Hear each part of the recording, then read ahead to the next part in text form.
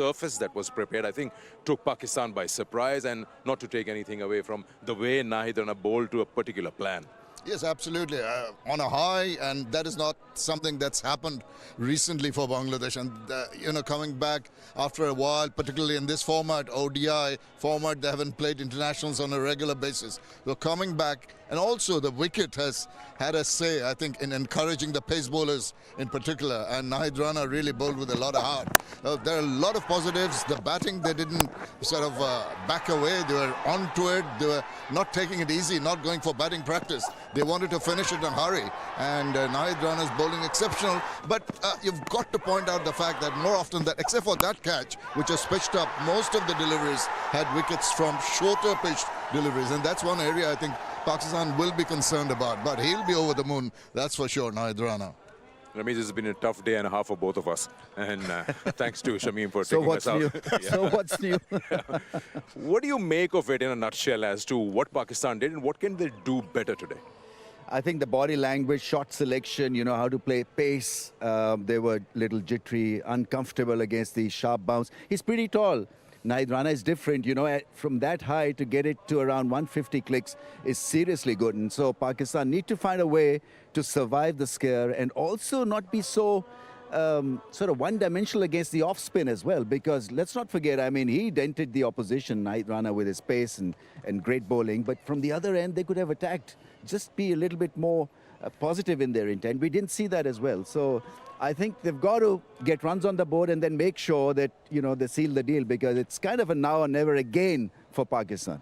Was it surprising for you, Shamim, how the surface reacted, the bounce and the carry? Of course, Nahid has the pace, but overall, it did take the batters by surprise. And something that the batters expected from the spinners was turn, which wasn't there. And more often than not, they're playing for the turn. It is the mindset. It's what you carry from previous experience that Bangladeshi tracks always spin. But Mehdi Hassan Miraj was really giving the balls quite some revs. We're on air, we're mentioning it. But more often than not, they were arm balls and they're going straight on. They're putting the batters in trouble. So reading the pitch was difficult for the Pakistani batters. I think shot selection left a lot to be desired. And they sort of played into the hands of the Bangladeshis. Credit must be given to the manner in which Bangladeshi bowlers exploited the conditions, and I just hope that it carries on in this game today. Let's have a look at that Bangladesh current pace battery in all formats, and we've got quite a big number there. I mean, of course, Mustafizur Rahman, he's someone with a lot of experience. Taskin has been around for a while. Shariful, they've got the ingredients. Yes, I mean, gone are the days where you see Bangladesh prepare square turners and play 5 spinners. Now the trend has changed for the better, because it allows batting also to play on a bouncy strip. So, and for overseas strips, it's such a good exercise for Bangladesh, because it's 1 point winning at home, but I think you need to impress the world by doing well overseas. And so I think they've got the firepower with the ball. And so it's a well spread out bowling attack now, led by pace and then the spin as well. So, you know, you were looking for that balance, and we've got that bowling balance now. All right. Now here we are. We are so close to the toss. We've got Athar Ali Khan out there in the middle with the 2 captains. Let's find out, whoever calls it right, what would they like to do on a surface which is a new pitch today? Right, it's a little bit gloomy and there's a little bit of breeze which will give a little bit of comfort for the players in the middle. I'm here with both the skippers, Mehdi Hassan Miraj, Shaheen Shah Afridi, and Naeemur Rashid, the match referee. Mehdi will flip the coin. Head. Head is called. Head is the call. And it's tail. You've won the toss one more time, Mehdi Hassan Miraj. What have you decided? Yes, we'll have to bowl first. Yeah, you must be very happy and pleased, especially with someone like Nahid Rana. You expect him and the others to deliver in the same way today again? Yeah, definitely. I think it was an excellent match. The last match was excellent, and I think Rana did very well. And yes, we took many wickets. It's a blessing for our teams. And yes, we're looking for the wickets the first 10 overs. Yeah, it's wonderful. Start the series and go 1 up. You have an opportunity to wrap up the series if you win today. What have you been telling the boys in the dressing room? Yeah, it's not easy, you know. It's been challenging all the matches, and yes, last match we did very well, and yes, we have to focus on our process, like, you know, the way the bowling and the batting. As a batting unit, we have to responsibility, because if we get runs, definitely it would be better for our teams. Yeah, when you speak about runs, Tandisa Tamim showed how to bat in this kind of a surface. Happy to see the amount of grass that has been left on this kind of a surface? I think wickets looks good, and it doesn't matter the grass. I think it's a very good wicket and bat on. And last night Tamim was excellent batting, and yes, bat all the time is doing very well. And I think it's a great opportunity for the batsman. And you also must be very happy the way you handled yourself, not only as a captain but also as a bowler on this surface. You bowled beautifully. Yes, definitely. I think if bowl well, definitely it's easy for any captains. All right, any changes? No changes, the same team. Thank you. Thank you. Again, batting on this surface, what's the message across to the batters from you? No, I think it's a good wicket. Looks green, but yeah, good wicket, hard wicket. I think they know their mistake, and I hope they come harder and play their own shots on this track, and I fully believe on them. Right. When you talk about batting first, you did struggle, especially the top order. You would want someone to hang in, at least protect one end so the others can play a little bit freely. Who do you think can do that particular job for you today? I think anyone can play their role in the present time. But I believe we start well last game, and we hopeful the start, and then in middle overs we play very well and go for big total. Right, and have you made any changes? One change, Haris Rufus is back, and Ibrahim Ahmed is raced. Right, all the best. Thank you. Thanks. Right, it's the second time around that Madison Mirage has decided to bowl first after winning the toss. All right, another toss win for the Bangladesh captain. No doubts in his mind to come out there and repeat what they did. And that would be the important question. Can they replicate what they did the other night? Because they need one more to wrap this series. Absolutely, and no brainers. I think he would have opted to field. Had the results yesterday in the first game. What they want to do is ensure that if this game, should this game go longer, and it should, because Pakistan should come back strongly. There's a question also of a slight bit of dew in the evening. It's mid-March, I know, not too much dew around, but could have an effect. So that's another point that they might ponder, that the spinners in the second half might not be able to grip the ball. Is going to come on better for the batters if there is any bit of dew. So that will be to their advantage. And so winning the toss and bowling first, well, no surprise. Yeah.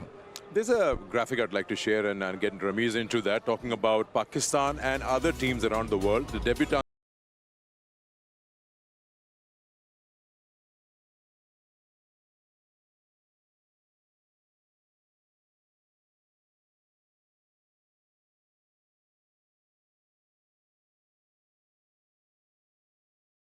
But not great if you're not persisting with the young talent. So, I mean, the sample size of all the players that have played for Pakistan is very small. And I think it's very difficult to judge their talent and potential if they've played, 3-4 matches, because, it's just like a starter. So you've got to... So the problem is that if you pick a talent, then you've got to back it to the hilt. It's important that they follow through. And none of them made the debut in the current team also. So it's like 6 in this squad and plus so many in other times. So the crunch of the situation is that if you want to get in the youngsters, then you've got to back them and make sure that you've identified the right talent also. It's so important that you back the right horse to win you the all-important race. So I think in that category, Pakistan have suffered at times. The only thing to notice in that list is none of them are a part of this squad. Yeah, that's what I said. I mean, this is 6 plus the guys that you're seeing on the screen. So the idea is, okay, right, you want to see new faces. It is quite an exciting prospect for Pakistan cricket to see so many young faces. But they've got to come good also because they're exposed to international cricket, because they see so many matches all around the world. They play in international leagues also. So point is that you've got to grab the opportunity with both hands. Yeah, just looking at that team, which was at number 1 with a number of debuts, and those guys have carried forward likes of Mapaka or Brevis or Corbin Bosch or Mulder. Anyway, time for us to take a break. When we come back, we'll share the pitch with you, what it looks like, the surface, and of course the teams, the playing 11 for today's game.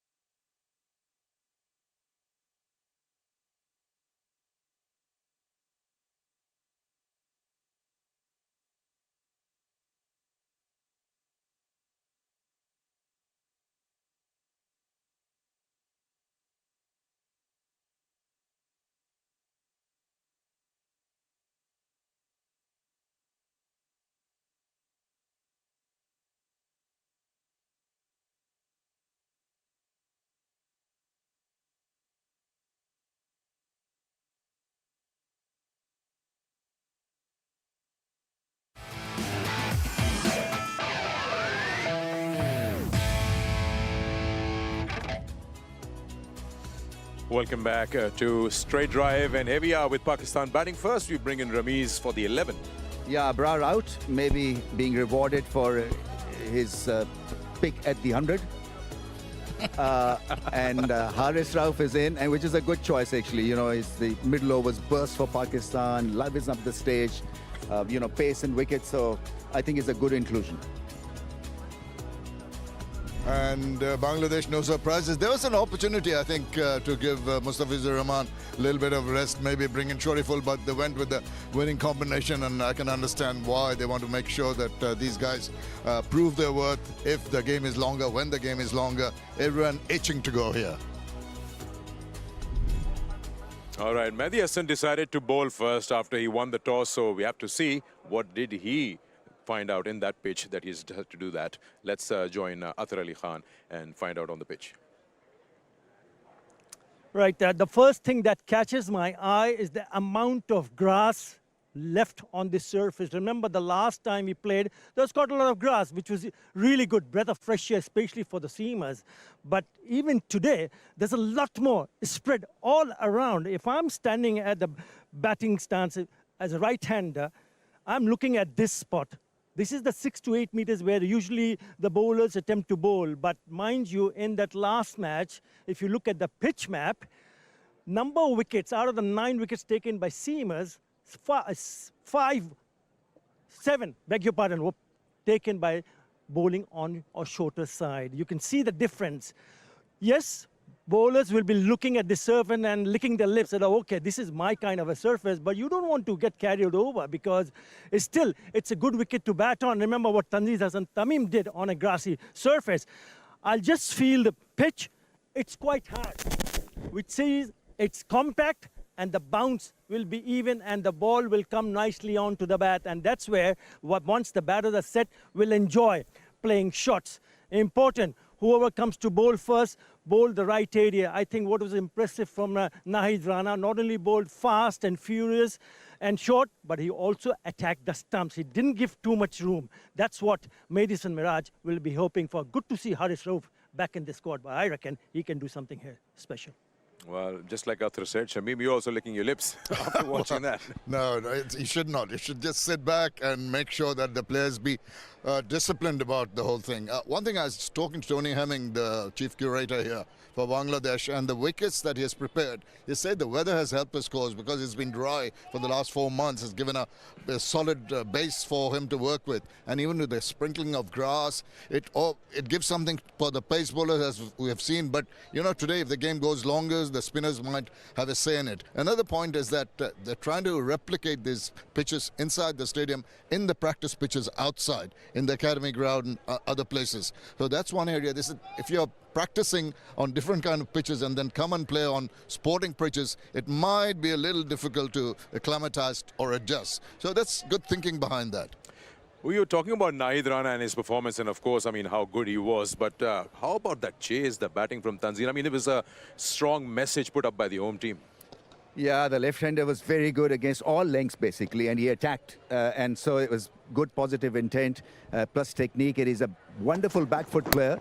The 6 that he hit over mid-on was very, very special. And I think he didn't play the pitch. He didn't play the names. He just followed the process and played some sparkling shots. And I think he's one for the future, definitely. If you got an opener settled in his technique and who's looking to attack, then you've got the team done, made. You talk about how Bangladesh operated that day, and you were talking about it during the match, about how the captain chose to complete his overs, even though when the faster bowler was doing pretty well. You'd like to see a little more in operation today for Bangladesh, because you don't expect an everyday 35 overs to spare. It's going to be 50 overs. Don't think that Pakistan are going to fall apart like they did. Very unusual for them, but you have to take it once in a while. It can happen, one bad day at the office. But the question is that the spinners, will they get more purchase off the wicket? And that's when what the point I was making is get more spinners in early. But once you have the success with the pace bowlers, you want to tend to finish off with them. Another factor is the batting department of Bangladesh. The middle order has not really performed. Litton Kumar Dash, Afif Hussain, not amongst the runs in the recent past. Litton Dash in particular, he's got 50 hundreds, but that's at the top of the order. Now he'll be batting 4, 5, 6, whatever the position they decide in. And Afif, in case the top order fails, these two have to put up their hands, and this is the ideal opportunity here.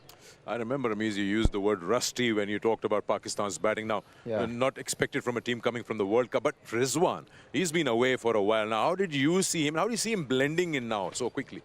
Yeah, I mean, it looked just a little bit awkward at times behind the stumps, and also, I mean, the way he batted, there were, you know, there was this flashes of brilliance, and then there's this general impression of him struggling against pace. So he's got to just pull up his socks and make sure that he leads them with the bat, because he's the senior player, he's the technical hand in this lineup. You know, there are youngsters put in at that 1, 2, and 3 spots, positions for Pakistan. So he and Salman Ali Agha then have got to make sure that if there is a little bit of turbulence at the top of the order, they are there to settle the issue. And I think in the last game, it was an iffy kind of performance from him. Now, we don't know about due, we don't know about what is a good score, because everything finished so quickly in that first game. But now, since Bangladesh have decided to put Pakistan in, what, according to you, because you've seen so many games here, is a score that will be a comfort zone for Bangladesh to chase? I'd imagine around the 250, 270 mark would be something that they would not be too concerned about. So if they can restrain Pakistan to that, they'll be pretty happy. But Pakistan will have to really assert themselves. At 10 overs, first 10 overs, they've got to gauge the nature of the wicket, which they did not, unfortunately, do in the first game. Tricky one for Pakistan to set up a score with 3 debutants, but not debutants anymore, but fresh backs. Yeah, I mean, not worry about the last performance. Get it out of your system. Make sure that you get off to a good, decent start. It's a different pitch where it's difficult to hit the ball through the line. So dig in, make sure that they're partnerships, and go deep. All right. Well, here we are. If you have just joined us, just to remind you that Bangladesh have won the toss, and once again, they've decided that they're going to bowl first, which means that Pakistan will come out to bat in this second ODI. They need one more game to wrap the series. Pakistan have to bounce back, and let's find out if they can do that when they come out to bat in about half an hour, no, less than that actually. Enjoy the cricket, enjoy the game.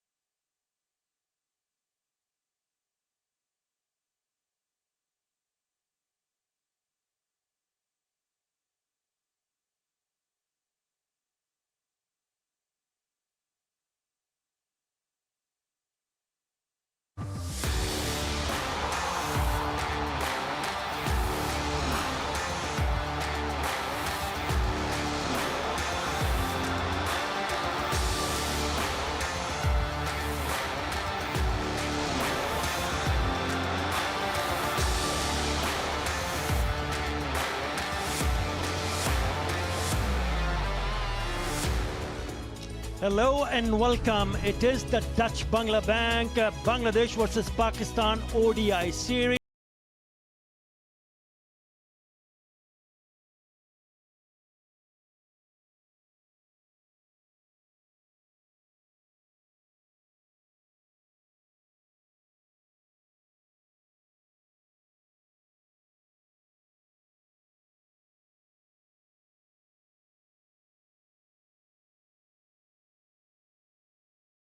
This is the pitch for today's match, second ODI. There's a lot more grass, I can tell you that.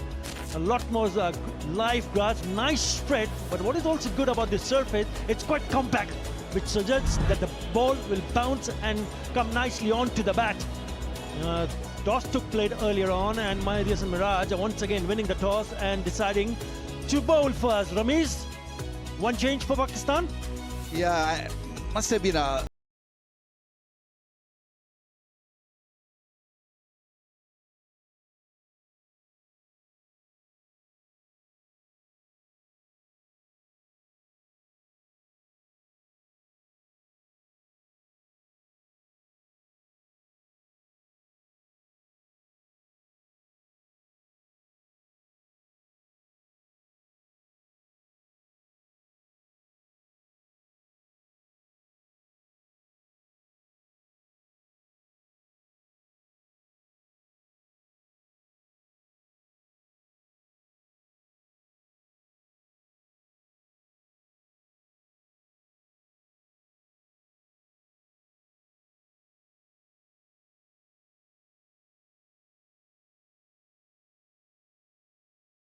Impressive threefer in his 10-over spell, but he was sensational, wasn't he?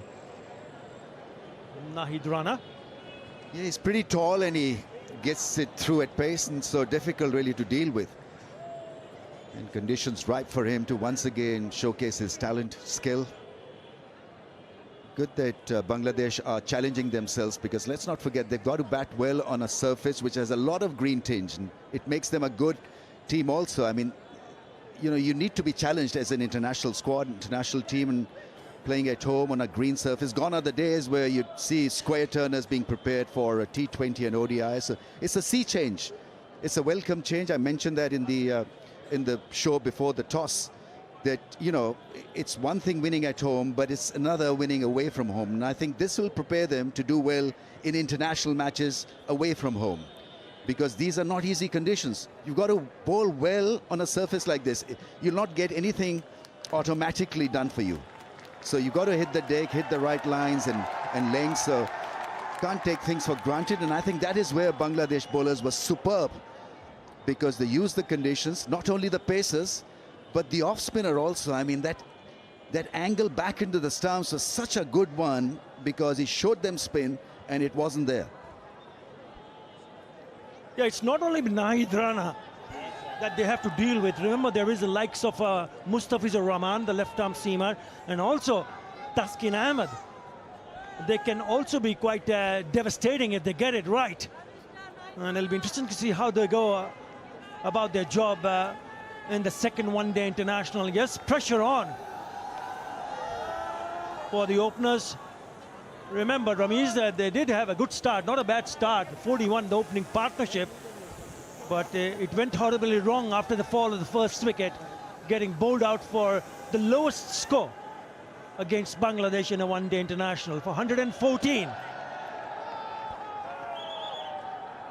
Yeah, you got to curb your natural instinct to hit the ball through, because this is 50 overs cricket on a pitch that offers a little bit to the pacers, especially the first 10 overs. So if you survive the first 10 without any major accidents, you're in for a good score. It's that fine balance where you want to be instinctive, yet want to play the conditions properly, intelligently. Sadaqat, he's got his issues around that off-stump channel, but he's still young and fledgling career, and the more he plays, the better he should get.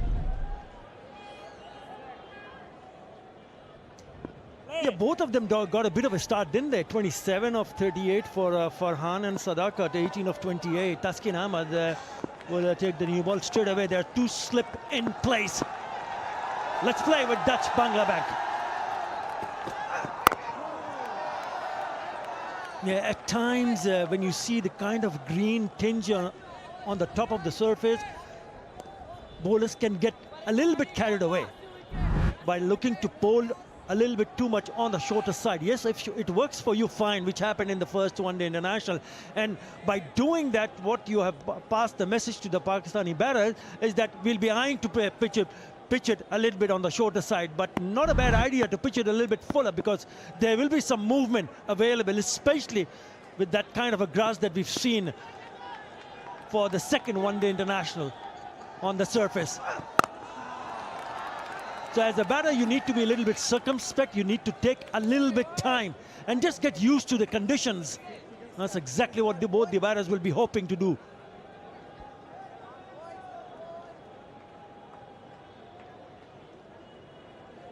Leave the shorter stuff to Nahid Rana, and Taskeen should pitch the ball up, and that's a good combination.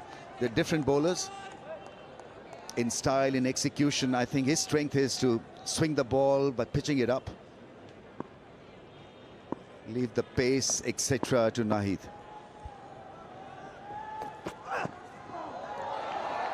Just a little bit of shape. Yeah, important, because when you go and they do the practice drills here, you tend to try to hit the top of the off stumps. This is the same as what they did in that the first ODI. Yeah, beyond 8 meters, 7 wickets out of the 9, 7 on the shorter side. That's exactly what we are talking about. And that was in the first one-day international. A surface we had a little bit lesser grass than the one which has been left for today's match. And this is pitched up straight to the fielder. As a batter, as an opening batter, you got to get yourself a little bit time to get your eye in. Crucial, so very crucial.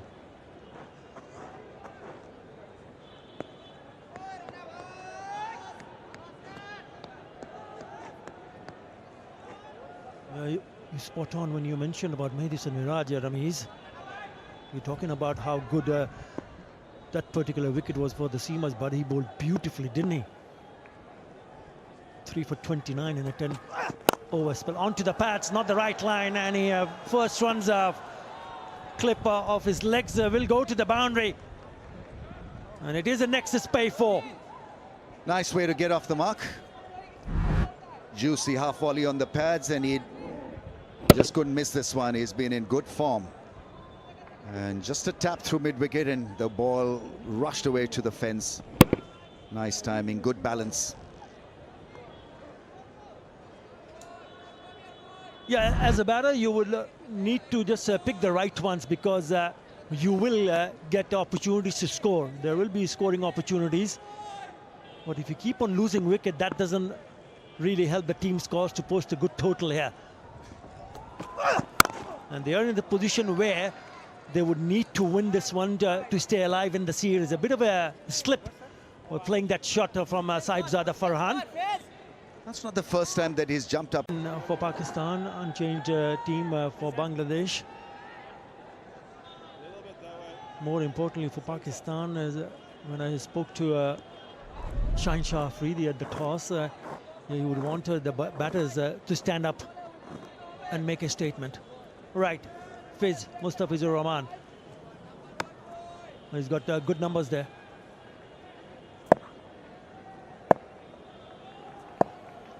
One for 18 in that previous match.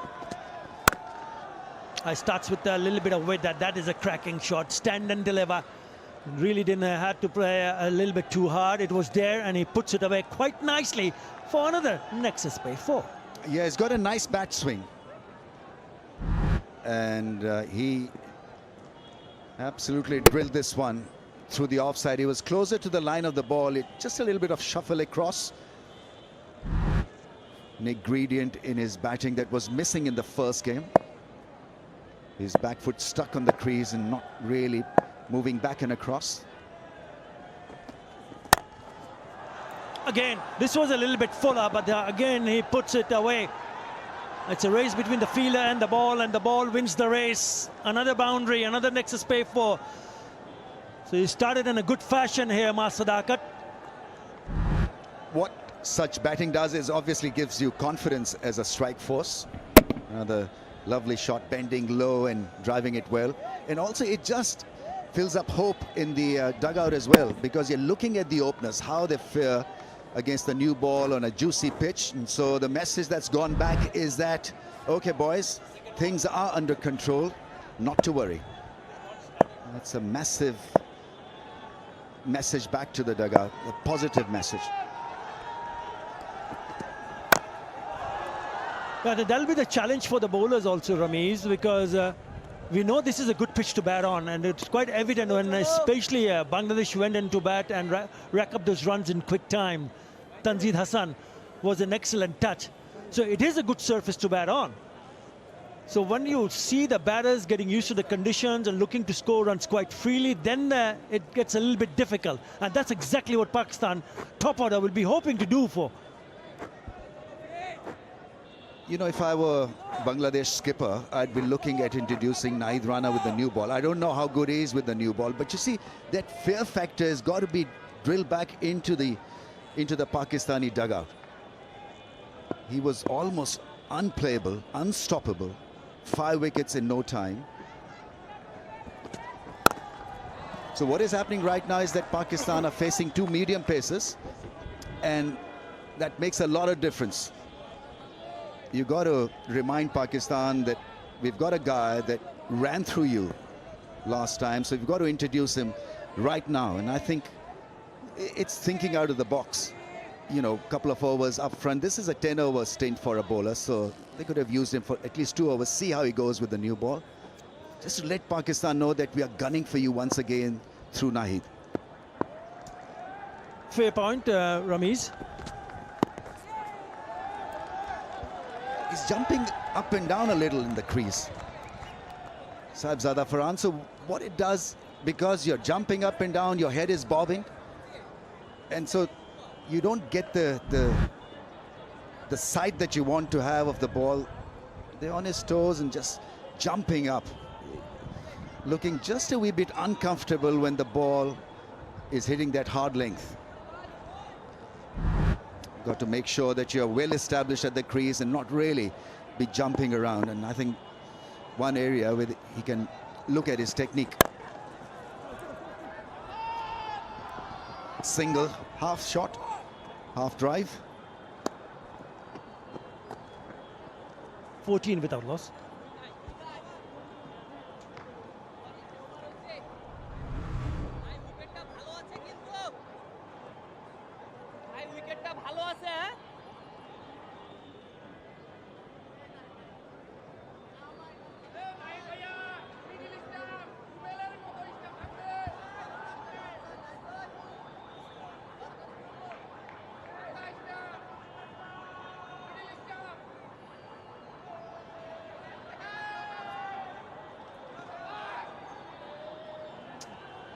Yeah, 14 in the first 2 overs. Ramiz, you were talking about Saibzada Farhan jumping around. It can happen when you're not sure about the bounce. You were probably expecting a little bit more bounce, so you're not 100% which one to play, which one to leave. Yeah, I mean, they're sliding and skidding.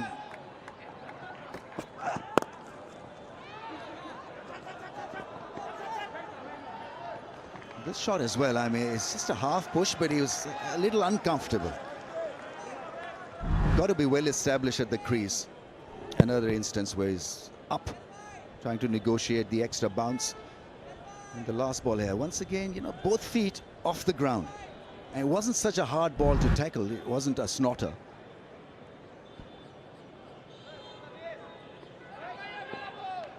Yeah, so far so good for Pakistan. Still early days here. Both batters will be eyeing to give them a good start. Remember, not a bad start in the first one-day international. A lot will depend on the rest of the batters. Remember, it was a collapse, a dramatic collapse from 41 for no loss to 114 all out, and that too inside the 30th over. That's well bowled.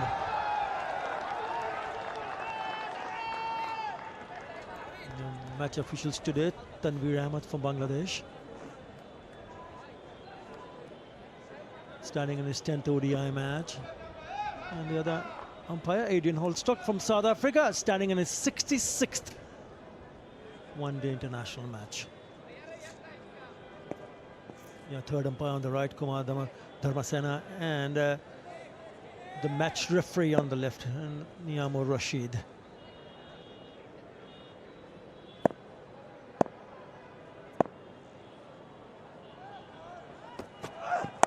Short ball, puts it away. Well, it's a short arm jab, and he hit that beautifully for a rocket 6. It's a tremendous shot. It wasn't such a bad ball, actually. It wasn't a bouncer as such, but it was just a lift off, a clean lift off for 6. And it's a no ball as well. Yeah, helping himself over square leg. It's a glorious 6, and so Pakistan off to a confident start.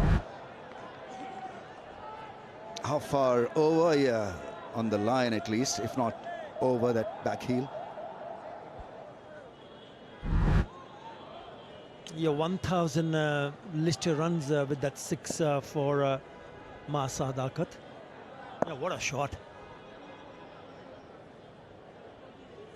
Right, it's a free hit. Where does he go? Oh, it's a good start. Good start for Pakistan. Yeah, he was eyeing to play a big shot. He didn't time it, but he'll come back for the second run because the fielders are still inside the circle, still the power play. So anything above the fielder inside the circle is a couple of runs.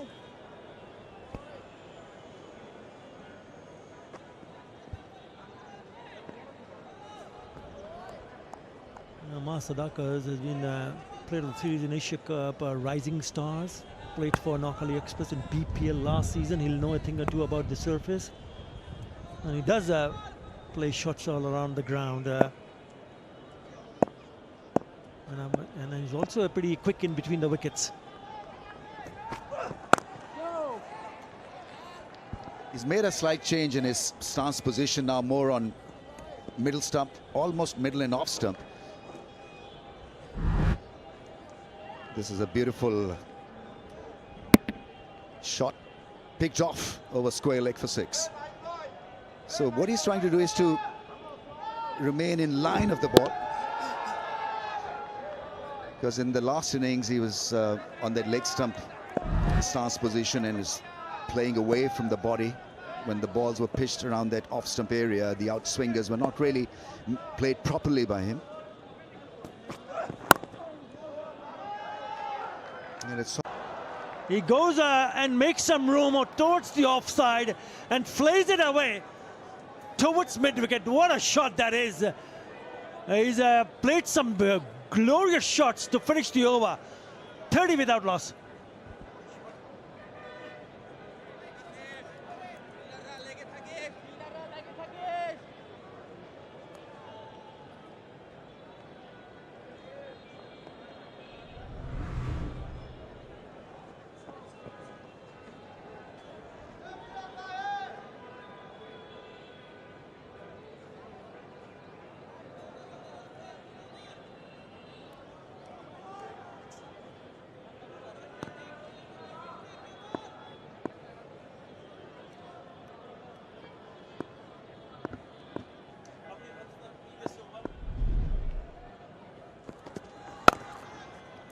Runs in the previous over should get this partnership going, especially someone like Sadaqat, who is looking to be in great touch. tremendous improvisation there. I think bowler wasn't expecting this. Kind of a T20 stuff.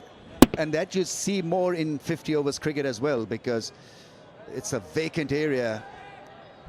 And so you'll take few risks, because that's now become part of your DNA, taking risks.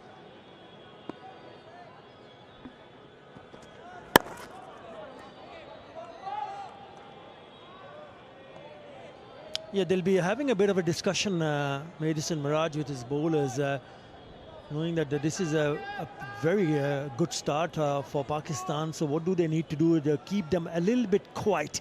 There you go, just a quick word with Mustafizur Rahman. seen a lot of sideways movement, so I think you've got to be honest as far as a bowler is concerned. Make sure that you bowl the channel. There's a slip and a wider slip, almost a gully position, so use those two fielders. Sahibzada keen to take a single, expose the strike to Mars, who's been in good hitting form. 23 is off just 9 balls. Got to see this again. Yeah, in position early and just a mere flick of the wrist. It's a difficult shot really to execute. The ball wasn't bouncing a great deal, almost put it away from the shoelace position. And great timing. He was on the move, yet was able to hit a 6. Yeah, what a shot.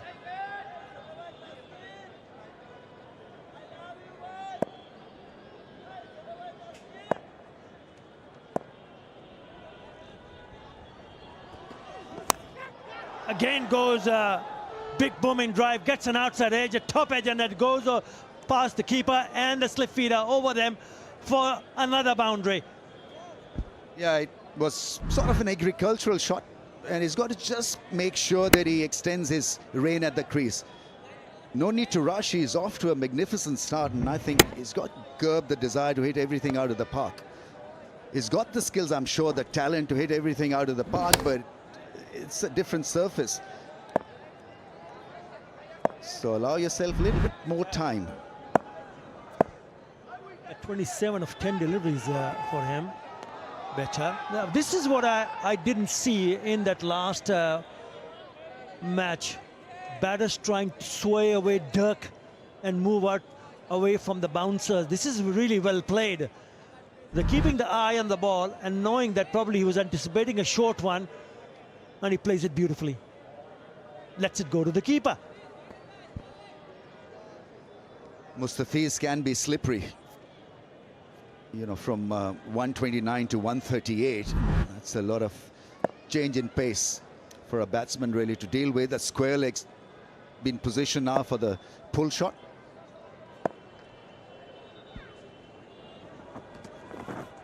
Oh, that's a beauty. That is a lovely delivery to finish the over.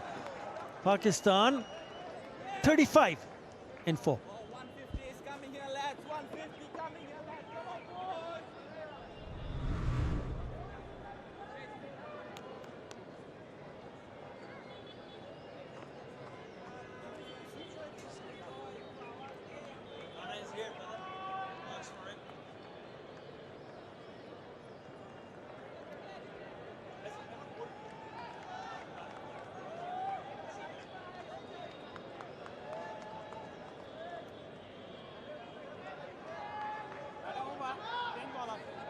You know, that tall building, skyscraper, 16 in the third over, which has prompted now Maiden Mirage to bring on his premier fast bowler, Nahid Rana, in the attack after the 4th over. 5 for 24 is what he managed to do in the last match against the same opposition. And he replaces Taskin Ahmed. And he comes. Yeah, nicely played, going behind the line of the ball. It's a good change. Hasn't bowled a great deal in the first few overs in his career, but now is the time.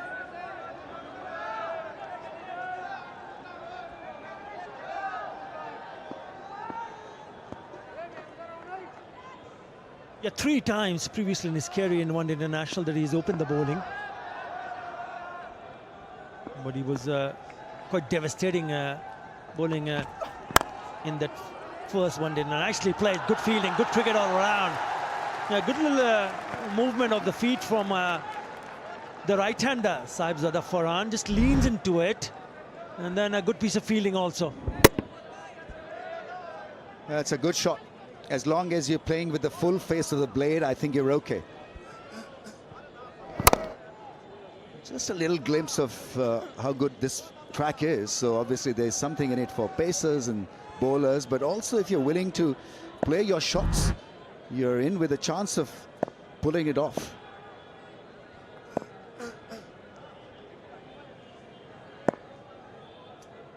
Bounce the first ball. Got him hooking in the previous game. Yeah, it's the width, not the bouncer.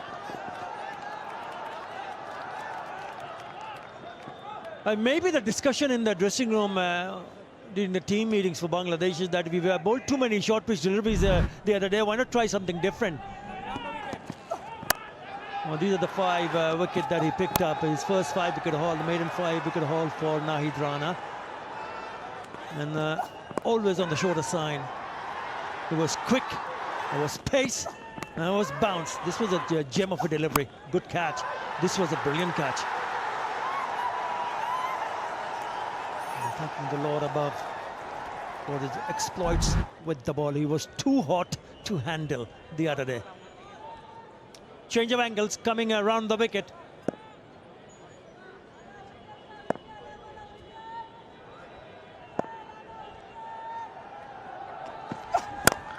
Oh, shot. It's pitched up and he's hit that way over the head of the bowlers for yet another rocket 6. He's enjoying himself there, Sadaqat. It's a tremendous shot on a couple of counts. Obviously, he wants to take on the best bowler from Bangladesh, just letting him know that we are here to play cricket as well, because in the last game, he was all over them. And B, that he's continuing with his good, powerful play. So he's been instinctive and brilliant to watch. Yeah, the balance was good. Once again, nice free flow of the blade. Yeah, I'm not sure whether the lengths have been good from the seamers this time around, because we hardly have seen them bowling any short stuff.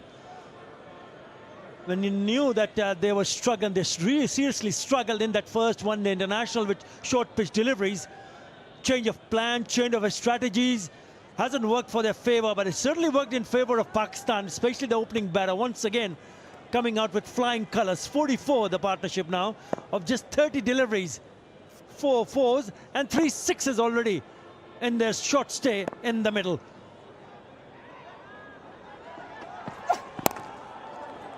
Yeah, nicely played. It was on the shorter side, but didn't rise up. So glides it away to the third area to pick up a single and will retain strike. 10 in that over after 5. Pakistan 45 without loss.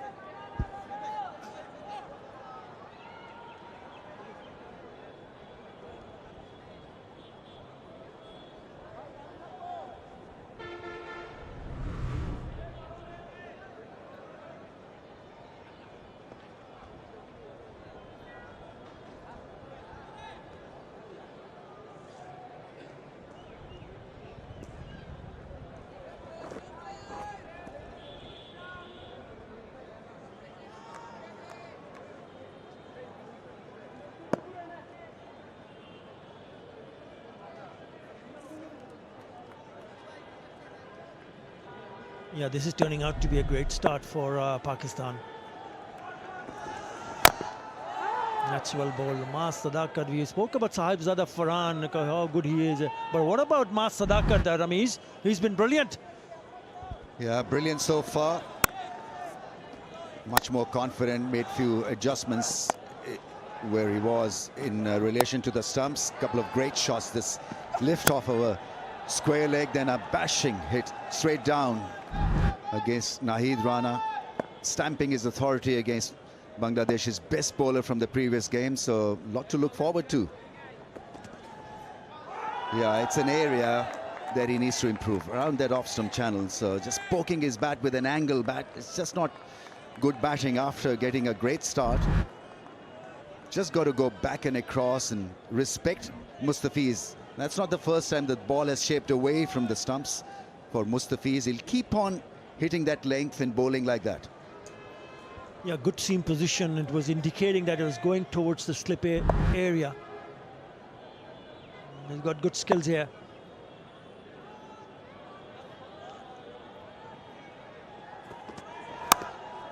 Again, you know, he gets on top of it and cuts it. He cuts it a little bit wide to that fielder at third. A little bit of fumble that allow the batters to come back for an easy second. He's got time to play his shots. That's the other thing that is noticeable regarding this knock.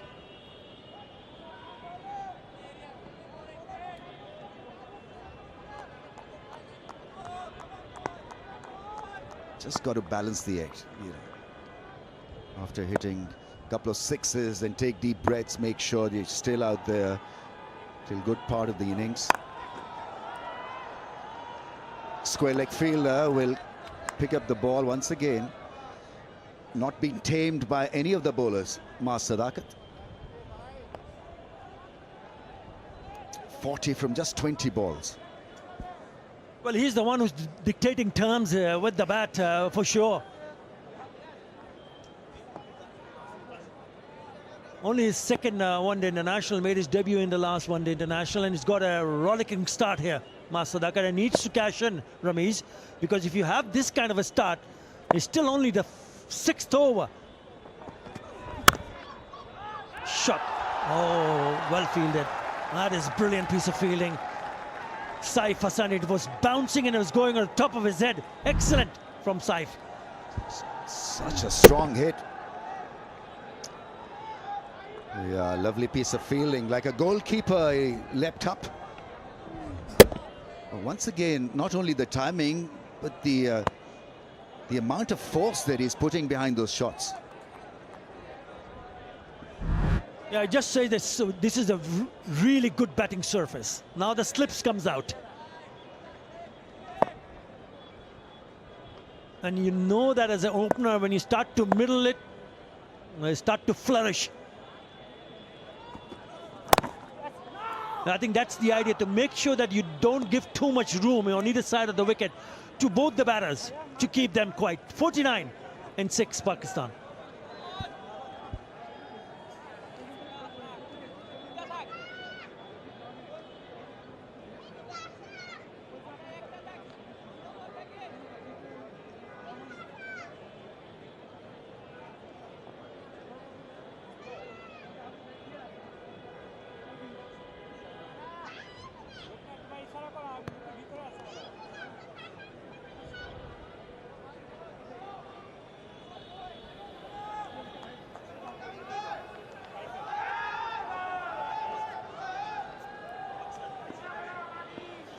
Yeah, that's the result of the bilateral series. The one away in Pakistan and one 2-0 in the test matches. At home 2-1 in T20 internationals. So they've had very good results in their favor in the last couple of series against the same opposition. There you go. 2 test matches. That was a great victory. That was absolutely brilliant. In the T20 internationals at home. And now they lead 1-0, but they'll have to work a little bit more harder to ensure that the result goes their way. Still early days here. We knew what happened when Pakistan lost their first wicket after the opening partnership 41 in that first one-day international. Gets on his toes and punches it straight to the fielder.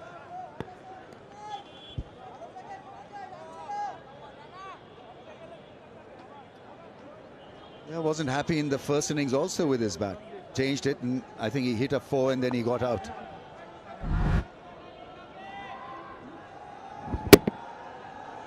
He's got pace. Once again, the ball jumping off that hard length. Out of the crease, wanted to take him on. And then realized the ball came back and hit the splice of his blade. And so, change of bat again. Yeah, I think the approach has been quite impressive this time around for the Pakistani openers. They've stayed very positive. They're not shying away and not going into a shell, which we saw in that first one-day international. So it's a positive change of mindset for both you, especially Sadaqat. Oh, that didn't bounced, trapped in front, and the umpire thinks, yes, it's plumb. It's been given. We'll have to wait and see. Oh, yes, he's taken it. He's taken the review.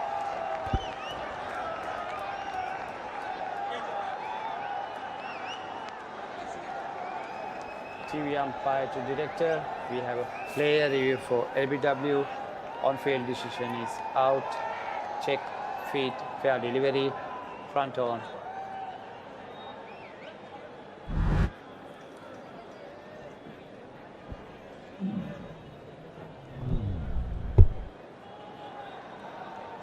Okay.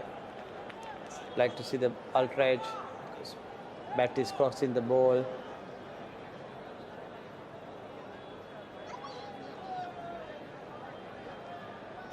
Big gap between ball at the bat. We can go to ball tracking when it's ready. On-field decision is out.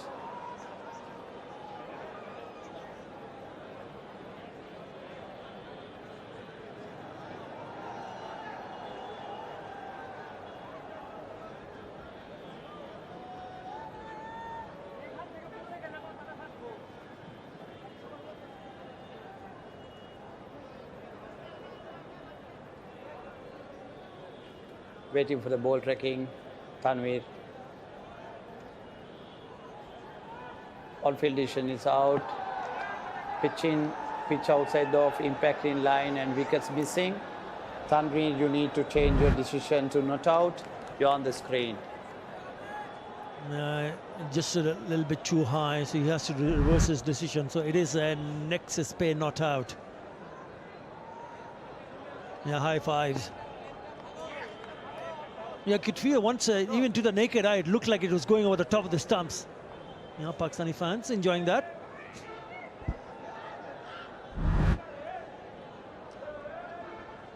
A good call from the batsman himself. I think he didn't get any help from Sadaqat. He is quite happy anchoring the non-striker's post. But he's generally been on his toes, jumping up, and so the chances were that ball would have missed the stumps. It did. He's pretty tall as well. Rana, it's a bouncy surface. And dive, and well done. 50 comes up for Pakistan in 6.4 overs.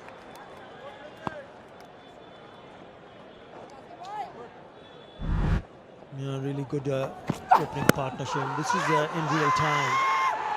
It was given in the bowler's favour.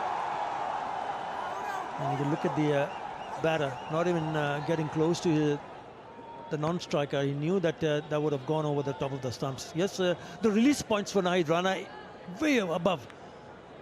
So it'd be expected that the ball would eventually go on over the top of the stumps. Yeah, until it's pitched a little bit more fuller. Change of angle, short ball. It gets a bit cramped up there on that occasion. Safe enough, because it did go in the air. He might have just got a bit of a brush on his hands. End of the over. Nope, we have got one more delivery. Yeah, certainly got a bit look like the left her thumb maybe. Yeah, it was short. He went for the pull. Was not in control, but lucky enough, didn't go really way up in the air. Yeah, I think he got caught playing the same kind of shot. This time it's lucky that the ball hit him on the glove in a way, even though he's in a bit of pain, but he didn't get out. Gets a little cramped up when he's playing the pull shot, and so at that pace you got to be a little bit more sure whether you want to go for that pull shot or not against Rana. He's slippery, 140 plus. Gets the ball at an awkward pace because he's tall. So you've got to mark the areas where you can be good against him. This is the first ODI dismissal. Went for the similar kind of a shot, not today though. Hit the glove, went along the ground to the fielder. Well, that's good bowling from Rana. So you've got pace, you've got to experiment with your length, and he's generally very accurate as well. I mean, he's a bowler who can get you a leg before wicket dismissal as well. Talking of a guy who bowls at 150 clicks, bowls hard length, bowls a straight line, and I think that is where his advantage is for his side. Yeah, today Pakistan have been proactive, very, very positive. And so even the good balls have been put away. Anything short and wide has gone through the field for 4 or a 6. Some improvisation also helped Sadaqat to hit a couple of 4s and a 6 over square leg. Yeah, if you look at that pitch map, you could see the amount of boundaries have come where they've offered a little bit width outside the off stump. Took on the bowlers because they were waiting in anticipation and knowing that if it's pitched on the stumps, it's difficult to score freely. So Bangladesh bowlers this time around have been slightly guilty of giving a little bit more opportunities to free their arms and score runs in terms of boundaries. 4 4s and 3 6s already in this good-looking partnership. Pitched up and straight to the fielder. Only 2 in that over. After 7, Pakistan cruising 51 without loss.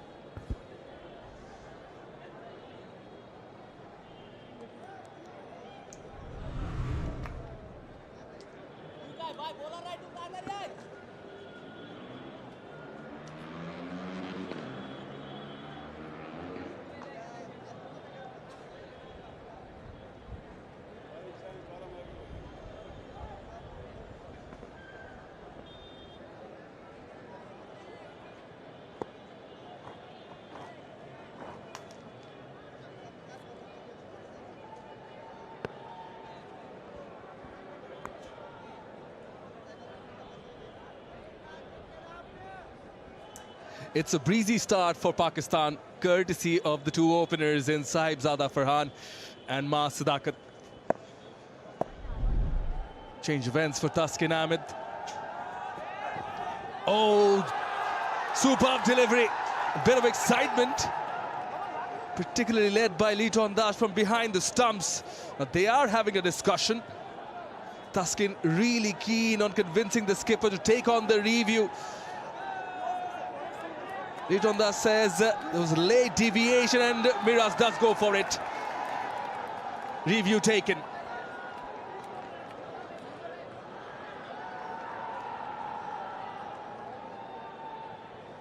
For court, on-field decision is not out, check feet, fair delivery, front on.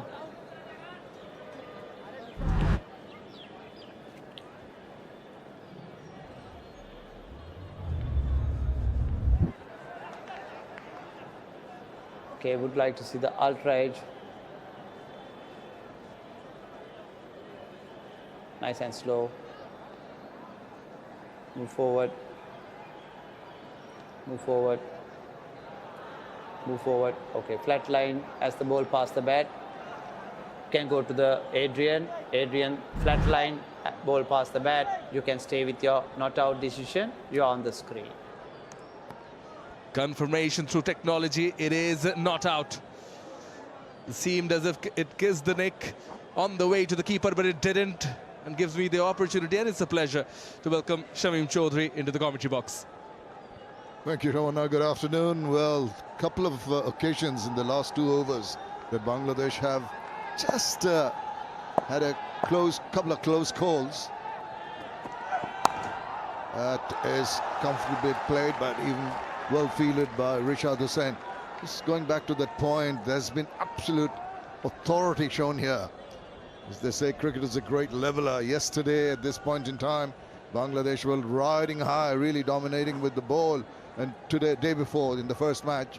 And today, it's a completely different scenario with the Pakistani batters coming out with a positive frame of mind and really taking the game on. It's very, very good to see.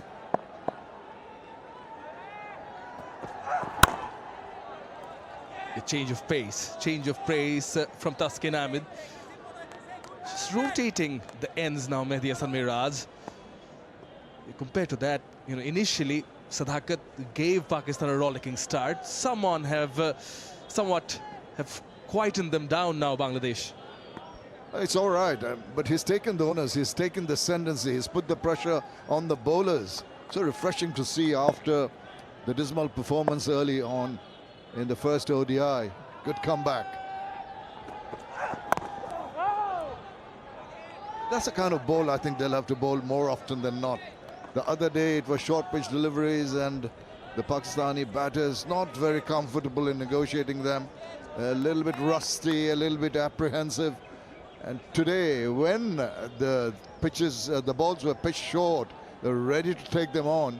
And it's that back of a length, I think, which makes the batter a little more conscious of the fact that they're not quite sure whether to go forward or back.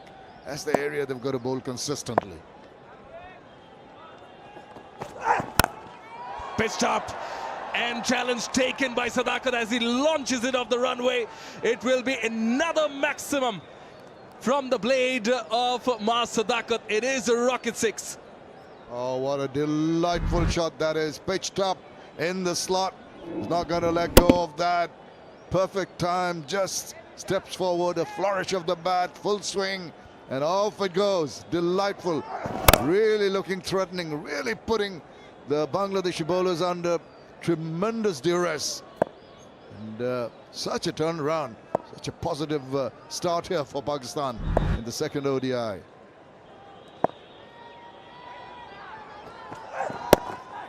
Pulls the length back, hurries the batter.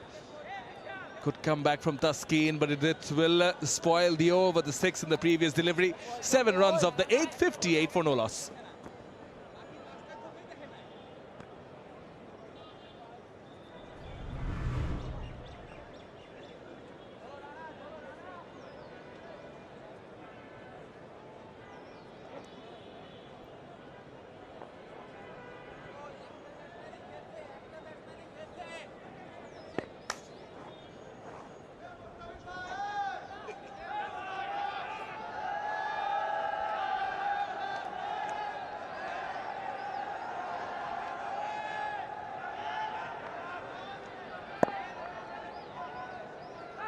Yeah, the economy column in particular shows a distressing story. Nahid Rana. Continue from the rocket end. Risha just manages a hand to it and denies that single to Sadaqat.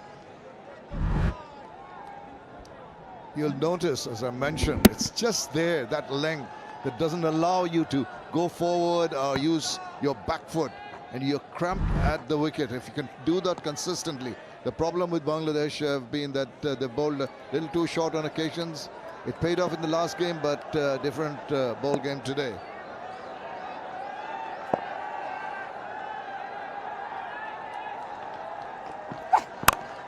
Follows the batter, creates room and hammers it away. Through cow corner for 4. That brings up the 50 for Sadaqat with that nexus pay boundary. Absolutely top-class batting here. The manner in which he's gone about it. Sadaqat 51 of 31 balls, really hammering the bowling, really taking them on. This young man, look at him, just backs away again. The problem has been that length for the Bangladesh bowlers, and he's delighted. He's over the moon, and why not? Because he is dominating and really thrashing the balls all across the park. This is fantastic on a fabulous Friday from Sadaqat, striking at 164. Nahid Rana coming around the wicket, slip still in place. Short ball, bait taken, goes all the way. Fantastic shot from Sadaqat for 6. It's a rocket 6 again. Wow, what about that Calypso style? You'll notice it was short, it was angling down leg. Worries for the Bangladeshis. Fronds all around, and the 6th signal. We'll have a look at this. Short, angling across. Look at that, one leg up, and there's a touch of the Caribbean in that shot as it sails away. No one's going to stop that. Magnificent maximum from Sadaqat. He's on song. You're just using the pace of the bowler. The camp on their feet. This has been superb from Sadaqat. Your dignitaries in the house, VIPs, ministers, high commissioners. It is a fabulous Friday. Come and enjoy a match of cricket. It is the Dutch Bangla Bank Bangladesh versus Pakistan ODI series. And as the visitors are putting up a statement saying It's on. Nahid Rana now, change of angle over the wicket. In the channel, soft hands, good cricket from Sadaqat. And it's just not only power, but this shows that he has the temperament as well. Indeed, and coming back from a rather disastrous game overall for the team. It's not easy to pull up your socks, to really regroup your thoughts, get into a positive frame of mind. That made it quite clear right from the word go. The think tank had told them, don't cow under, don't be worried about what the bowlers are doing. You go and play your natural game. You be positive in your attitude, and it's going to pay off, and it has so far. And Sahibzada Farhan has remained calm. Can't help but agree with the points that you've mentioned already. But we have to give full credit to Sadaqat. He has been majestic with the bat, the lefty. Shots all around the ground. He's picked them up. Look at those shots all around the park. He's thrust it straight back over the bowler's head. There have been proper cricketing shots. Maybe one shot from the edge. Other than that, all of them in the sweet part of the bat. Tremendous to watch this from the young man. Last delivery was supposed to be, but will be wide.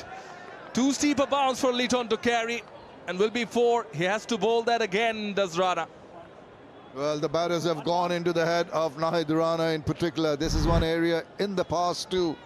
When he gets success, he bowls exceedingly well. But once the batters try to take him on and succeed, that's when he starts to try different things. He's bowled licorice all sorts. Full tosses, he hasn't tried the Yorker as much. Short pitch deliveries, some in the slot. He's got to be more disciplined. Can't let it get to his head. Roll of the fingers, but finds the gap with class, does Sahibzada Farhan. That next to spay 4 will make it a 20-run over this. 78 for no loss.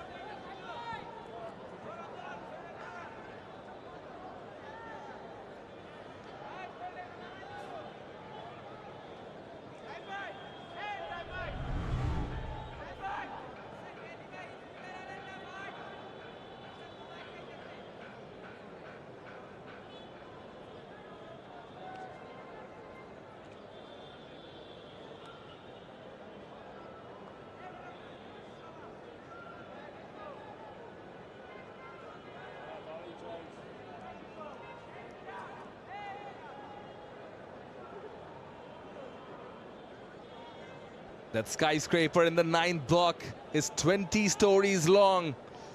And that was off a Nahid Rana over, 20 runs. Both the batters making the most of it and prompting another change in bowling by Mehdi Hasan Miraj from the Dutch Bangla Bank end, which is the far end. It's going to be Mustafizur, who started bowling from that end. Then it was Taskin. He's back again. Full again, driven square. Afif with the chase. Oh, just misses. Will be another boundary of the very first delivery. Pressure back on the bowler. Oh, it's been on the bowlers right from the word go. Mustafizur Rahman, with all his wiles, really cannot contain this marauding mood. Tries to just roll the fingers around it, but he's nicely into position. A bit of a teaser, and the ball just managed to go over. Difficult for Bangladesh. They'll have to keep on focusing. It's not easy when you're under so much pressure in the field, not really knowing where the ball's going to go. You've got to keep alert, be agile, try and stop every run, get to break this partnership, which is imperative from the Bangladeshi point of view.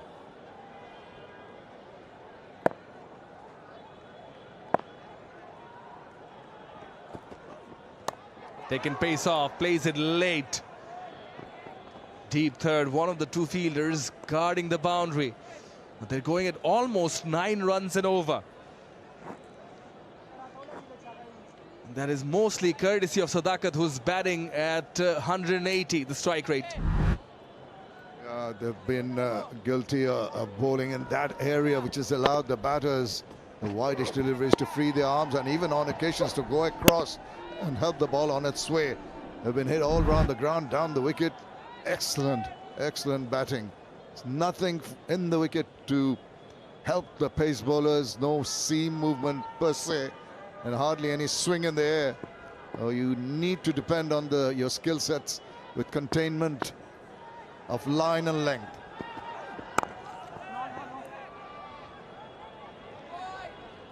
Much better on this occasion. But yeah, they've taken full advantage of the room offered to them, particularly Sadaqat.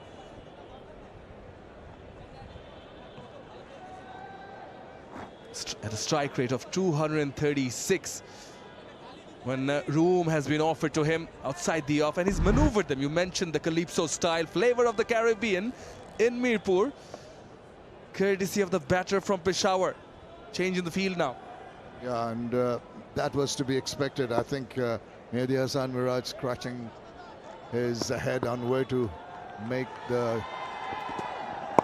Oh, now! Lucky ball stopping short on him. Did not gauge it. Maybe a little bit of grip from the fizz, but did not go to hand. The cutter comes in outside the leg stump. Just tempting the batter to follow. But just safe, just safe. That's what the cutter master can do. They lost their first wicket in the 10th over in the first ODI. Almost there, almost there.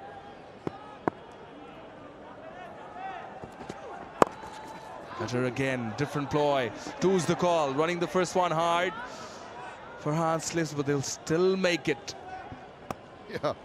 Even if you slip, you have ample time to go for the second one.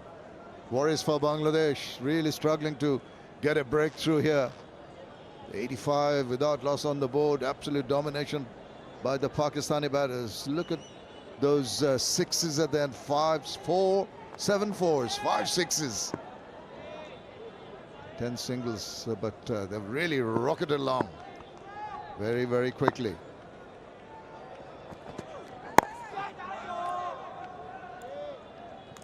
Straight to the field. 7 runs of the final over of power play 1. 85 for no loss, Pakistan.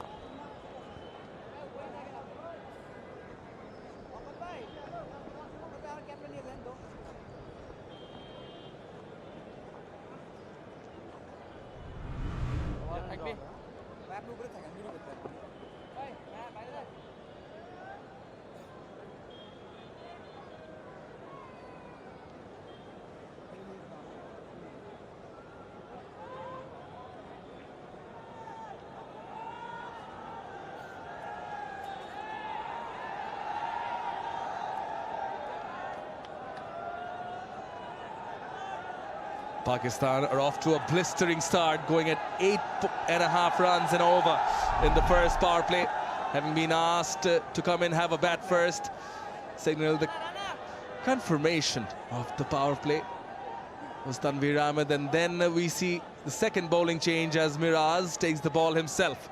Off spin, it was about time. Come in to bowl from the rocket end and try and tempt the left-handed Sadaqat in particular.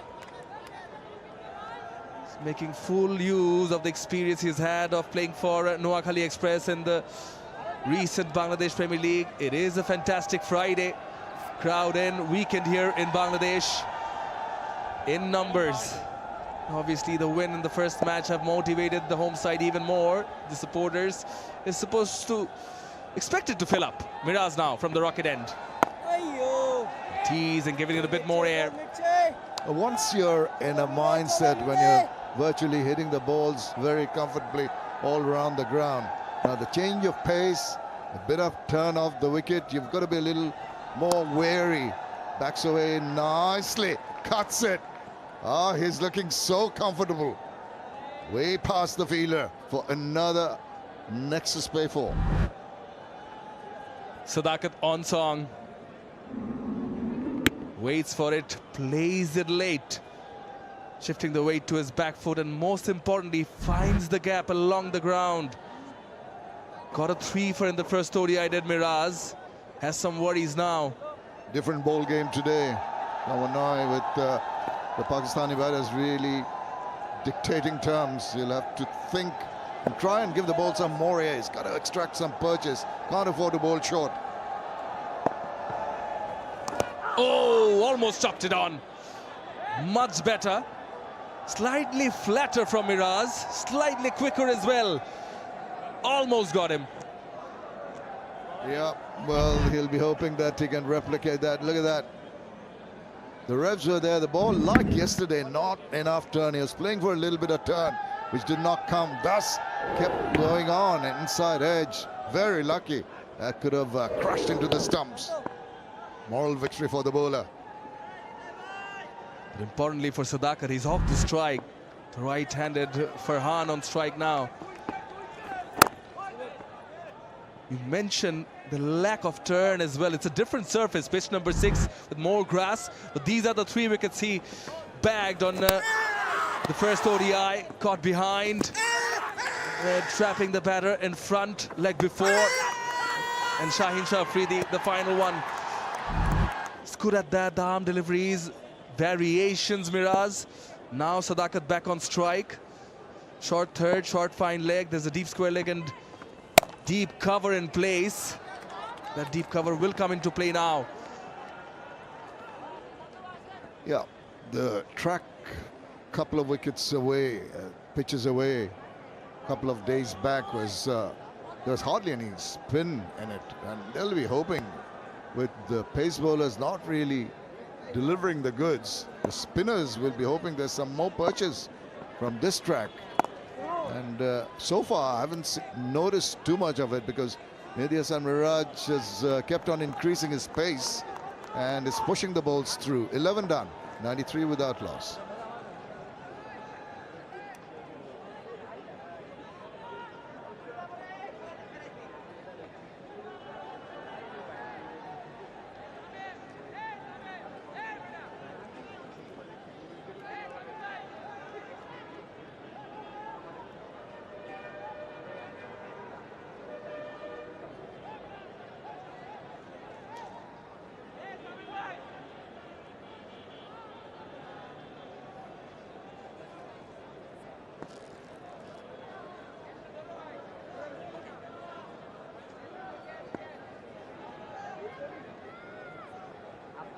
Commanding victory for Bangladesh in the first ODI, second one in progress. The third one scheduled to be on 15th of March. The Dutch Bangla Bank series between Bangladesh and Pakistan, powered by Rocket, co-sponsor Nexus Pay. Good to see the crowd in. Yeah, rather pensive faces, understandably, with the position that the Bangladesh team are in at the moment, but funny old game. Things can change in a hurry. Pakistan will be very, very comfortable with the situation they've created. All credit to the two openers who have given this crowd, well, made them very subdued.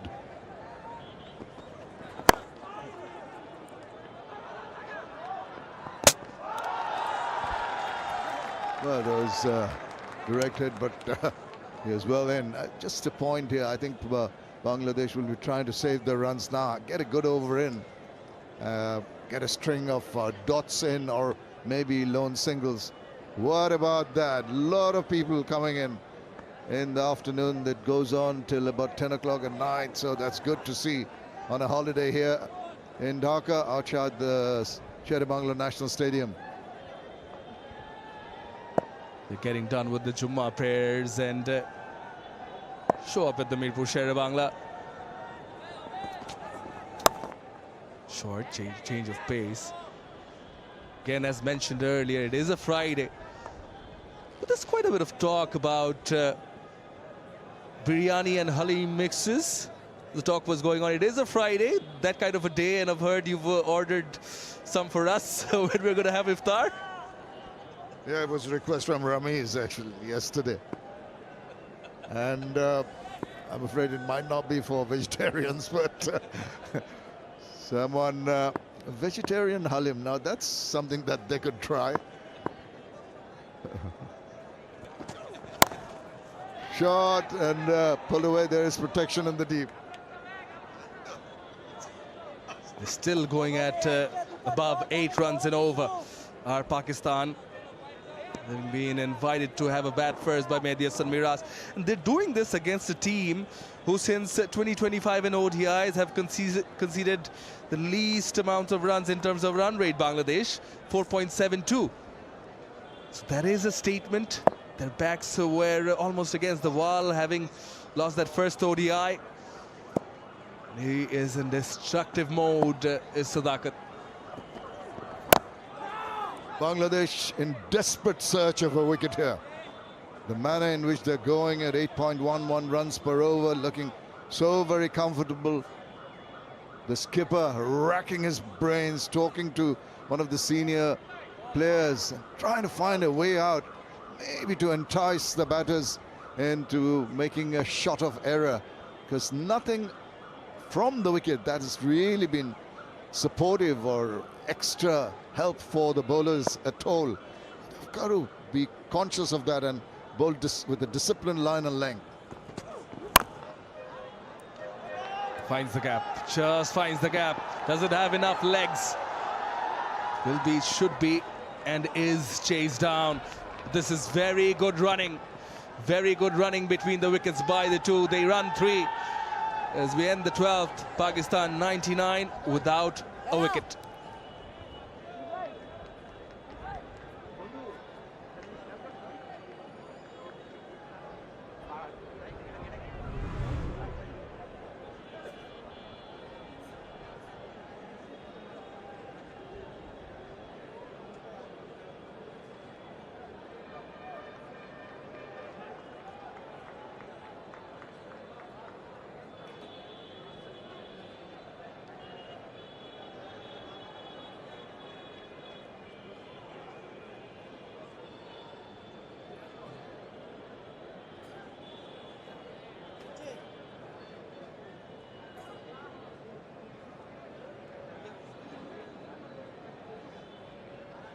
Yeah, this is a brilliant start, courtesy of the two openers and Saibzada Farhan and Ma Sadaqat for Pakistan. 99 for no loss. 8 fours, 5 sixes between the two. Goes on to, in fact, reiterate what you were saying. They've taken full advantage of the full deliveries. Whenever room was offered, they were on top of their game. And the Calypso Caribbean style shots from Sadaqat have been superb. Yeah, both of them have been very, very good. The left-right combination has been playing shots all around the ground, and the Bangladeshi bowlers guilty of pitching too many short pitch deliveries. It paid off in the first ODI, but it's a different day today, different wicket and different mindset from these two in particular. Started off Pakistan with a bang and really looking indestructible at the moment, and really Arslan Miraj will be concerned, and Pakistan are testing every nuance of a fielding unit. And what can he do? Wait for a bit of luck. Cricket is also a game of luck. You never know. A good shot.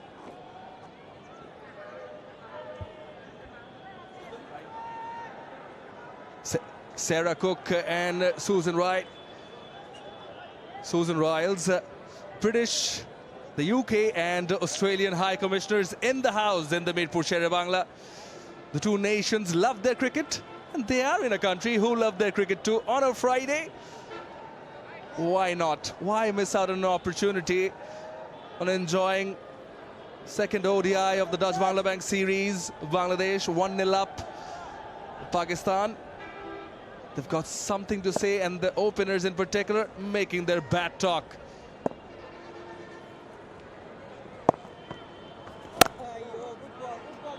In that channel is Arslan Miraj and Nahid Rana. They accounted for 8 wickets in the first ODI. Not to be, weren't really challenged. Didn't have to think of the 5th and 6th bowler, the Tiger here. Not so happy.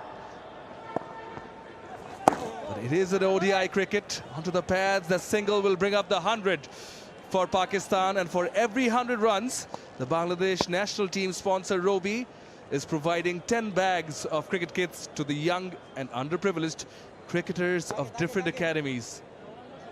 Superb initiative by Robbie.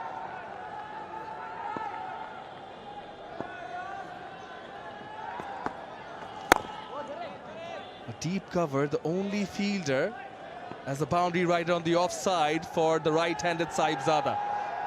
So he's asking him to play against the turn, is Mehdi Hasan Miraj. Good change of pace. Exposed his intentions a little too early. He's jumping forward, call for the second run. A little lackadaisical from the fielders in the deep, much to the annoyance of the captain. They should be on their feet. Take every opportunity. If you go around, look at this. He exposes his intention and the bowler equal to the task. Pitched it short and wide. Despite that deflection of the pads and in the deep. There you see. Hey, what's going on? Come on, pull up your socks. Slightly quicker on this occasion. Bring the left-hander back on strike. Sadaqat, who's been comparatively quiet. We haven't seen Rishad yet. Guilty of being slow in the field, bringing the frustration out of Miraj.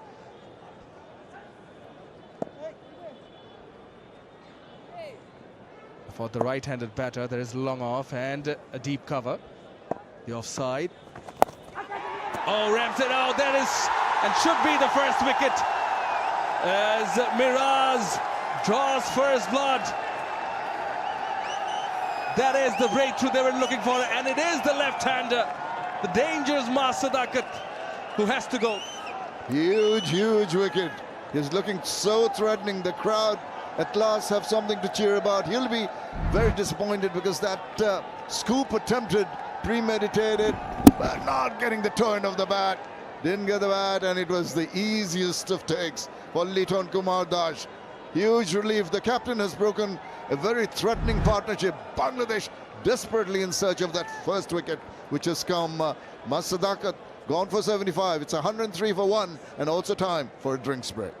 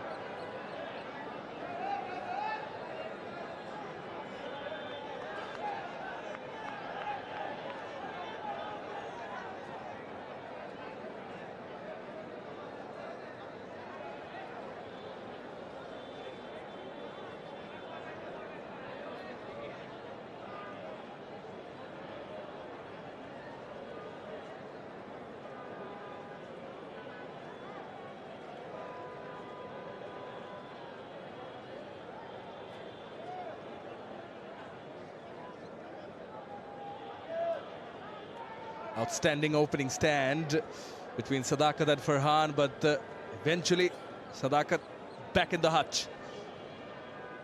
Last delivery of the 13th over. Mehdi Hasan Miraj, the Bangladesh captain, gets the breakthrough. The much needed one. Been hunting for it. Was looking for some innovation, was Sadaqat. Perhaps field positions in place also prompted him to play that shot. Yeah, I don't know about being prompted. I think it was a premeditated decision. He knew straight away that he was going to go for it. Just didn't come on. Played a little too early, got that toe and split second. Matter of split second. If it got the meaty part of the bat, it would have possibly gone over. Those are little areas that sometimes go your way and sometimes they don't. This is what cricket is all about. And at last, the youngsters with the flag have something to shout about, hoping that one gets two. Taskin Ahmed now. Another change in bowling from the Dazbala Bank end, as Taskin Ahmed has been asked to come back. But Pakistan for sure have got the foundation right, courtesy of their openers.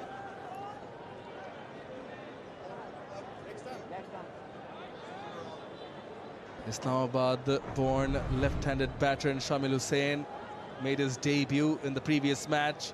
He's got 200s in his list A career. Changing the field for the left-handed batsman. The deep mid-wicket comes inside the ring, almost 7 or 8 yards inside the ring for the check shot.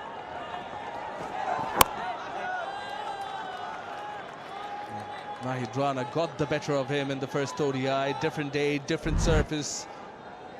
Just have a look at the bowling lengths percentage-wise, amount that have been short. It's not only short, it's been wayward. It's not been directed well. Not enough pitched up. Good length areas, understand 45%. You can see some pitched, over-pitched and into the slot. So all over the place, and that's been the problem with the inconsistency in the lines and lengths.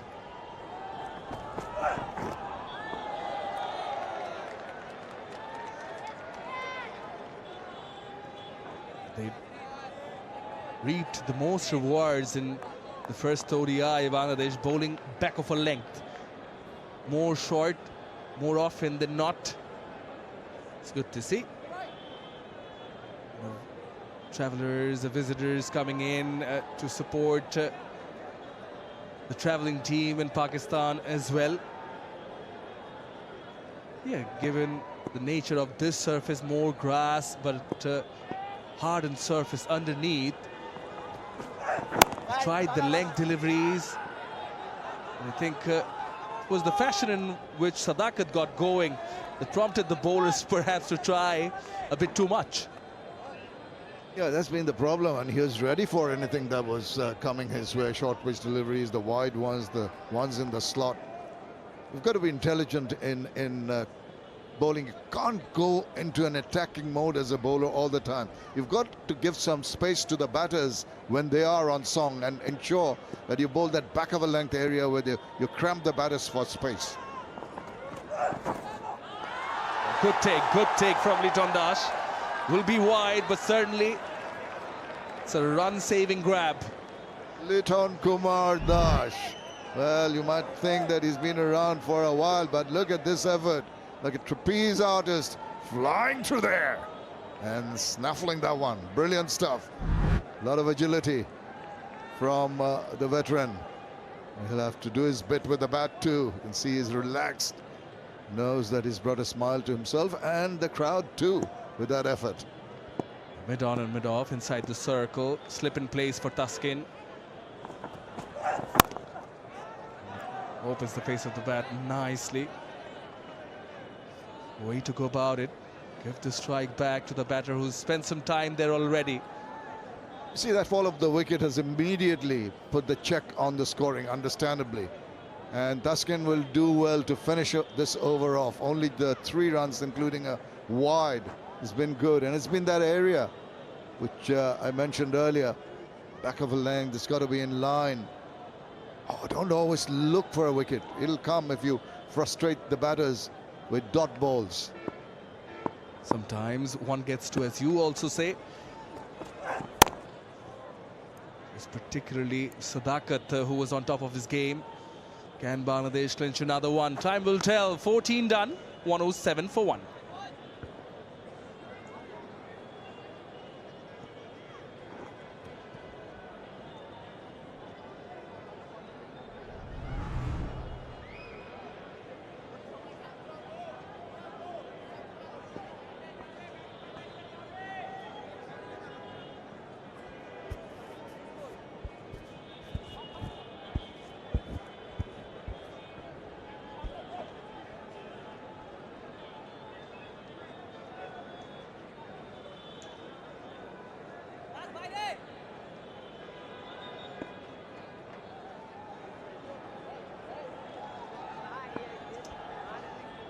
107 for 1 after 14. Pakistan asked to bat first, showing more purpose with their batting from where they were in that first ODI. Just come back strong.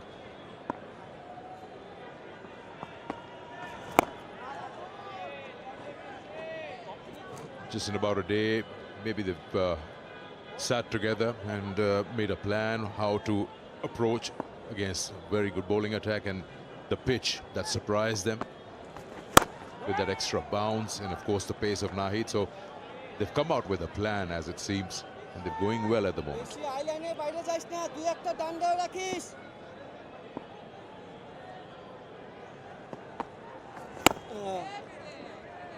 And the start that they got, of course, courtesy Sadaqat's innings, has helped them to keep that run rate going as well. Just around 7.5.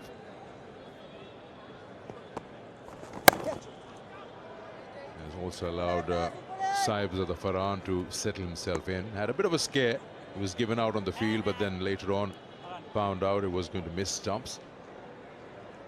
And what we've seen of him is he's more of a big hitter of the ball. Strike rotation isn't really something that we know of him, but he's looked good today, taking his time, looking to bat 50 overs the side.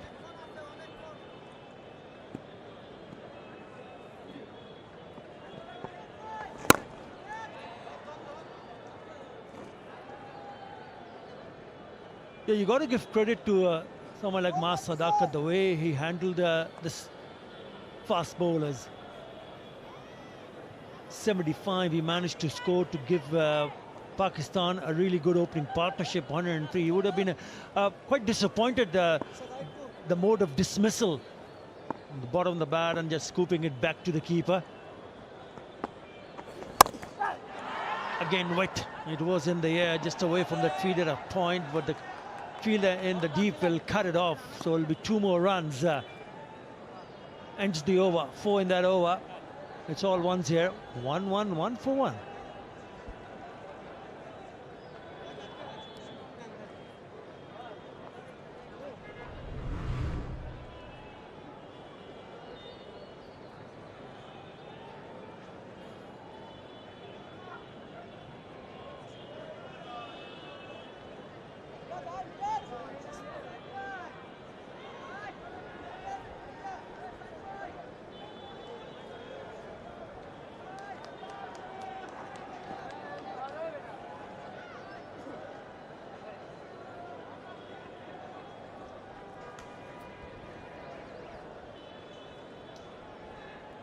Here's how Pakistan look at 111 for 1. They've made good use of that first power play. Taskin to continue. That's a good sharp delivery. That's a proper short delivery. Oh, it's been given a wide. Well, front on it looked very good. From side on, we'll have to wait and see if it's going over his head. Yeah, it has been a bit of a struggle for the seamers because they came into high expectations in this second one-day international with the way they bowled, especially Nahid Rana in the first one-day international. But full credit to Pakistan batters.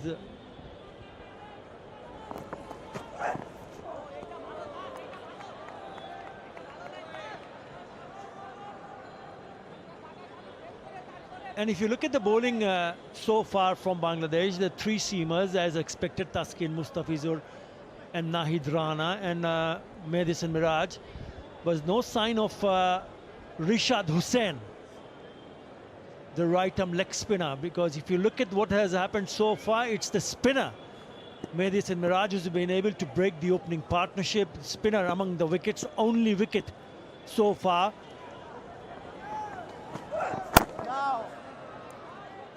So it'll be interesting to see how and when he will be introduced, Rishad Hussain. Right, when you talk about the bowling strength in the past, spin has been the dominant factor for Bangladesh. Not anymore. Just going back to the pace quartet, available of someone like Shariful Islam, who's sitting in the dugout. They've worked really hard to ensure that they have a really good bench strength.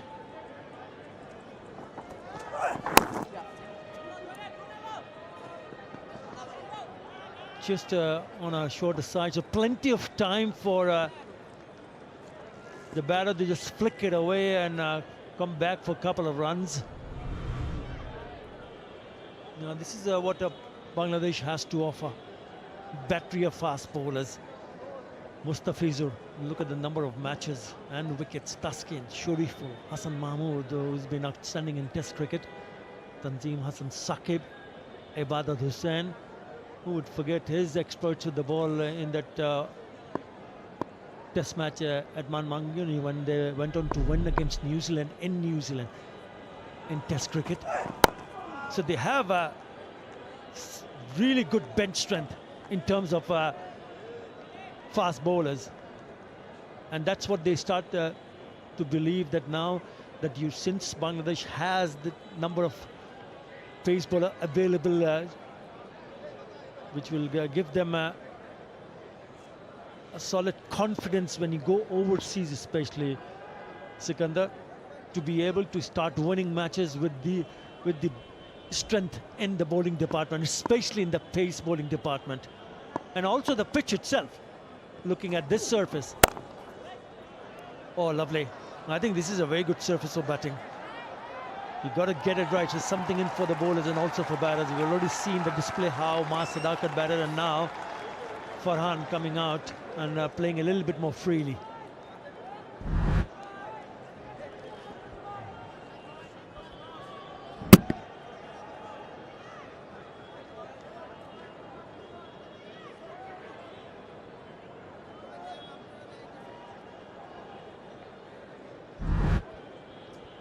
Yeah, good that you bring up the fast bowling battery and then the pace attack and the conditions provided.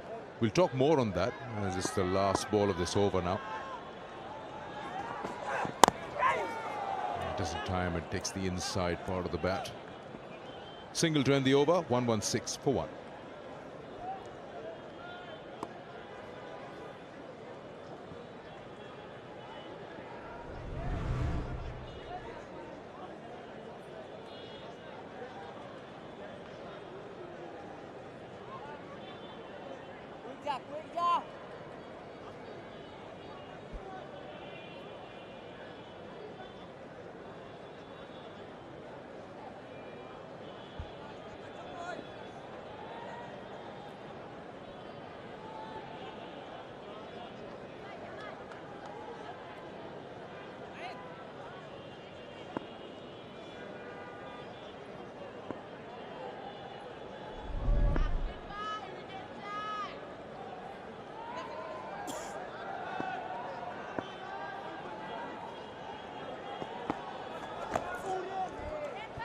Sweeps that from in front of middle leg. Yeah, you spoke about the fast bowlers and how they look so good and so handy in that first outing over here, in that first ODI. And then, of course, then you did the pitch report. The color of the pitch almost blends with the outfield. Yeah, have a look at that. Not something that you expect when you come here. And then you say, oh, how this bat in there. How spin has had more say. You look at Sean Tate's inclusion. I think he's been around for 2 years or so with the team. And then you talk about him working with the faster bowlers. But it's so important you provide those conditions to them as well. And they've done that.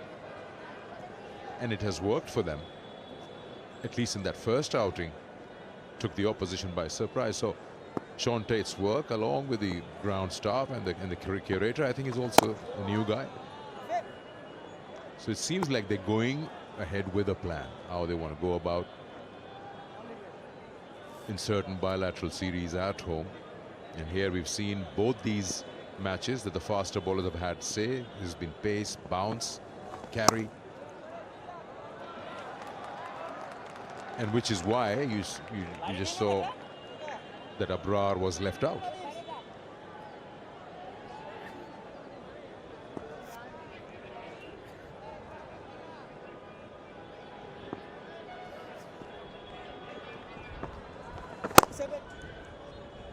That's a good over.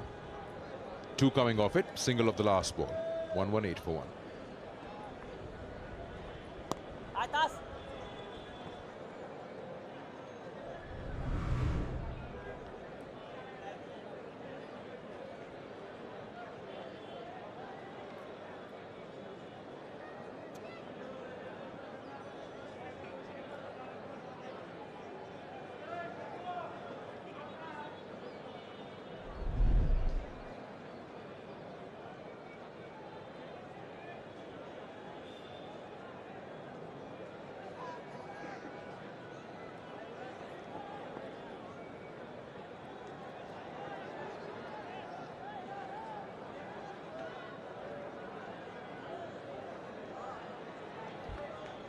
It's been pleasant out there. We were doing the pre-show. It's quite a strong breeze.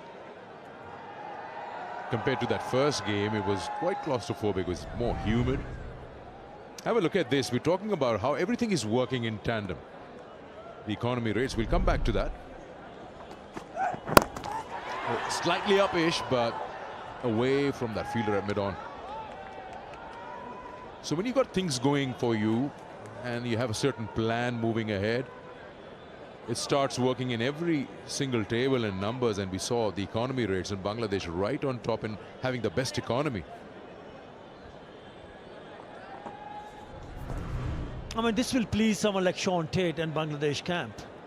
I mean, this is brilliant, isn't it? I mean, since 2025, Bangladesh managed to play only, not too many, but 11 matches. But look at that economy under 5 runs and right at the top. And look at the names below them. This is brilliant. So certainly going in their favor to be able to create opportunities. Shaya, the non-striker. And that also gives you the belief that, yes, we've been able to produce seamers one after another, even though we have a long history of producing some quality spin bowlers. But to be able to see someone like Nahid Rana and company, we saw Mustafizur Rahman, he's been there for a while. He's the one who's played most matches. Taskin Ahmed and company. Shariful Islam in the dugout. Certainly packs a punch, which allow the team to have a settled look as well. Settle in terms of knowing exactly what their strengths are. So they're not tinkering with their playing 11 too many times. If there is grass on the wicket, if there is expected pace and bounce available, you go in and pick up your seam bowlers. Probably maybe Shariful Islam that would have been in a discussion because there's not so much for the spinners. Having said that, Mahdi Hassan Miraj did bowl well and has also bowled well here today. We haven't seen Rishad Hussain. Even though Pakistan decided to replace a spinner with a seamer, Bangladesh opted not to because they didn't want to tinker with the winning combination. Yeah, it's been excellent from Bangladesh in the pace department. Yeah, shouts of catch it. This should be taken, and it is taken. Rida takes the catch, and Taskin picks up his first wicket in this innings. Yeah, loose shot really, if you ask me. Have a look at that again in the replay. He's just in no position to play that. He's just swung and swung hard at it. He's got nothing but the bottom part of the bat and goes down to third man. And a good catch taken. And the partnership of 18 comes to an end with the opener. The other opener now walks back. Sahibzada Farhan.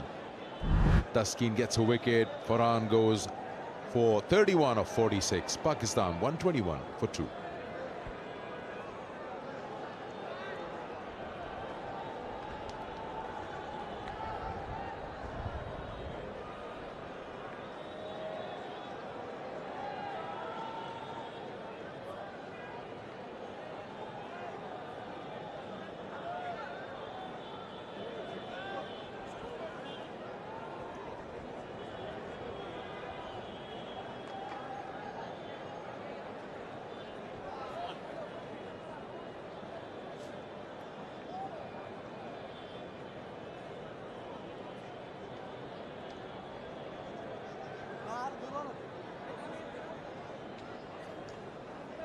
Mohammad Rizwan comes to the middle after the dismissal of Saibzada Farhan. Rizwan, one of the players who making a comeback. But overall, if you look at, he's making a comeback. Otherwise, he's been in the ODI side. There he is. 93 innings for him and an average of 41. You know, he's batted at various numbers. Here, this is the wicket of Saibzada Farhan. Have a look at that. I mean, it's just really absolutely unnecessary. Yeah, I think the pressure was building up, Sikandar. After the fall of that first wicket of Sadaqat, they could not hit a single boundary in the last 44 deliveries. So certainly the pressure was building up, knowing that Sadaqat was playing so freely. The number of boundaries he hit in that innings, 6 fours and 5 sixes, innings of 70 odd in 46. And it comes to the point when you don't tend to pick up boundaries, then you need to find a way to even rotate strike. This was just getting a little bit tighter. 45 deliveries since the last boundary now. So good work for Bangladesh again. You talk about the economy, they're right at the top of the list since 2025. They bowl with good intensity. They've been very sharp in the field and they've worked hard. Yes, the wickets have not come at regular intervals, but they've not made it easier for the batters to score freely. Again, straight to the fielder. So well bowled from Taskin Ahmed. A wicket taken over comes to an end. 3 in that over and a wicket. 121 for 2.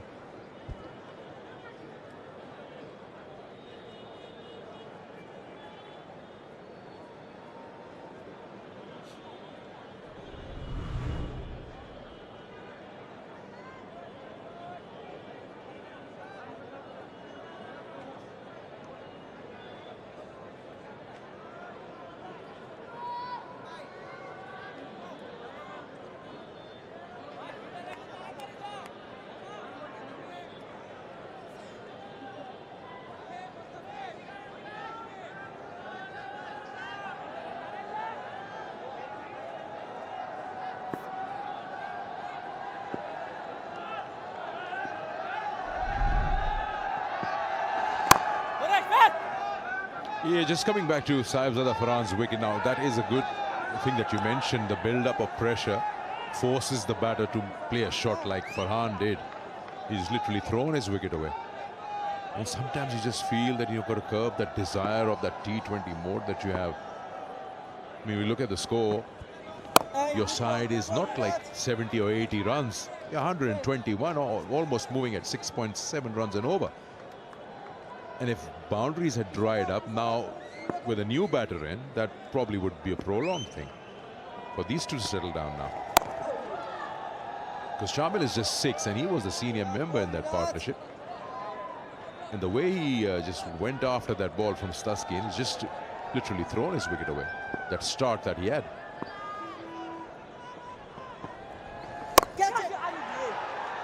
Now that desperation can be seen in Shamil as well. 50 balls since the last boundary, but is it required? Now that's a good thing where Rizwan is going and having a word with the youngster. Yeah, the challenge for the new batters now in the middle, both now new batters, to find the gaps without taking any unnecessary risk, because this is a period that they need to survive without losing wickets, and that's exactly the opposite what Bangladesh will be hoping for. They'll be hoping, okay, by creating pressure, by bowling dot deliveries, you will force the batter to play a false shot. That's a maiden. That's an excellent over from the skipper. After 19, Pakistan 121 for 2.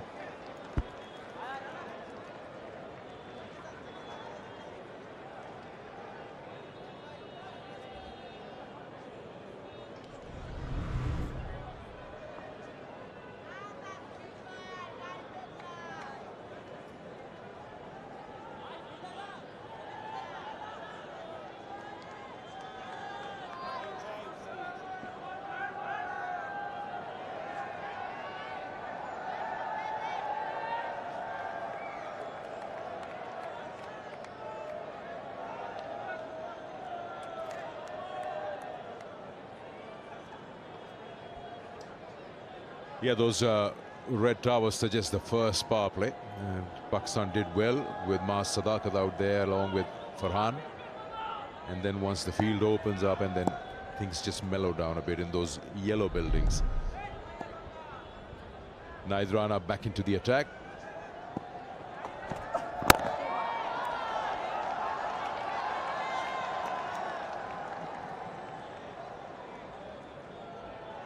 That's an interesting change after Taskin gets a wicket, and you bring in your spearhead. Yes, understood, but that wouldn't really go down well with Taskin.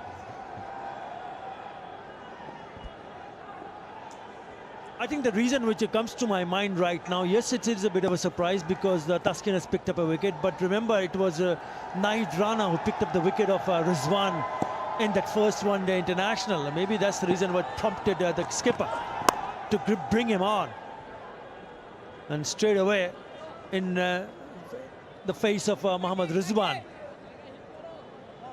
Otherwise, I don't see any reason why not give Taskin another. This is the dismissal that I'm talking about. It's a peach and a really good catch. Mohammad Rizwan caught Litton Kumadash, bowled Rana in that first one-day international, and they're hoping that probably he'll do the trick one more time. It's been expensive. Remember, he went for 20 in one of the overs. The previous over, or the last over that he bowled Rana.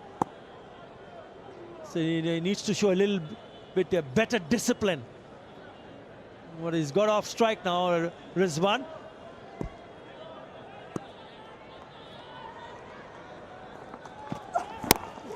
Oh, he skied that. There's a chance again for third man. That should be out. Shamil goes. Another loose shot. Another wicket. Shall we call it a touch of genius from Amadeus and Miraj here? We were all thinking, why was Taskin Ahmed not given an extra over? Then we thought, well, maybe Mohammad Rizwan was the one, the target. Doesn't matter. The target that was in front of him was a different one. Left-hander, Shamil. Short delivery, again the demise. And then tries to pull it. And it goes straight into the hands of Fiz. And it's just, the smile is back on Rana's face. Shamil goes. Shamil Hussain goes for 6. Pakistan 122 for 3.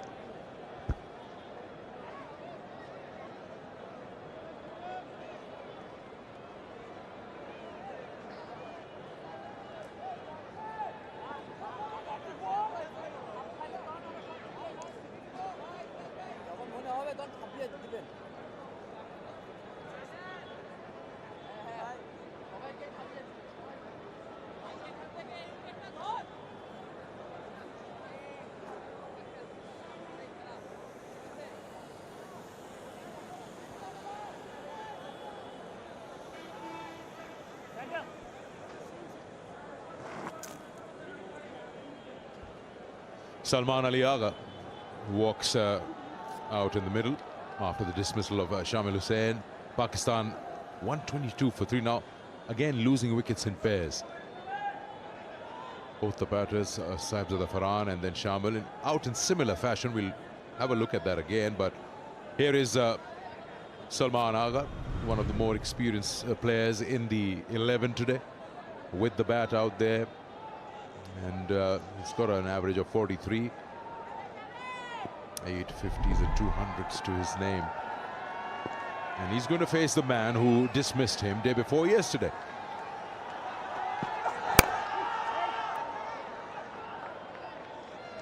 Please explain what Shamil was thinking here. Because this is just a right-hander to a left-hander. Dismissals are similar. Third man in action. You just lost your partner and then you play that rash shot. An absolute brain fade. We saw Sahibzada Farhan earlier on struggling. Even Shamil Hussain, I mean, if you look at his score, he scored 6 runs only and he faced 22 deliveries. So the pressure was mounting. Shot. Will only be a single. And when you see a batter's struggling to score freely or even struggling to rotate strike, then you need the bowlers will have the tail up, knowing that it's been a difficult passage of play. This is the first ODI when he got himself dismissed in that fashion, Shamil Hussain, and a similar shot, never in a good position, didn't pick up the length quickly, get an outside edge, and it flies over to third. So all sorts of trouble for Pakistan at the moment. Oh, he's got some bat. You have a feeling there's an inside part of the bat. Are they going to go upstairs? Nahid feels that he's got something. It has clipped the pad as well, but I just have a feeling there are two sounds. Can the keeper convince? If not, if there's no bat, then there's pad involved. Ah, time's gone. End of the over. 20 overs bowled. 123 for 3.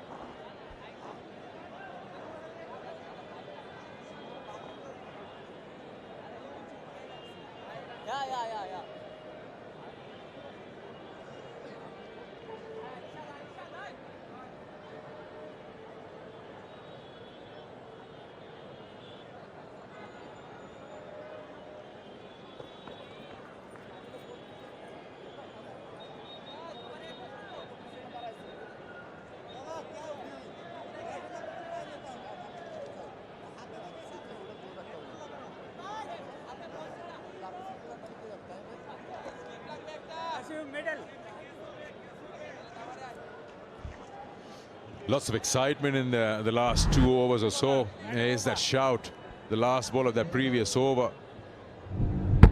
Yeah, he gets that back leg and then goes to the keeper now.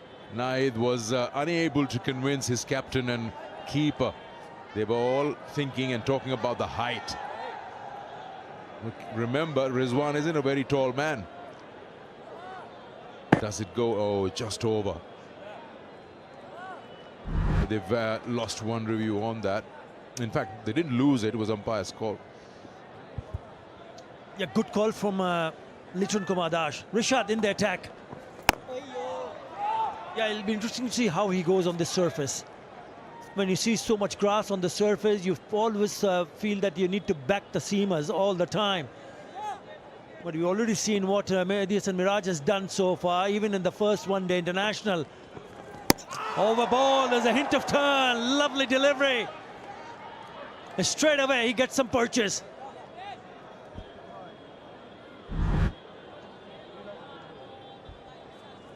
I was just going to say before this delivery that he's regarded as one of the best players of spin.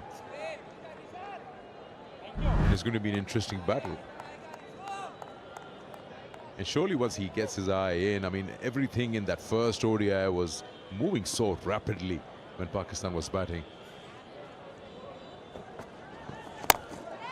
And you just hope that some common sense prevails because they've had a good start. Off the mark with a couple of runs. So just have a look at those 2 wickets of Sadaqat, Rana and Shamil. We'll try to squeeze them in. There's a spinner here, yes. The delivery, I mean, it's not an unplayable delivery. It's just a very bad choice of shot, and he just goes. It's very similar to Shamil Hussain. Not an unplayable delivery, and you just gift your wicket. Yeah, for some reason they went into a shell, didn't they? Because after that brilliant opening partnership of 103, they lost 3 for 19 in the next 40 deliveries. Yeah, nothing shot. Going towards the onside, and then really a big booming shot, never in control. This is good for Bangladesh. Even though knowing that the opening partnership was an excellent one, they worked really hard. And they managed to pick up wickets. Sadaqat, Farhan, and now Shamil Hussain, the last one. Again, trying to play that pull shot. Never gets in a good position. There's no feet movement, doesn't go close to the delivery. In the end, pretty straightforward catch to Fez at the third.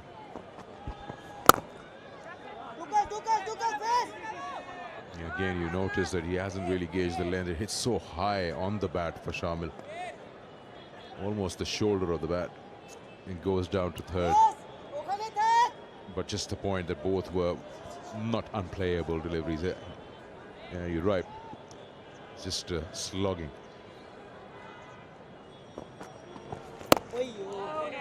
Good start for Vishal. Pakistan 127 for 3.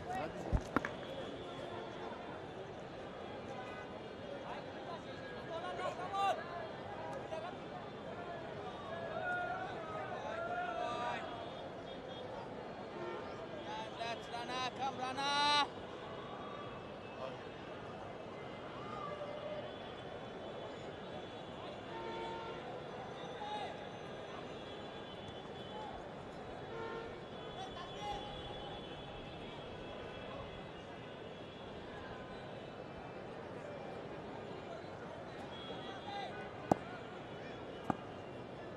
The Houses of Parliament in the backdrop with the Bangladesh flag flying high, and Bangladesh can really be happy. The team, the cricket team, what a turnaround of events.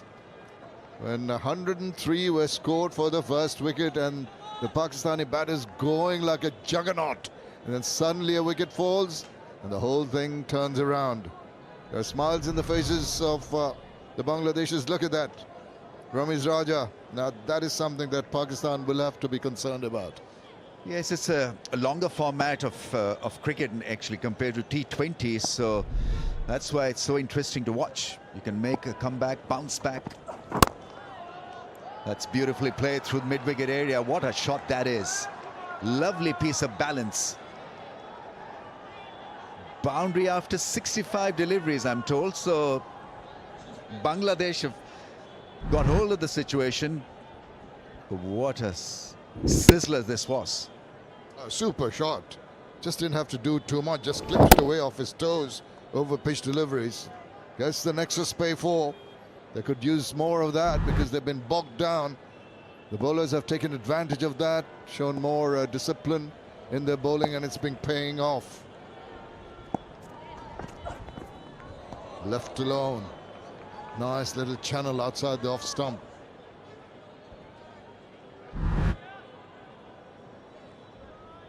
Three wickets have gone down. Trying a scoop. And an easy catch for the keeper. Sabzada, they're clearing the front leg, wanted to hit it big down the ground.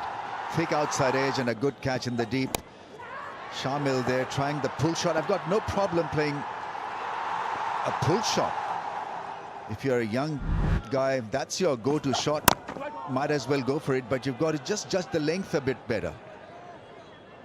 And that happens to a young kid also. I mean, you know, they have the flow at times, they don't, because they're still figuring out what's the best method to bat out there.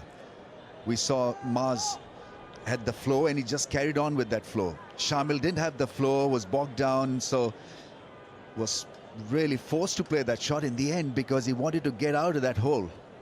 Somehow didn't work out.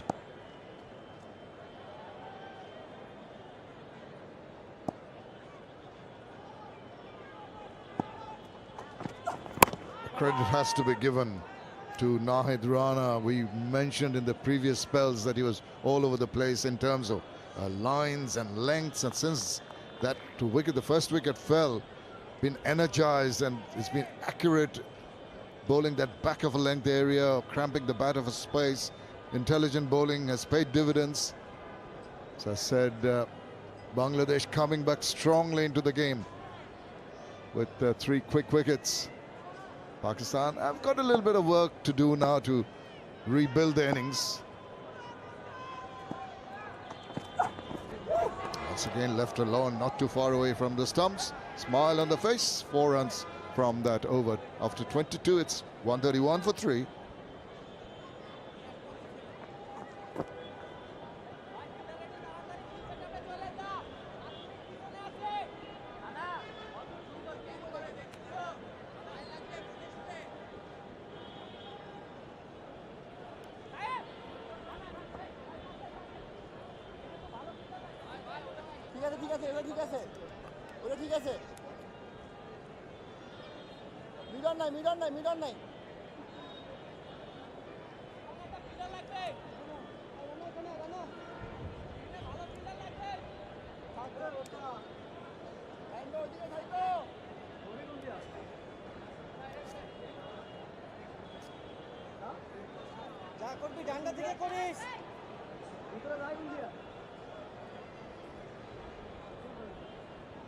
Has been pulled back the run rate at 5.95. From now on, they'll be going around the 300 mark.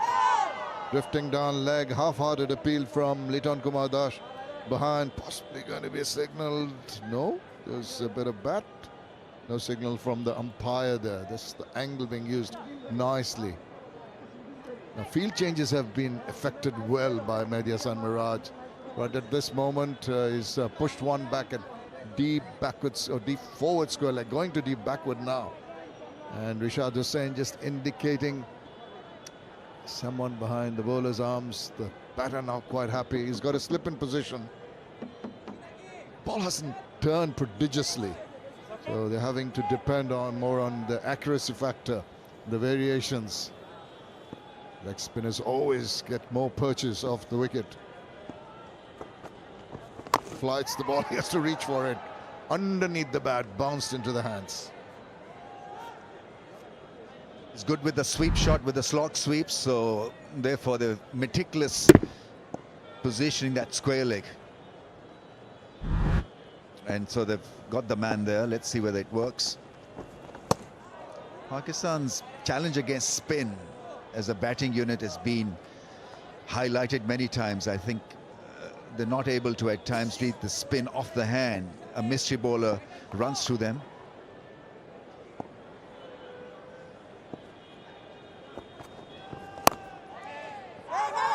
Oh, chance of a Rana. That's well fielded. Rizwan was going nowhere. He wanted to just go to the non-striker's end to get some rhythm in his batting, and it's never a run. Yeah, nerves playing on the minds. See that not very comfortable despite his effectiveness with the sweep. Rashad has done well to keep it outside the line of the off stump, telling Rizwan, okay, you go and fetch it from outside and try to sweep it. The ball's going to turn away further. Will there be a googly coming? This is just about put that seed of doubt in the mind of Rizwan as to what ball is coming next and what line it's coming.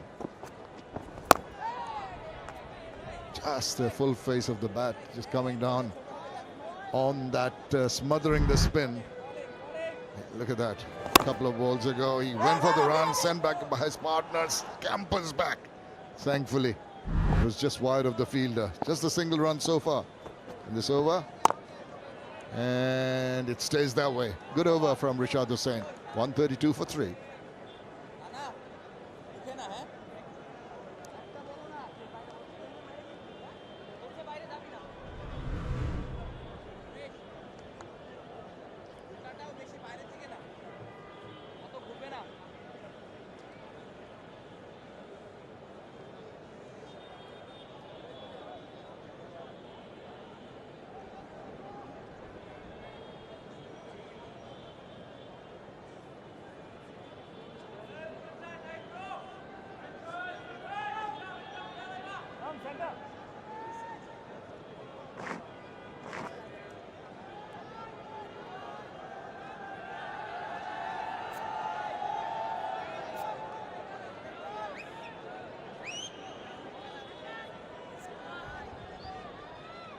Well, the economy rates are looking much better for the Bangladeshi bowlers now.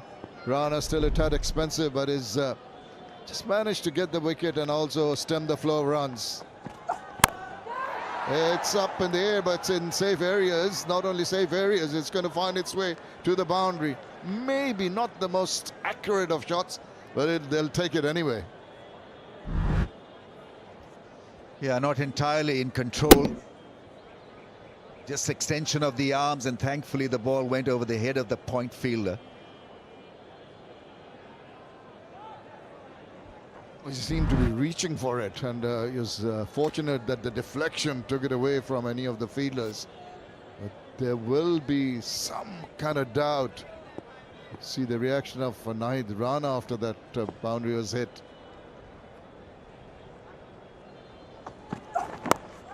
Nice. That's more in control. He allowed the ball to come onto his body. Just a little swivel round.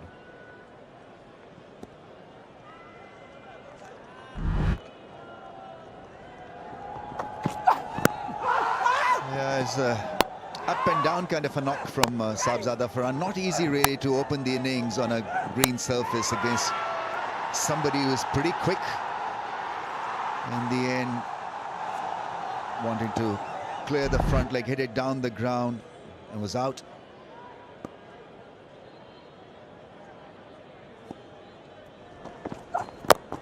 Again, aiming the body.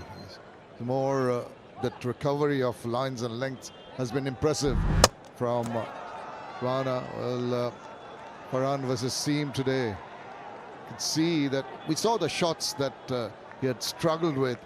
It's been a good cluster of points, but the thing is, when he's not moving back or forward to meet the ball at point of impact with the bat, that's been the problem with his timing.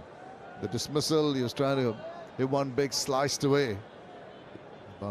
Bangladesh did well to contain him, and through that containment, there's been a continuation process of drawing up the runs with good bowling. Once again, a bit of a yes and no between the two. I think, Ramesh, they should just go and have a little bit of a chat to experienced players. Yeah, I think that chat has got to be about seeing off Rana here. 5.4 overs, 1 for 44, good crowd in. And Bangladesh have recovered well after an uneasy start where Pakistan got off to a rollicking start of over 100 as an opening partnership. They've got back on track quite smartly.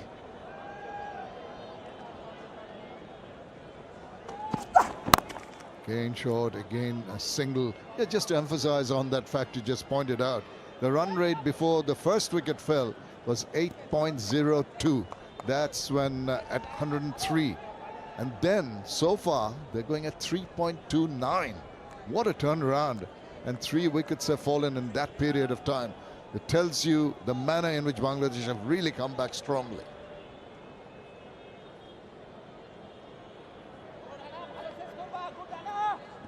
Rizwan making a comeback, so it's understandable that he'll be feeling few nerves.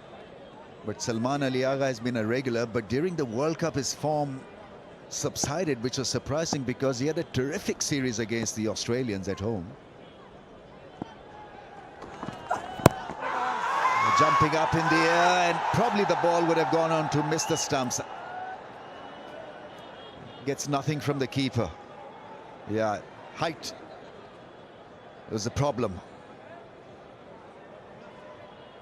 Got to wait for the DRS timer. And after 24, Pakistan 139 for 3.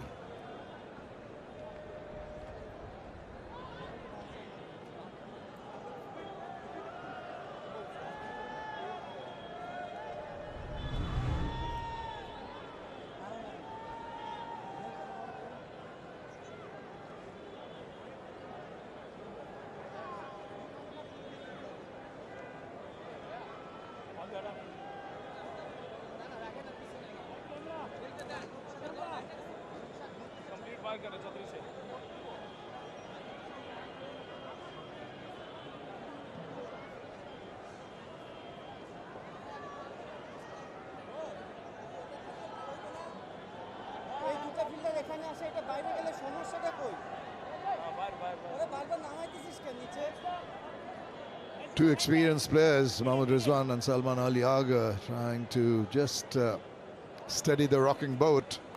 3 quick wickets. Now the spinner Rishad Hussain is back in action for his 3rd over. Just wanted to clarify the point.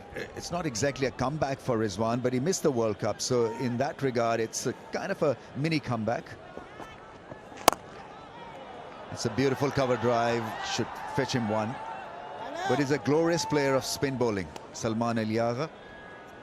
On tough pitches, he gets the job done.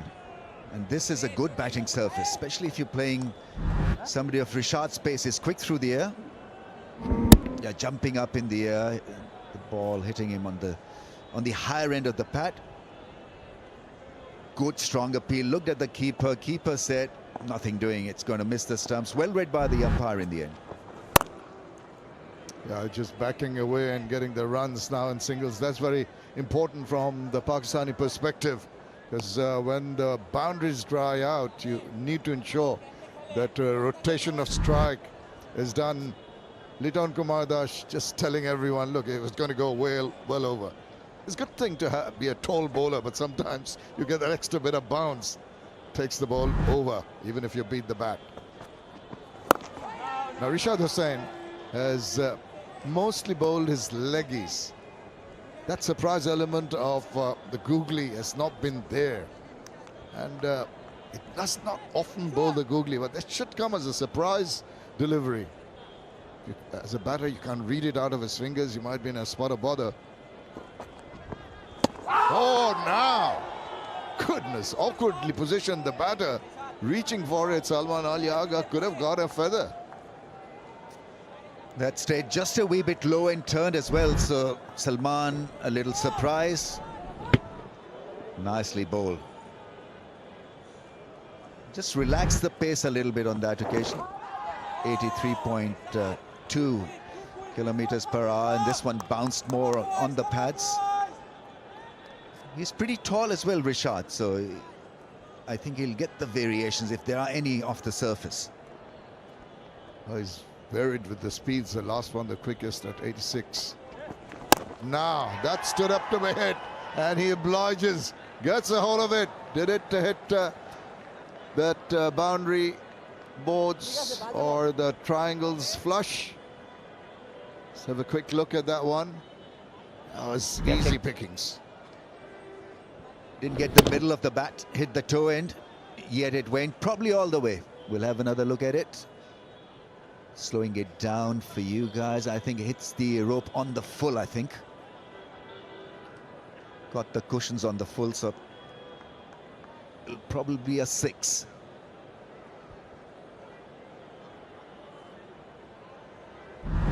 Yeah, just confirming that it is a rocket 6 to finish the 25th over. It's 147 for 3.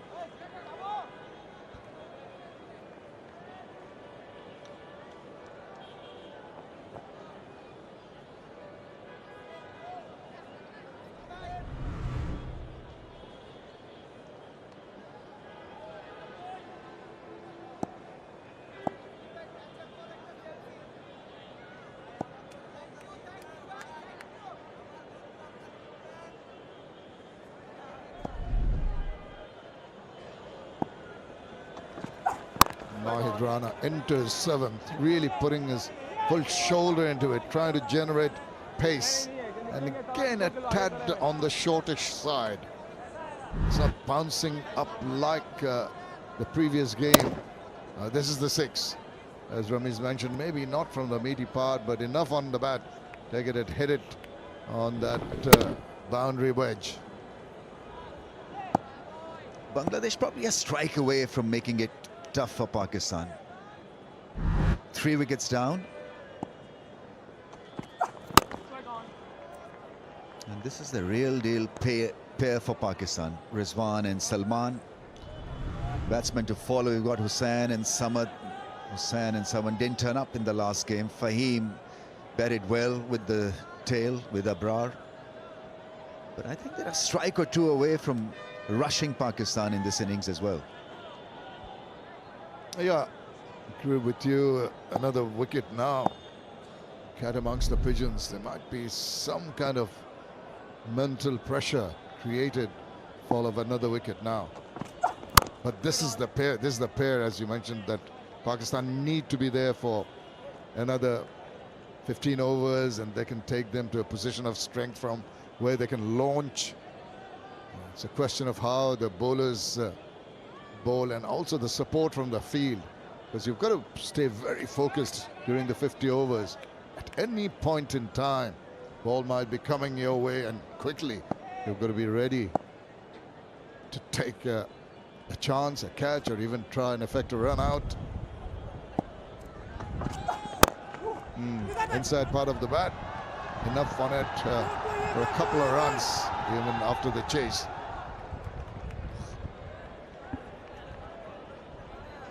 Rizwan is a smart batsman. He may look a little out of shape at times early in the innings, but once he gets his focus, then he's hard to dismiss. He averages in the 40s in ODI, so he's your man to have in the middle phase of the innings. Almost 3,000 runs, 1950s, 400s, best of 131. And he's gotten a start here, 10 from 24. Oh, that one jumped, what a delivery, that's extra pace. He gets the thumbs up from Rizwan. Seriously good from Naveen, that's why he's so watchable. 144 clicks. Look at that go, and look at that rear up. He almost, maybe at the last moment, it just dropped the bat on it. Litton Dash taking it high over his head. Real Jaffa.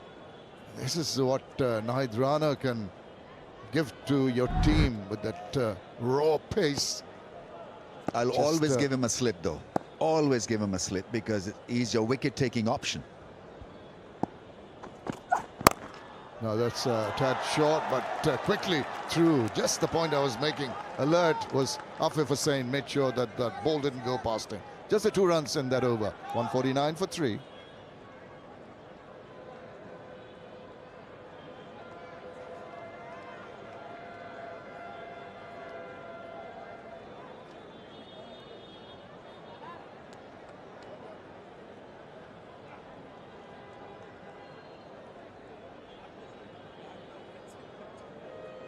Out of the box.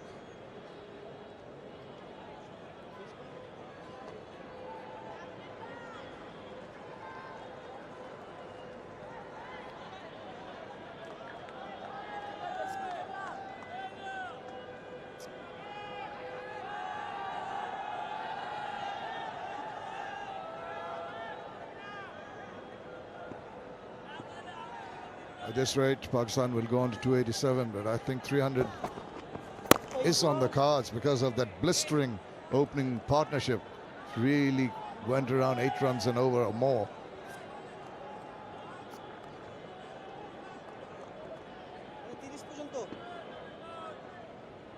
Love to go over the 300 mark. Pakistan, this pair will try and get as many runs as quickly as possible. But the Bangladeshi feeling is going to be tested, because there will be attempts by the batters now to penetrate the gaps, to try and go over the top. Rishad Hussain into his 4th over, just the 13 runs. He has kept the batters quiet. Then some good bowling, some accuracy and a bit of turn. Tickled round the corner, and it's going to roll away quietly for our next spay 4. Such an elegant shot. Shot from the 60s and the 70s era, actually. That tickle round the corner, leg glance, as it was once called. Now leg glance is almost forgotten because of so much of improvisation. You get the switch hit and the reverse sweep and all, but this is classical in style.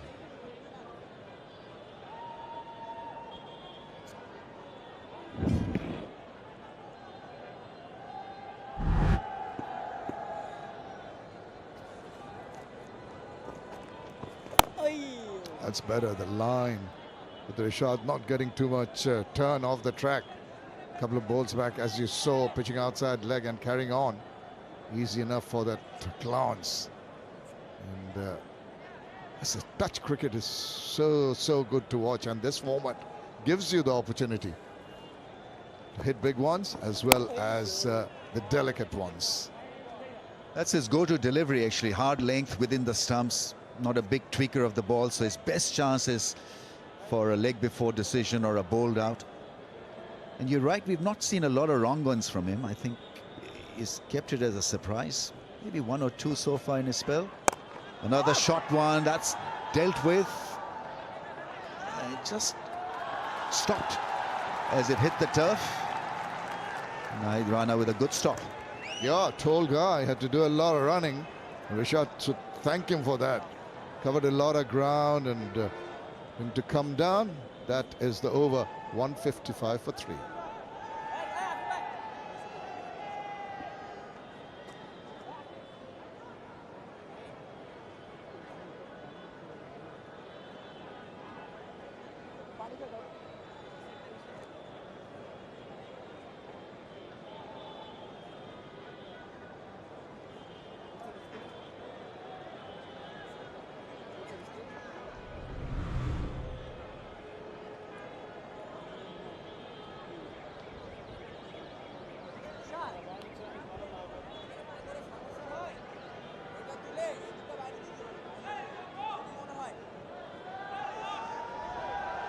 Good partnership built here. 33 of 45 balls between Mohammad Rizwan and Salman Ali Agha. Just pulling it back after 3 wickets have gone down very, very quickly. It's going to be Afif Hussain to roll over his arm. The right arm off the 4 wickets to his 36th match. Maybe the surprise element. I think Bangladesh taking a leaf out of day after's book, where Pakistan were all over the place against off-spin angle. Miraz has bowled 5 overs, so he wants more in the shape of Afif. Let's see what happens. Good Pakistan cash in. Can the flow in the innings be better now that Afif is bowling is a non-regular? And immediately that's been proved with a bit of a loosener to start off with. But it works the other way too, Ramesh. You know, batters get a little complacent when they see a part-timer coming. They try to take him on. He bowls a super delivery and gets the wicket. It's happened before, and that's what Mehdi Hasan Miraj is going to hope for. Is thinking ahead about the game, actually. That's why Afif has been introduced. Otherwise, he would have been the right choice right now. He's only bowled 5. Oh, that's a straighter angle. And it has missed the outside edge. Once again, Pakistani batsmen not reading the straighter angle. Playing for the spin, it wasn't there. Yep, and it almost happened. It almost had a wicket there. Playing for the turn, which was not there. The arm ball kept on going. And as you can see, if it turns even teensy wins a bit, could have taken the edge. Ah, he thought that was close. He'll be happy if Afif can continue to bowl in this manner. See. Wide now, that gives the opportunity. I think he would have done a little better with that wide ball. Just tapped it away for a single.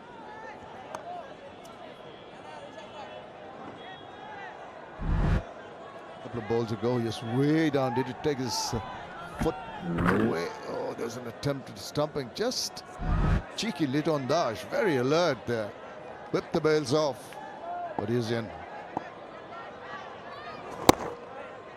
It just seemed to try and make a little bit of room for himself on the offside. The ball came in at an angle which did not allow him to free his arms. Pakistan seemed to have dropped anchor. Maybe still reeling from the after-jolts of 114 all out, the fear for the worst. And we have not seen a lot of aggression in this partnership of 36 of 49. Just milking the singles, making sure that this partnership grows. Take the game deep and then try to hit 4s and 6s. Take a few more risks in the last 10 or 15 overs. Good old slug overs, they used to be called. Not used too much these days. Now he goes forward. The trigger movement forward, then has to just go back and get enough back. Oh, yeah, that should have been stopped. It seemed to have done all the hard work in getting to the ball, just could not get a hand to it. Finishes the over with the boundary. After 28, it's 163 for 3.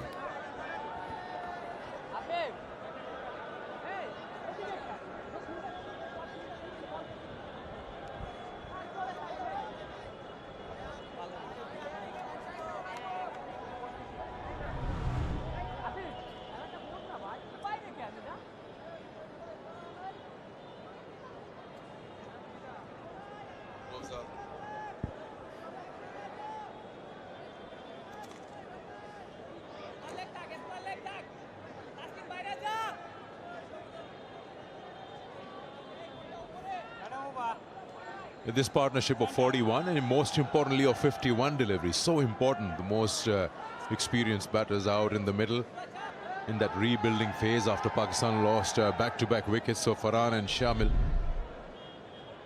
so much importance this partnership here.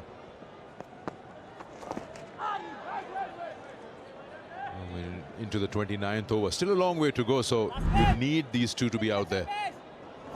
That's the boundary of that last ball of that previous over.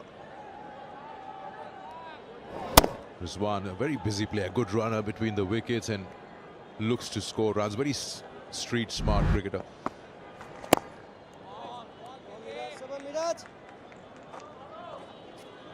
A very keeper-like batter.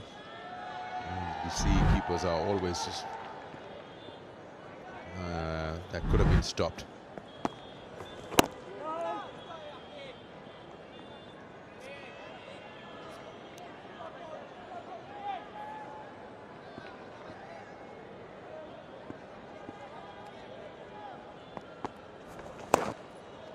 He dropped that shot. He's lucky he didn't go for runs.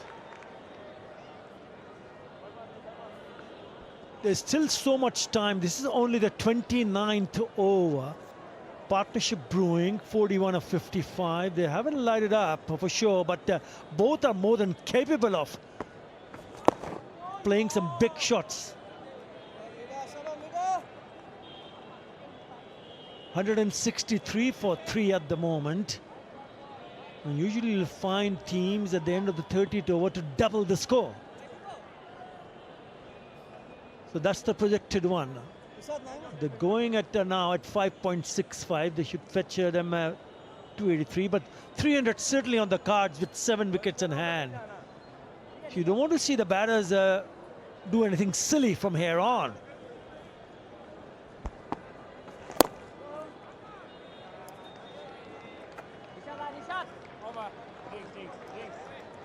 It's a maiden, 163 for 3. And drinks.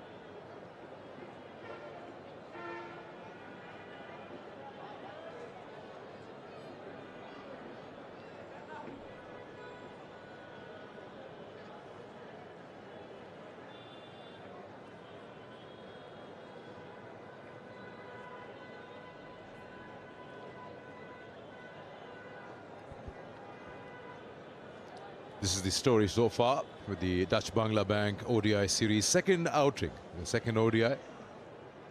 Bangladesh one up in the series already. Let's have a look at the 3 wickets Pakistan have lost. Starting with Sadaqat being the first one. Gave a good start, and this was the manner in which he went, trying to just scoop one, and then Farhan, the second one. Big swing of the bat and going down to third man, and then similarly, Shamil. These are back-to-back wickets. Naid was brought back into the attack and he delivered the goods. And this is what Bangladesh have used at the moment. 6 bowlers have operated in the 29 overs that have been bowled. It was a little expensive, Rana, in his first spell. Went for over 10 runs an over, but then he's pulled things back and got the wicket over Shamil.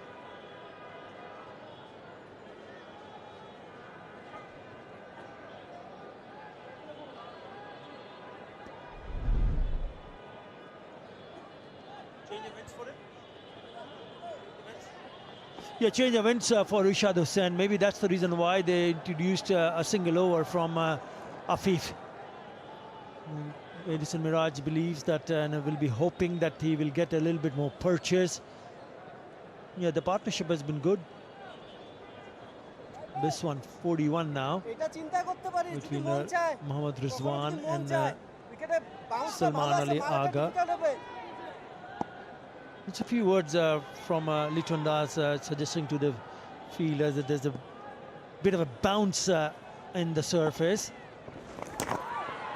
Straight away, a little bit too full to play that sweep shot. He also has that habit of dragging something from way outside off stump. He looks to score on the onside. Once again, that ball spinning away, and then he's got himself in a tangle.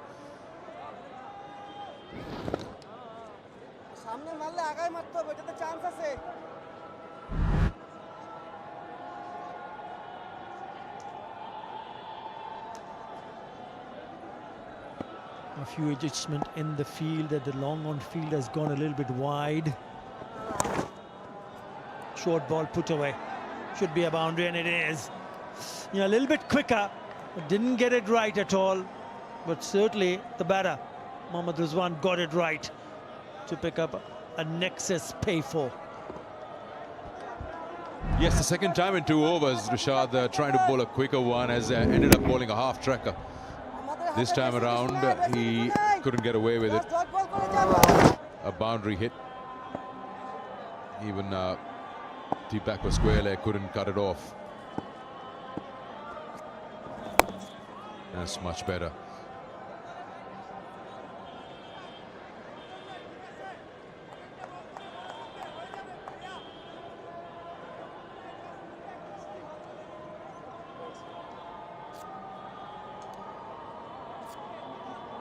Yeah, this pair were involved in a very big partnership much recently in 2025, February 2025, in the Tri-Series involving Pakistan, South Africa and New Zealand.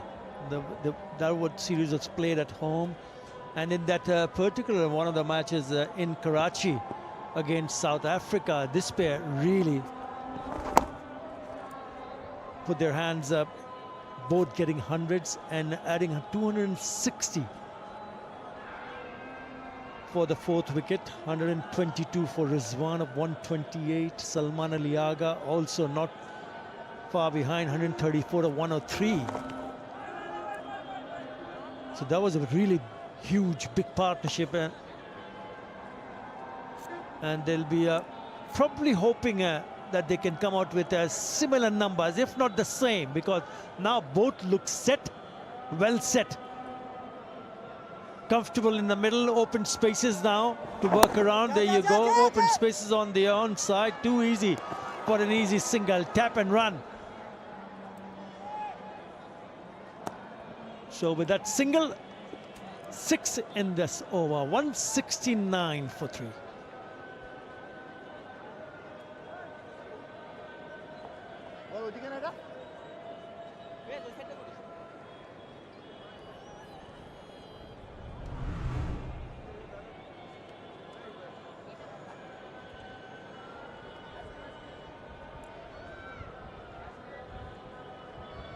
চলো ভাইয়া, ওরা ভালো অবস্থানে আছে, সমস্যা নাই, ওভারে dot ball করো।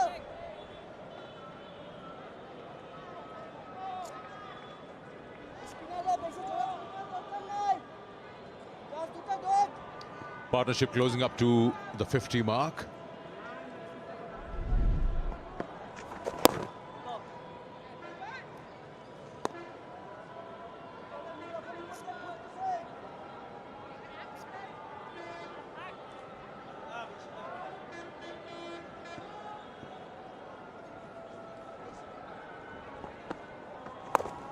Upish, but in no man's land. One bounce into the fence. That'll be your nexus pay boundary. Well controlled, deliberately elevated over that square leg fielder by Salman Agha. Yeah, brings up the 50 partnership with that slog sweep.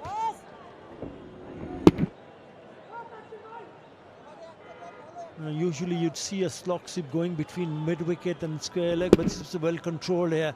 He picked up the length nicely, but it was certainly in the air. There is a fielder at deep square leg, so it bisected that fielder between deep square leg and short fine leg.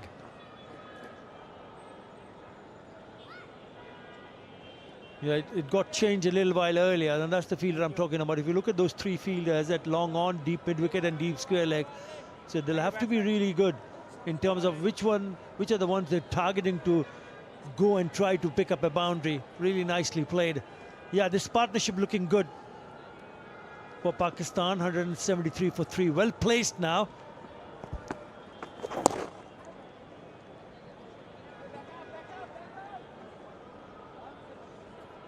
Yeah, that boundary has just been pointed out by Sikandar. That fielder was not there. That deep square leg fielder was inside the circle. The fielder at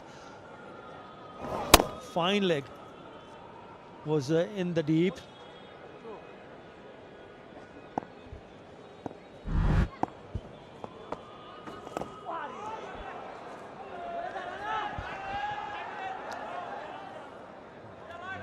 An easy couple of runs there.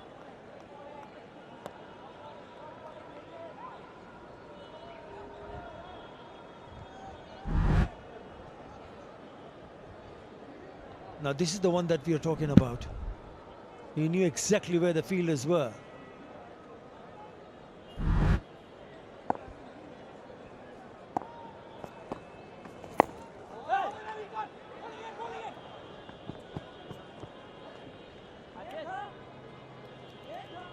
"31 gone, 177 for 3.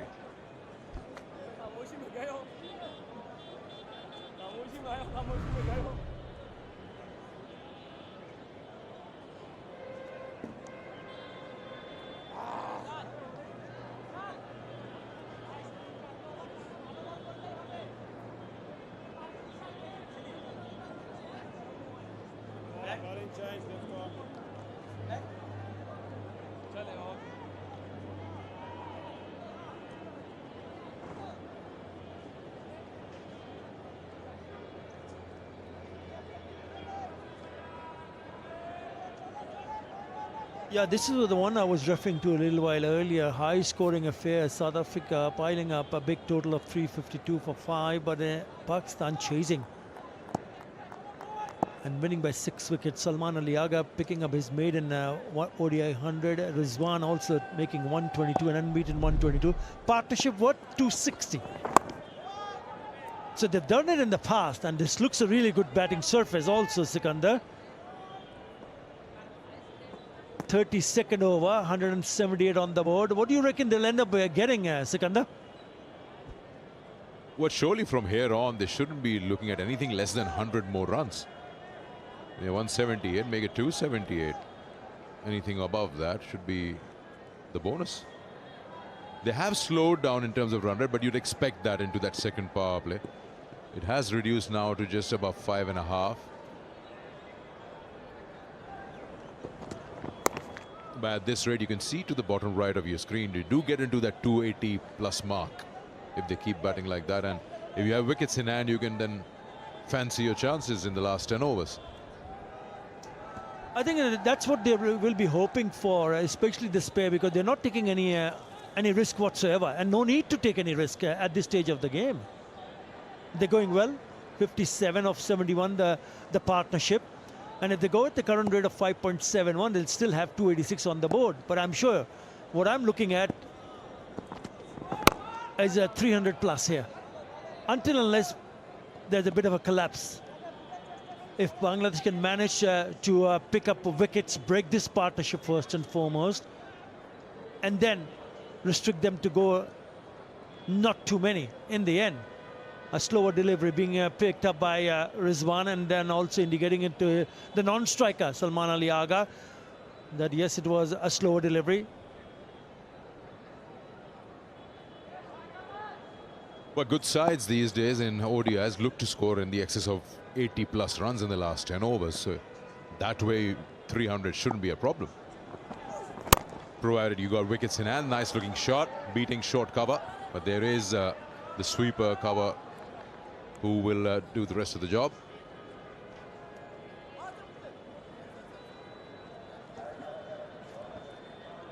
Yeah, what about him? Tanzid Hassan Tamim will be also looking at the surface and how this has behaved so far. He was in a smashing touch in the chase of 114 when he smashed his way to 67 with 5 sixes and 7 fours. Yeah, if he gets going, then watch out. No! Again, a little bit of width, but doesn't put it away. Straight to the field, straight away. It's a no call.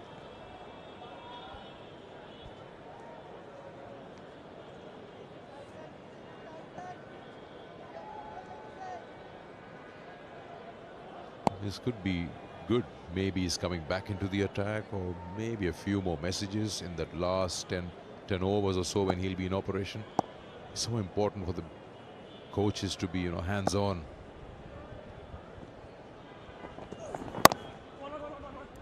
That's a good single. That's the art. These two can do that very well. 182 for 3.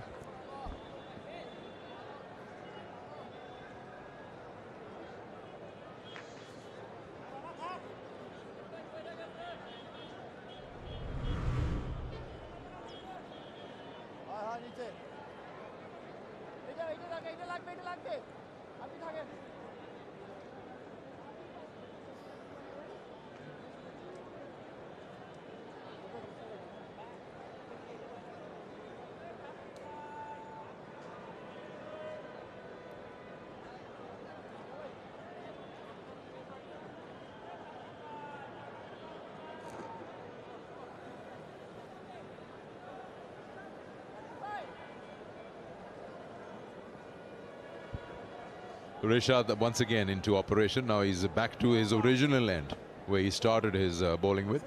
That'll be our end where we are sitting. A little indecisive, or maybe somebody pushed in the idea. Why don't you try an over from that side? Upish, but that's deliberate. Into the gap. Just gets a single. I mean, he had such a proper connection. Even though it was between the two fielders, he only gets one. Well, it looked like it was a gentle chip, didn't it? Didn't have wanted to hit it too hard, because had it gone a little bit further, maybe that fielder in the deep might have been in business. It's intentionally played. We just wanted to make a little bit more room towards the offside.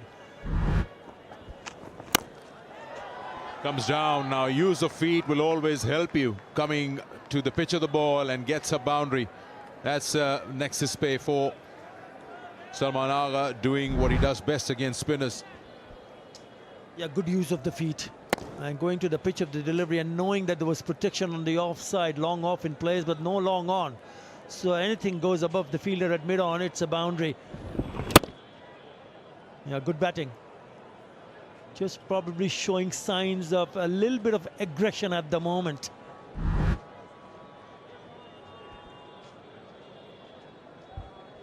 Does he throw a bait now? Because this is interesting. When you see the two batters going after you, you sense an opportunity. How does the bowling react to it? How does the fielding captain react to it? Nicely played. That's a good shot. That's good placement. Wow. Wrist work and beautifully played. Now that's a really good wrist work. That's a really good shot. Just opening the face of the bat at the very last moment. There is a fielder at deep cover point, but even then he had no chance whatsoever. What a great piece of timing that is from Salman Aliaga. Yeah, back-to-back boundaries for him. So 9 in the first three deliveries of this over.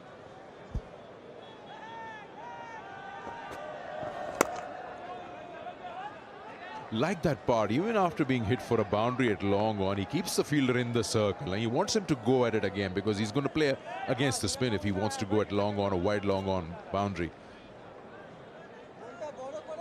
This is no symptomatic treatment, pushing the fielder back immediately when you hit for a boundary in a certain zone. Now they've got 2 boundaries already in the over, 2 balls to go. That'll be a smart way. Yeah, this is good batting. Even if you're throwing in the bait, he's not taking the bait. Now that's the first one going down the wicket. And then it was just a touch wider and fuller, and he played that square of the wicket beautifully. Lovely piece of timing. And he's looking good.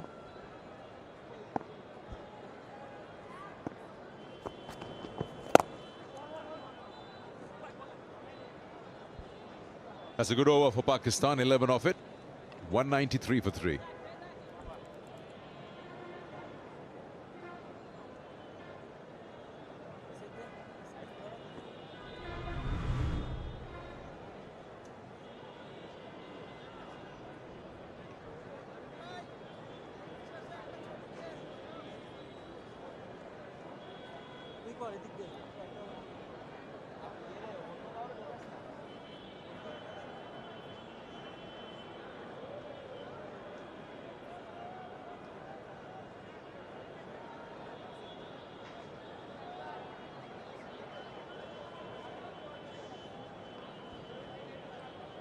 Yeah, 2 maidens in that mid power play, as you can see on your screen.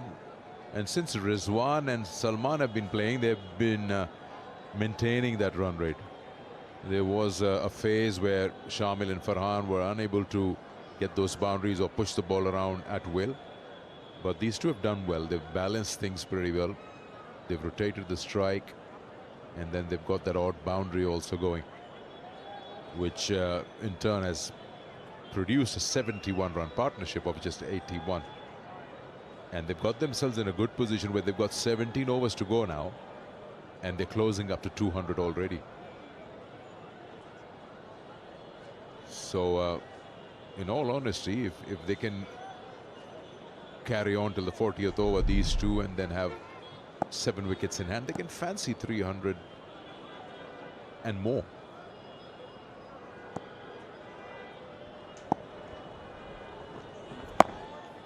Mustafizur Rahman has been brought into the attack. He's bowling round the wicket. This change, of course, is to get that breakthrough from somewhere. Here's the partnership. Yeah, this pair came into the crease at the score of 122 for 3 and played some good shots. Initially, they were just making sure that they go and pick up the single, but once they got set, they played some lovely shots around the park. And they look very relaxed, don't they? Both sensing that they're up for a really big score. But things can take a different turn if Bangladesh can somehow manage to break this partnership. Remember, 103 was the opening partnership. This is worth 73 of 83. And after the openers add 103 for the opening partnership, they lost 3 quick wickets, 3 for 19 and 40 deliveries. Now, who's the bowler is going to break this partnership is the big question is. Yeah, both Mohammad Rizwan and Salman Aliaga has been good, solid. 43 for Salman, 30 for Rizwan.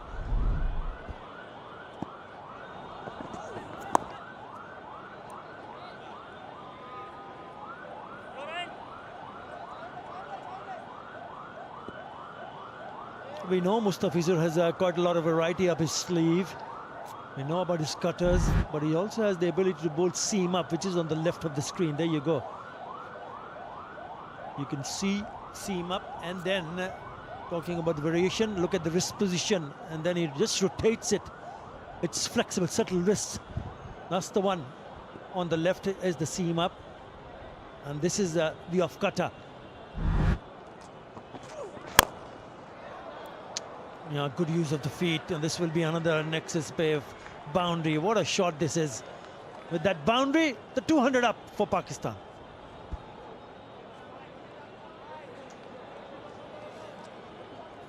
Well, here we are. For every 100 runs, Bangladesh national team sponsor Robbie is providing 10 bags of cricket kits to the young and underprivileged cricketers of different academies. Great initiative there, and that is a great shot. Controlled aggression. He knew exactly where he wanted to play that. Elevates that over mid-off.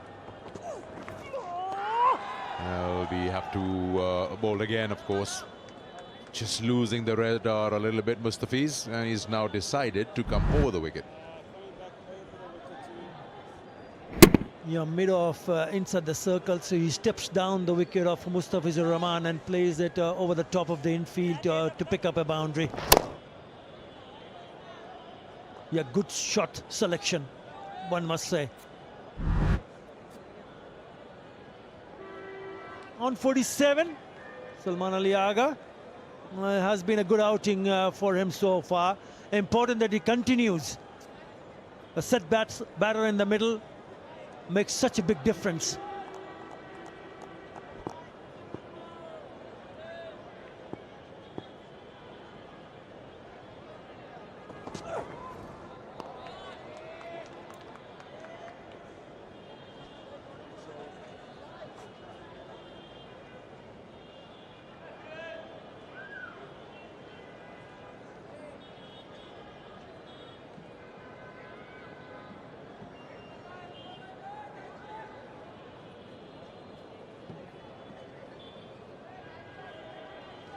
They've done well, Salman and Rizwan. Pakistan lost their third wicket, 122. Since then, both of them have put up 79 more. And in a good position with plenty of overs and wickets in hand. Score is for 2. Now they're capable of it, but I think they just both decided they'll keep it 2-1. End of the over, 202 for 3.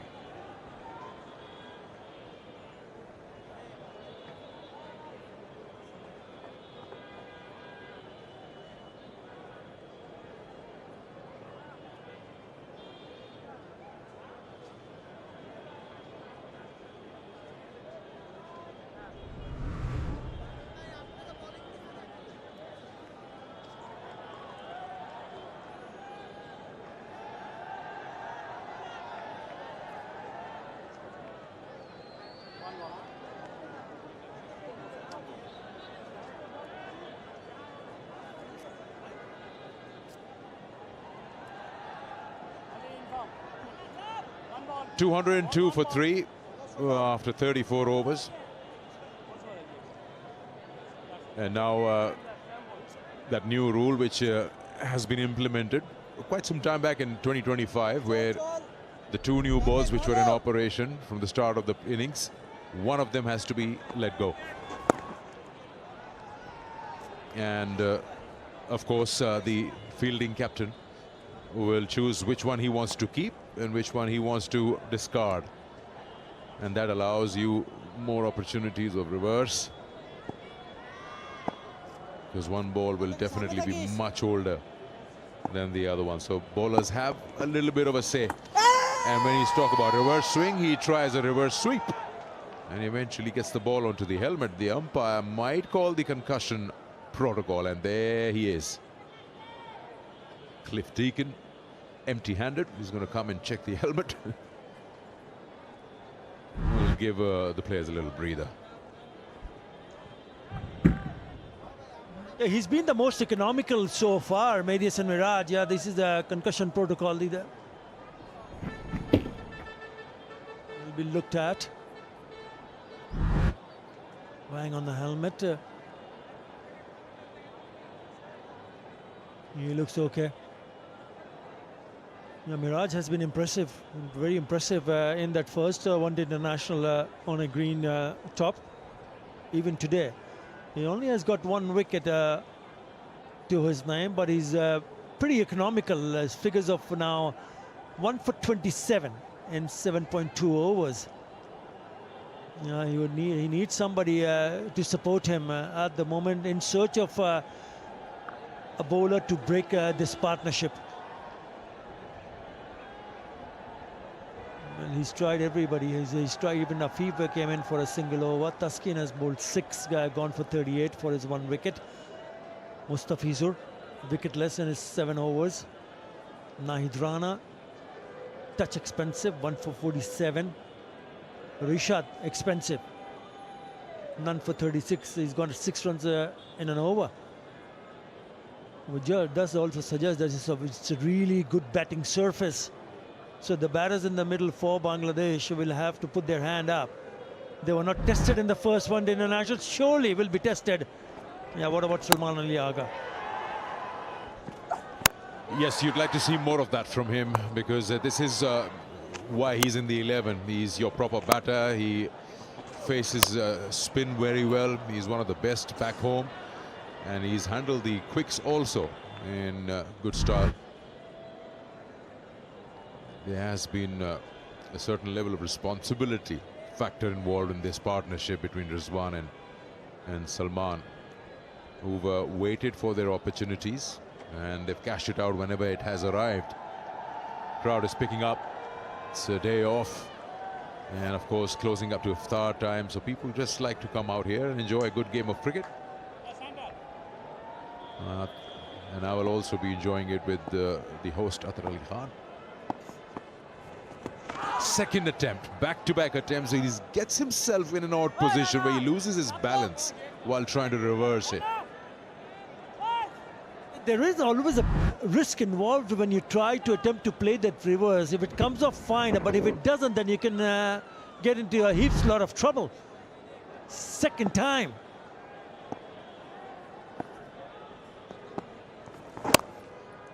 A touch shot on that occasion. Yeah, just keep it simple, because there's ample opportunities, open space. Oh, a bit sloppy.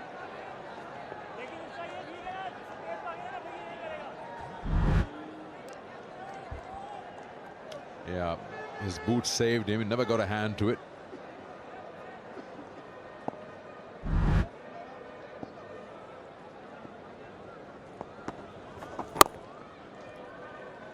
Spoke about how good this surface is. Runs are there. It also puts up the question, how many runs would Pakistan feel that they're in that safe zone and comfortable with? Because then Bangladesh will also utilize that condition to their advantage. End of the over. 35 gone, 205 for 3.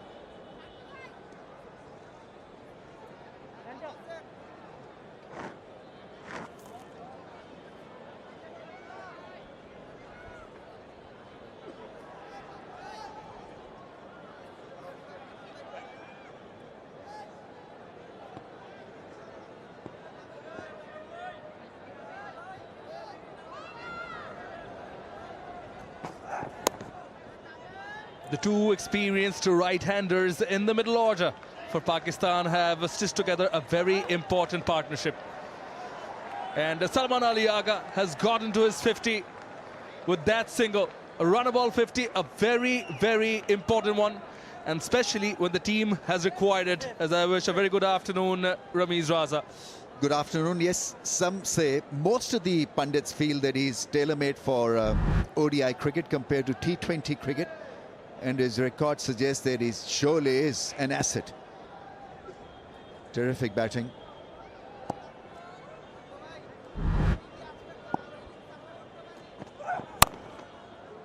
Beautiful cut shot. Is good with that shot. That hits the fence in no time. Wonderful timing. Rizwan also doing his bit from the other end. He's on 37 now.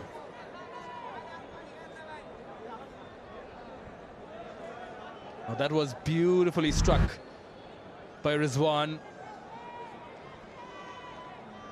Length delivery, waited for it and played it very late in the face of the bat. Quite risky, using the pace of Taskin.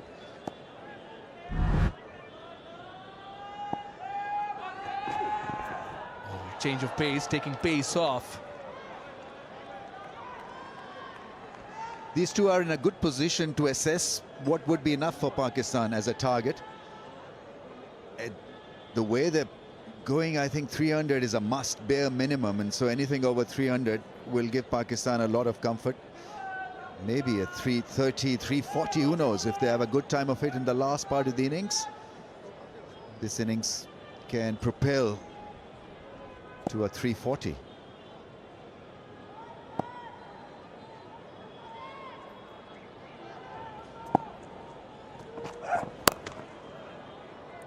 This is very good square of the wicket.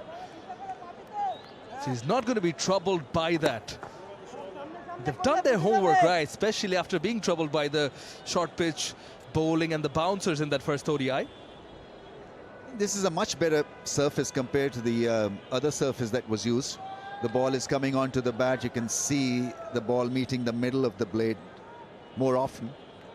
And they played responsibly as well. There's been a plan and they've been proactive, unlike in the previous game where they were sitting ducks, it appeared.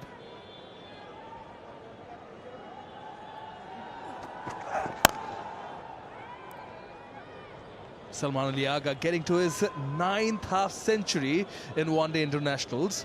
Felt against the slower bowlers, he's preferred the onside. Against the seam bowlers also, made room for himself and played to the field.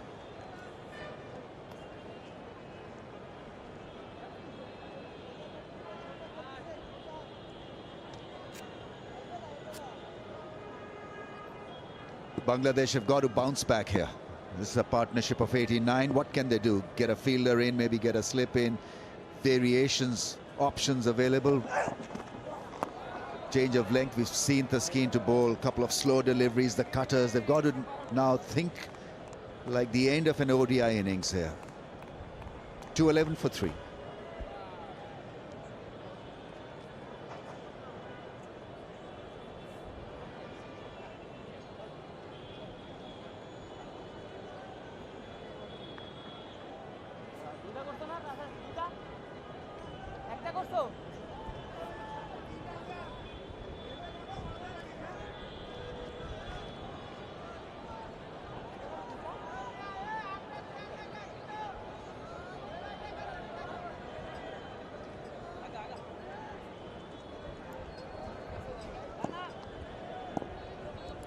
Averages over 44 in ODIs, the Salman Ali Agha. Over 1,400 runs. Down the track, catch it is the call. Few bounces to the fielder. Getting back to Salman Ali Agha though, speaks volumes when you do it, when the team requires it. The partnership now 90. Yes, you've got to have solid assets in the middle phase of the innings, and Salman Ali Agha's record is phenomenal in one days.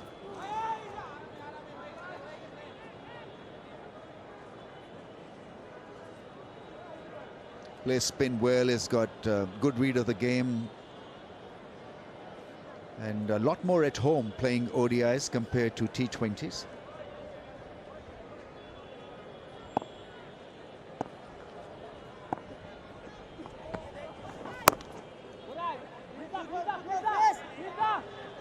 I think often, being the leader of one format, that gives you an extra boost of confidence, perhaps the other format as well. Yes, I mean, we were all surprised really the way he played against Australia at home. We were wondering that why it didn't click during the World Cup. Subcontinent conditions, similar conditions at home as they are at home. And he seemed to have fitted the bill at number 3 position as well.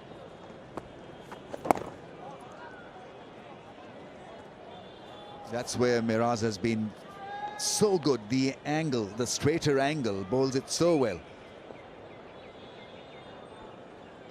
And the length as well, especially when there's only one boundary rider and the offside will be away from that fielder. Yeah, few drops to that solitary fielder. And the boundary ropes on the offside. It's a tidy over from Miraz, 4 singles off it, 2-1, 5 for 3.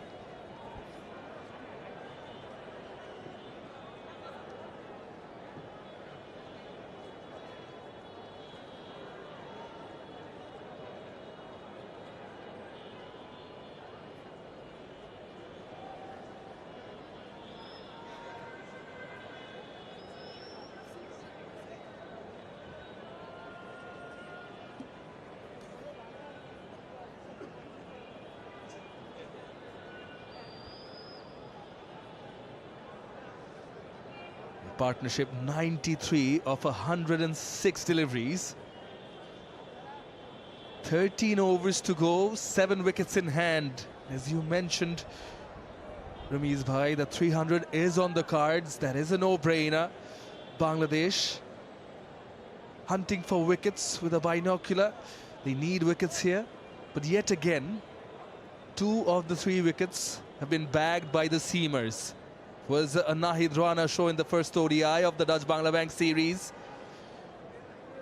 Need certain players to come to the party. They need something special here, Bangladesh. I think got to be good in the field, you know. You got to be good at defense, because 7 and over will give Pakistan 306. So somehow they got to stop them from scoring 7 and over.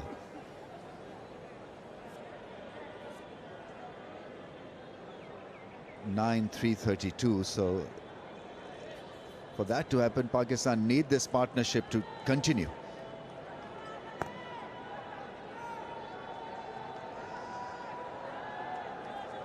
Taskin has got 3 overs left. Rana has got a couple of overs left, I think. So 3 overs. 6 overs to go. Hard at Pakistan with variations. Yorkers, slow Yorkers. Maybe that length as well.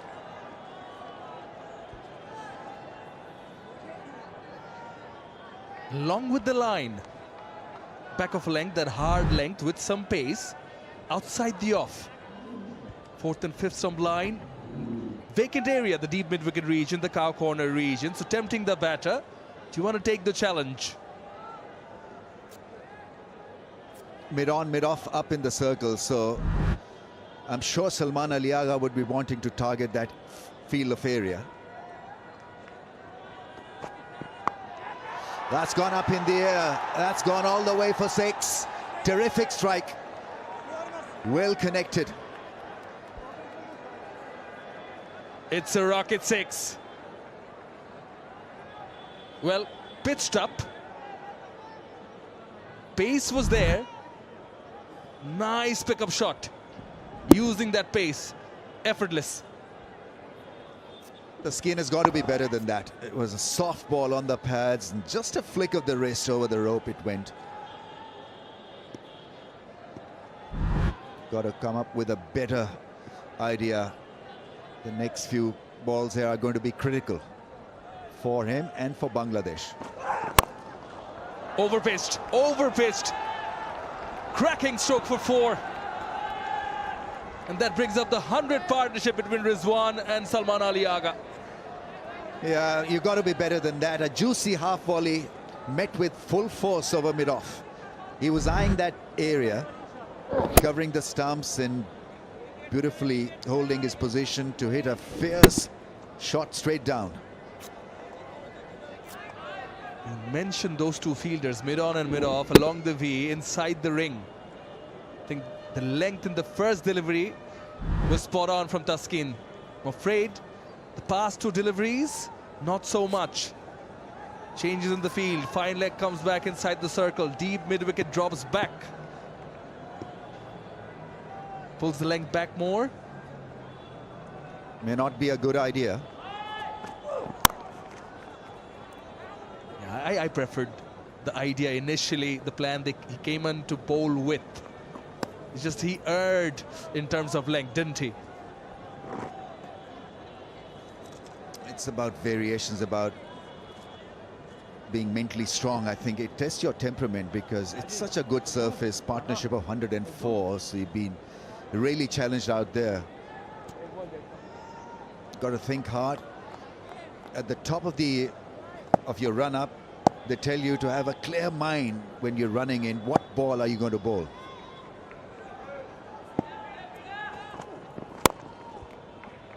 Taking pace off. Fielding of his own bowling, much better. Already an expensive over this. Rizwan's strike rate is 74. It has to improve. Salman going at 105. For Pakistan to achieve a target in excess of 300, Rizwan's run rate has got to go up.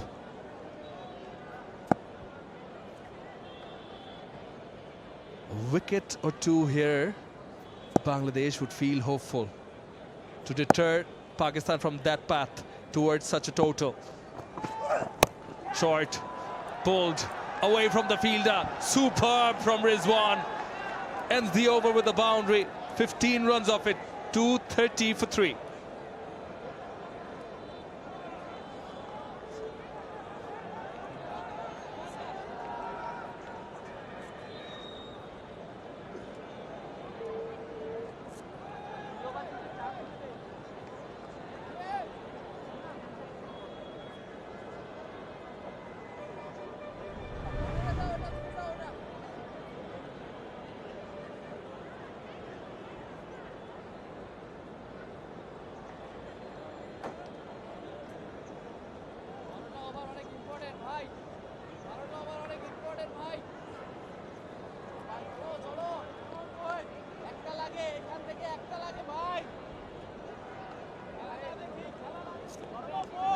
Construction mode on, thanks to Pakistan batters. 38th over, 15 floors that building has.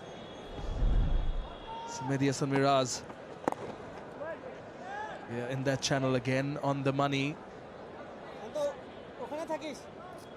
But Rizwan has waited for the right deliveries, and whenever he's got them, he's put them away, bringing in all his experience.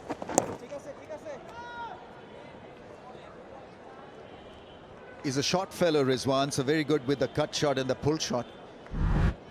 Not a big driver of the ball down the ground. This is absolutely right up his mark.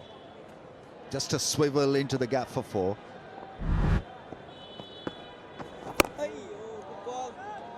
Miraz bowling the last over of his quota. He does have off-spinning options. He's already bowled 1 over of Afif. He's got someone like a Saif Hassan in the side as well. I think, given that the two right-handers found their motor. Gets the run of play. All of a sudden, an underarm throw from Miraz, asking the question. And Aga making a point for himself also. Now Tanveer Ahmed has gone upstairs. TV umpire director, we have an umpire review for run out at the non-strikers end. Can you show me the side on replay, please? It is a Das Bangla Bank decision pending.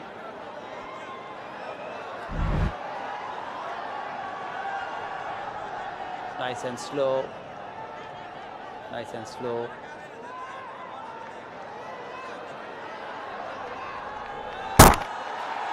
Yeah, batsman is out of the ground at the time of the wickets break. I have a decision for you in the big screen.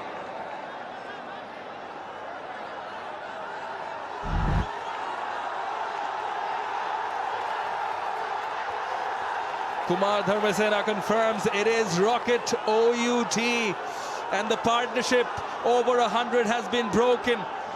Salman has to go. Yeah, I mean, within the technical range, and as far as the laws are concerned, he was out. But sportsmanship, I'm afraid, that got a massive hit. He's just about to pick up the ball, give it back to the bowler, and bowler felt that it was a chance of a run out, and so got a feel for him, and rightly feel undone by the situation and emotional. 231 for 4.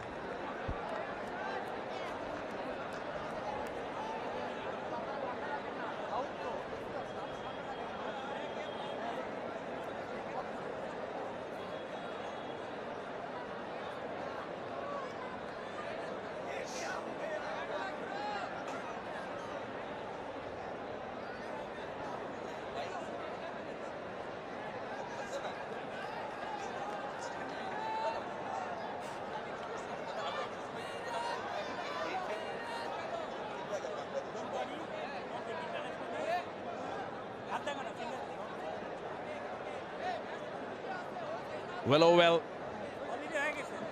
Just managed to break that partnership. Of course, Salman Ali Agha will not be happy with that. Certain things that come in the realms of sportsmanship, and I think obviously there you see is wanting to pick it up, give it back to the bowler, and he gets nothing in return. And Salman Ali Agha there querying, why was that needed?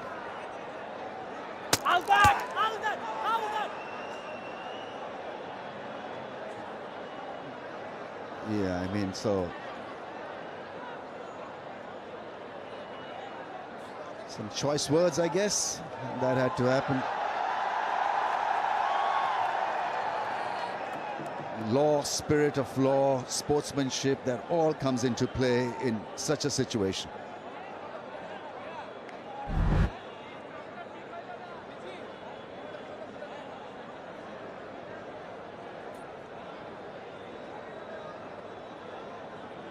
Emotions, emotions, all emotions. It happened in such a weird way. It was midway through the crease, the ball came towards him. The bowler was also attempting to field the ball. Naturally, he went down to just pick up and collect the ball. Sometimes instinct-wise, batters also just, make it to the crease.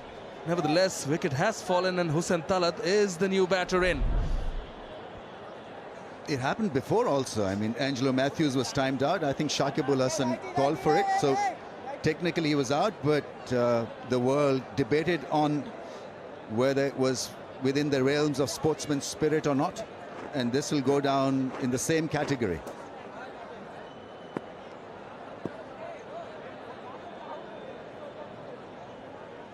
It sort of calmed everything down. It might as well. There are other instances, Ramesh bhai, in this ground as well, where Litton Dash was the captain, and I think it was a series against New Zealand where the batter was called back. So both columns would have.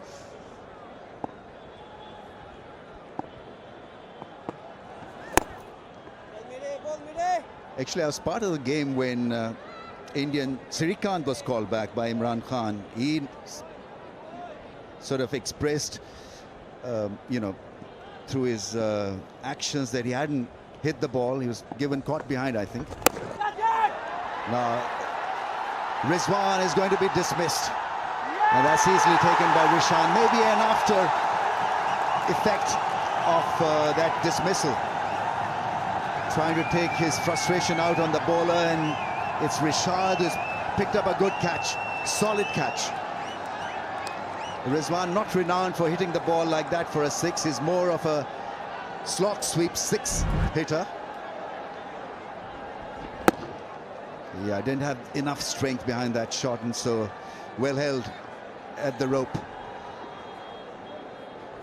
Couple of solid blows in favor of Bangladesh, and so the rhythm is down, it's been killed. Partnerships been removed, he's been removed as well. Rizwan, 44 of 59, 231 for 5.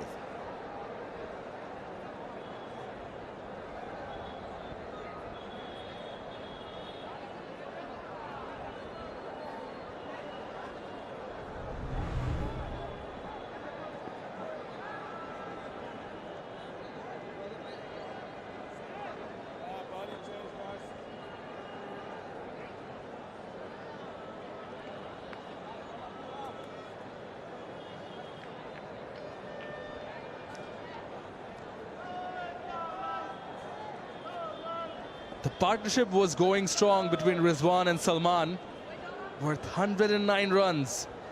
It's been a story of those two partnerships.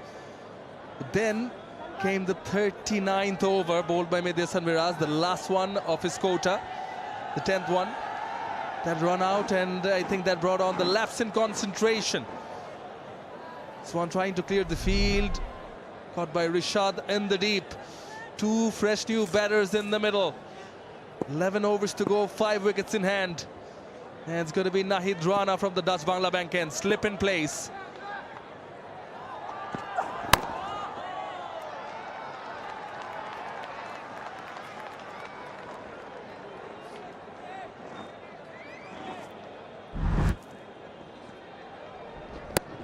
Yeah, didn't catch it in the middle of the bat, and he knew straight away that it was doomsday for him.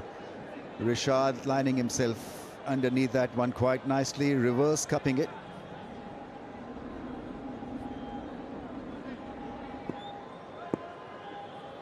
And so, a couple of wickets falling very quickly. Pakistan will have to begin again, so this last part of the innings as important as the first 10 overs, because this has to finish well for Pakistan. Maybe they can bat a bit for Salman Ali Agha. Abdul Samad is a bit of a dasher. Hit the ball hard. That's a list A career for you. Best of 130 not out.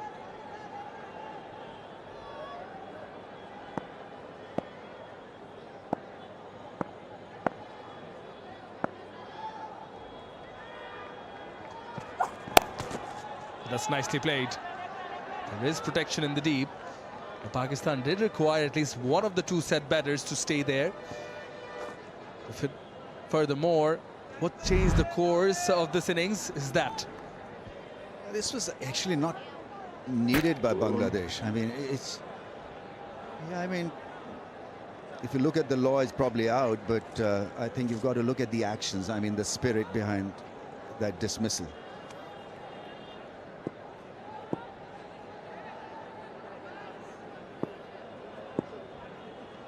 It was a very shocked huddle as well, because they were still trying to figure out the situation, whether they've done the right thing or not. But it was the captain himself.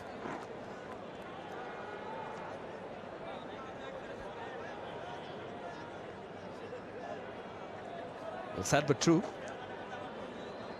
And then they'll say well within the laws of the game. Yes, you can't argue that. But on the other hand, obviously, I mean, you've got to look at the spirit of the law.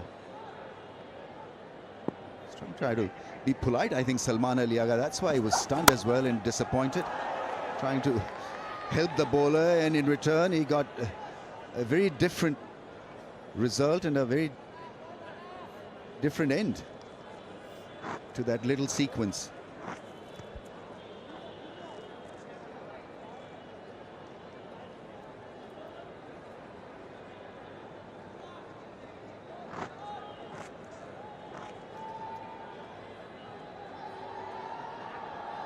Is certainly going to impact this innings and may impact the game.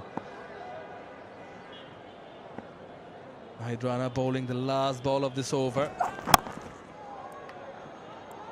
Squeeze a single out. 4 singles of the 40th. 235 for 5.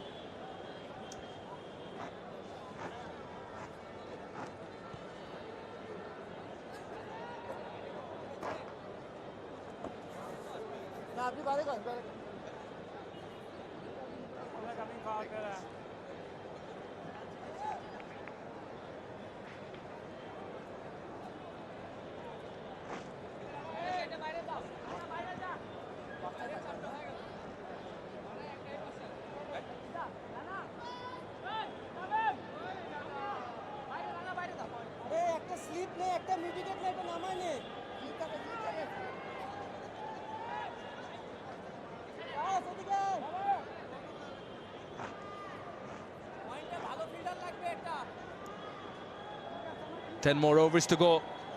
5 wickets in hand, and there's confirmation. The third and final power play. 5 fielders allowed outside the 30-yard ring. And it's going to be spin of Rishad Hussain. Deep cover, long on, long off, deep mid-wicket, and deep backward square leg in place. Pitched it up. Crisp drive. The sweeper will cover. This pair has got to pick up the pace again. And so it's important that Samad, in particular, strike goal, because once settled, he can hit those big shots.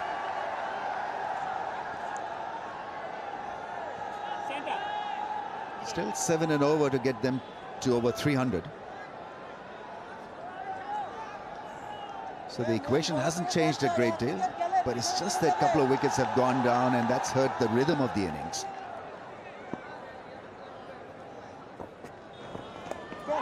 In the for a bit. Past the fielder also. And will run away for 4. Fielding has got to be good. You've got to back the bowlers here because the charge is on definitely. Last few overs left in the innings, so you've got to be smarter than this.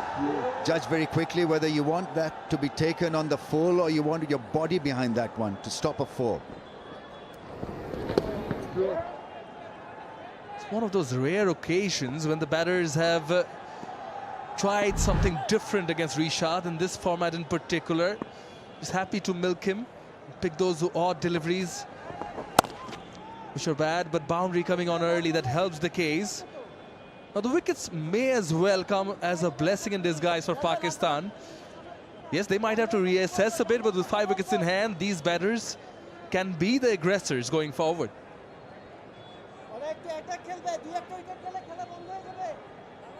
There's nothing like blessing in disguise when a pair was having a partnership of over 100.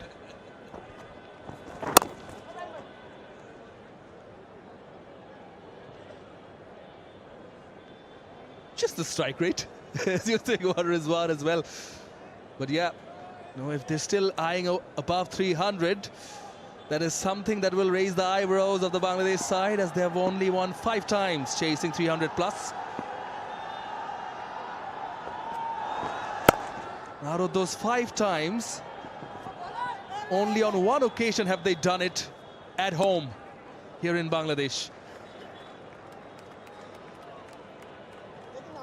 It's a good batting surface though, so 300 can be tracked down if they have a good start, wickets in hand, that kind of stuff. Play sensibly. Pakistan are under pressure. They've lost the first one. But Pakistan will fight tooth and nail because this is now they're in their survival mode. That's hit the pad for a run, if not 2. 2 leg byes, I think.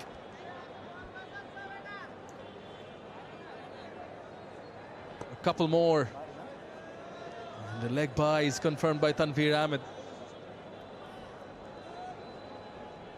Should be the end of the 41st. It is 2:45 for 5.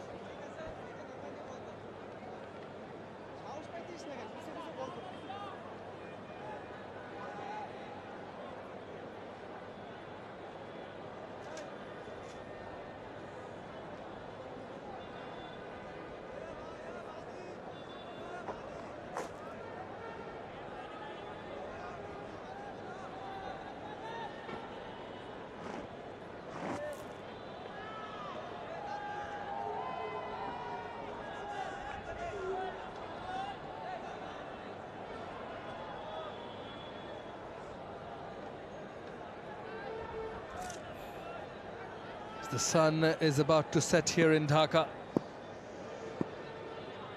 Match goes on, 9 more overs to go. Nahid Rana bringing the firepower from the Dutch Bangla Bank end.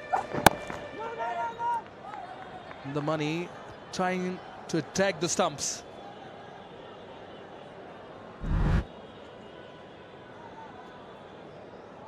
I'm sure this run out will make the headlines tomorrow as well. They try to help the bowler there, picking up the ball, lobbing it probably back to him, and well, Mehdi felt that he was out of the crease and he played by the rules. Well, got the decision, but sportsman's spirit was badly hurt, injured.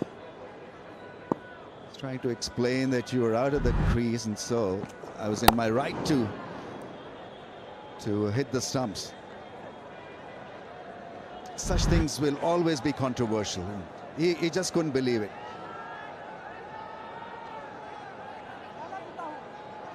He'll learn a lesson. Not be nice to the opposition anymore.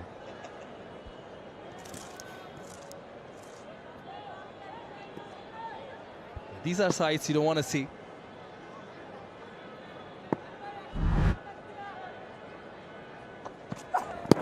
Oh, that reared up on Talat Hussain. Direct hit at the non-striker's end also.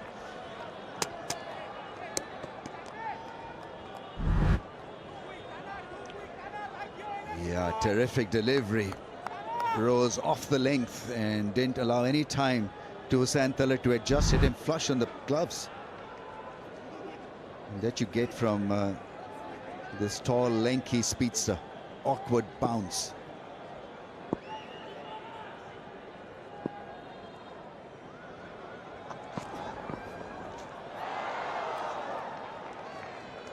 Swing and a miss. Too close to cut rather. But 4 dots on the trot for Rana.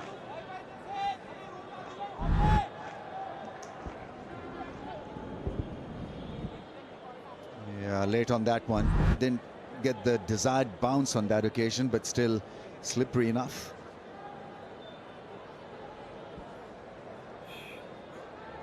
Taskin has 2, Fizz has 3. Rana after this will have 1. The 6 overs of the seamers.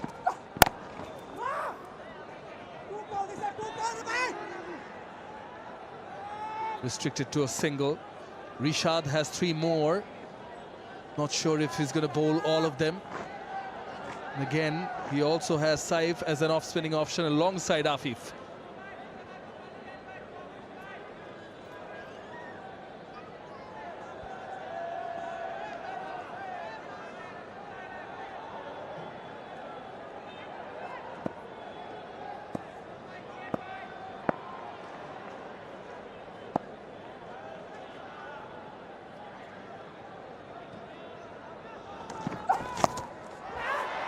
Catch it is the call, but he'll be a spectator. Using all that pace of Rana, and it is a rocket 6 from the blade of Samad. Spoils the 42nd and brings up the 250. 252 for 5.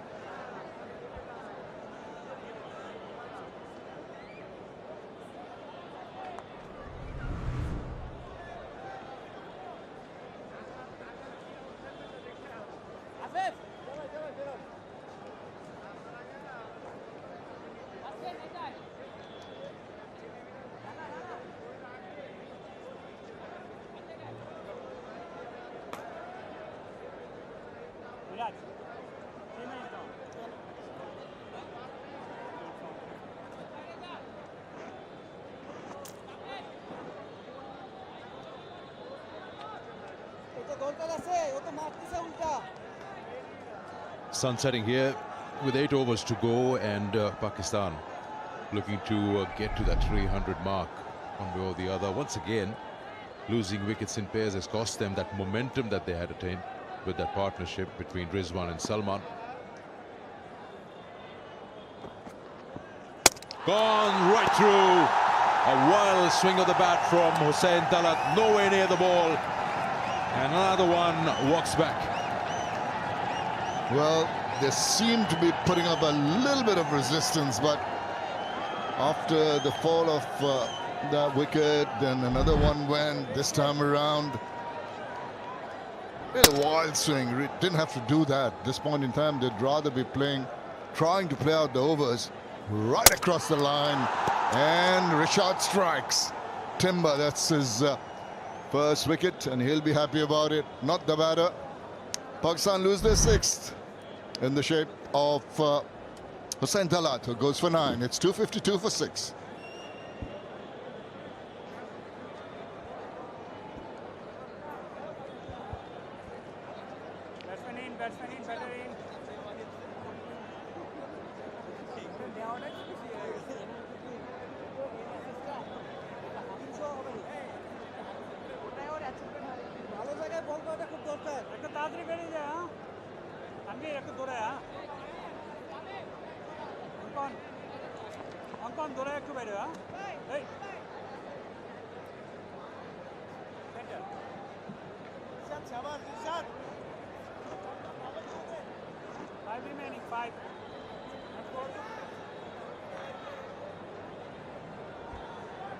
Six down now with Fahim Ashraf out in the middle.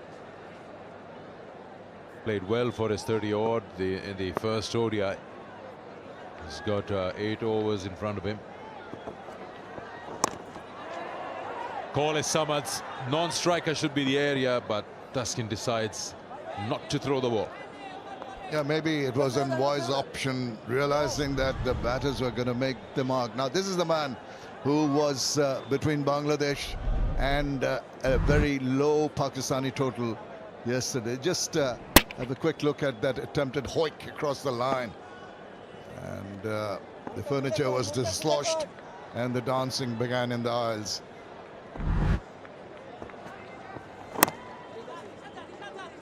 Could be two. Could be two. The field is way in the deep. Oh, Samad's been sent back. Samad's been sent back. Another one goes. Samad's goal was there. His partner was not interested at all in that second one. Huge misunderstanding between the two. Yes and no. Let's take it, let's not. And in the end, it was a good pickup from the deep. I think it was Afif Hussain who was onto it in a flash. You'll see that. There you see the first run taken quite comfortably, thinking about the second. Good chase. Look at the manner in which Afif came like a gazelle, picked up, threw it, and straight away knew that he'd done the job. Easy for the bowler. And he was elated. Absolutely top-class work in the field. Bangladesh flags are flying high as Pakistan once again imploding. 11 for Abdul Samad, 254 for 7.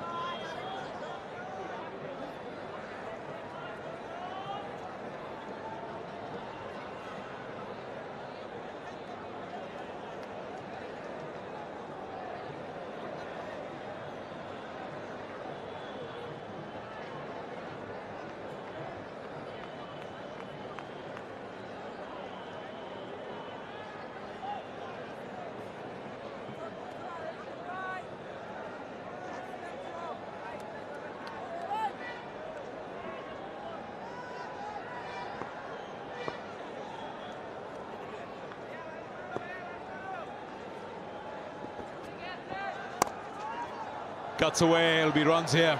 Probably Taskin has already given up. He won't chase that. Just a little bit of width and the kind of form Fahim showed in that first game. He's just made that look effortless. He's on form, but once again, he's running out of partners. And with less than 8 overs to go, he will be taking on every opportunity to score runs and also try to hog strike. For him, just see a change in the field, the mid-wicket fielder brought across to strengthen that area that the ball's been put through backward of point. And short mid-wicket coming a little straighter. There's deep backward square, deep mid-wicket and a long on the onside.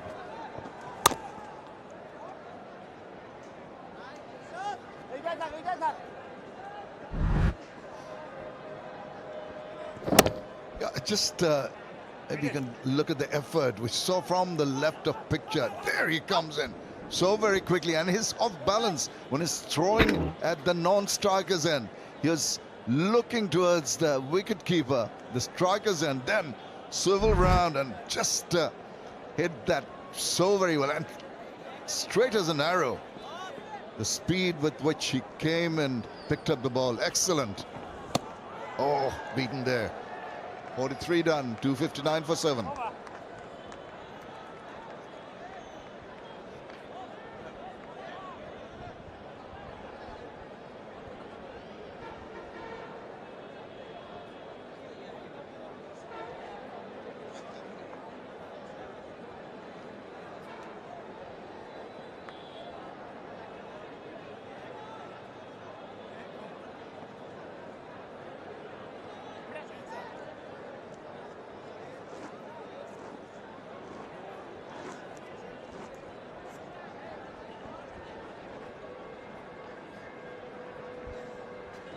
These are the follow wickets. Now you see losing them in pairs, 121, 122, 231, 231, and then 252, 254. So every time you have 2 new batters and you rebuild the whole thing.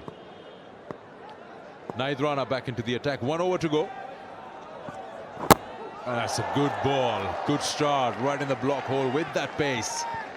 Have a quick look at that run out again. Now, whenever you're passing each other after the first run, there's a call. You want 2. Now, you see Fahim slows down when he turns around.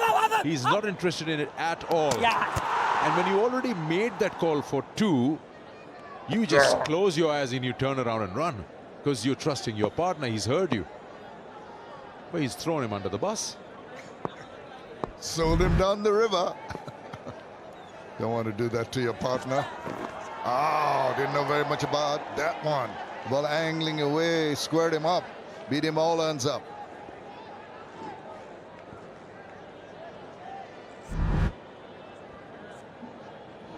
It will be playing on Fahim Ashraf's mind, that run out. He needs to be just settling down those nerves. There'll be butterflies in his stomach. Difficult phase of play to play out. Trying to protect the other batsman and also hog the strike.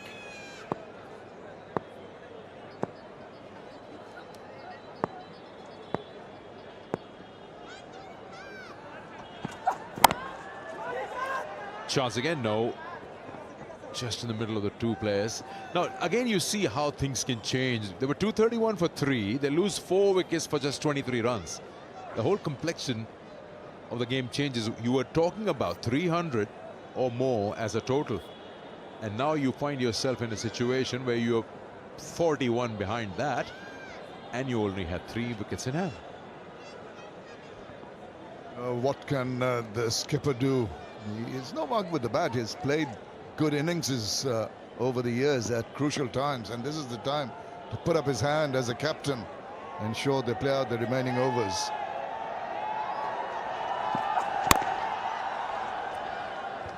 Just don't think that's the right way of going about it. Maybe his eyes lit up with the length of that ball. He's trying to pull it, but 141 clicks, it's always going to hurry on to you. Almost 142. That last ball, he's got to be wary. He's got to be wary of the pace and the venom of Nahid Rana, who's into his 10th over now.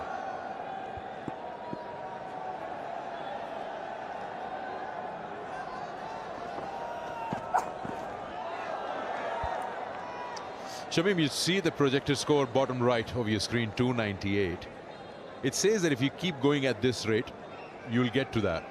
Should also keep the consideration of wickets in hand. What if it's 9 down or 7 down? That becomes more difficult. Absolutely agree with you. We don't tend to show what they go at lower than the going rate. The usual trend is to show the current rate and quicker ones. That's the expected. That's the norm during the slog overs. But Sikandar, you're absolutely right. If the wickets fall, it's going to really drop. Yeah, and also the fact that they're 2 new batters. Now, is it in the over? No, it's not the over yet. But down there, they seem to be going to their different field positions. Yeah, 44 now gone, 260 for 7.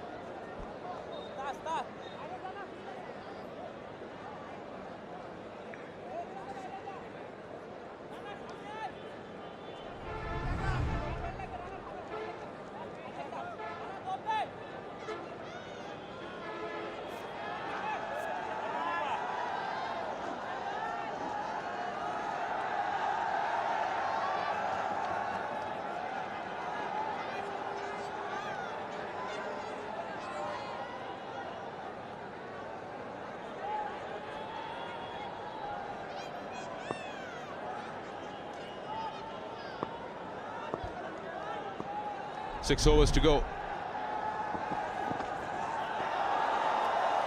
Now this is the crucial period now. For the last 7 deliveries, Pakistan scored only 1 run. It was a brilliant over from Nahid, the one before this. Conceded 1 run, completed his spell of 10 overs, 1 for 59. He was expensive, mind you. 3 overs for 36 when he started off with that. In the first change, I think. And then he pulled things back. Well, he'll be very happy with pulling things back because it looked rather ominous once he started off.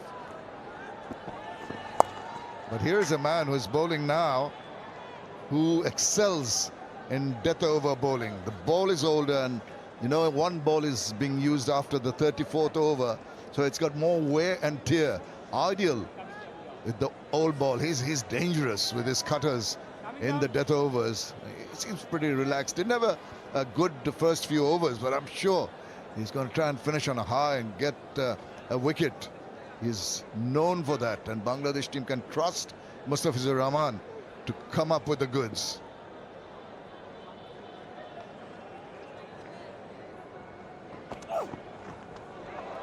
Yeah, he's got a lot of experience.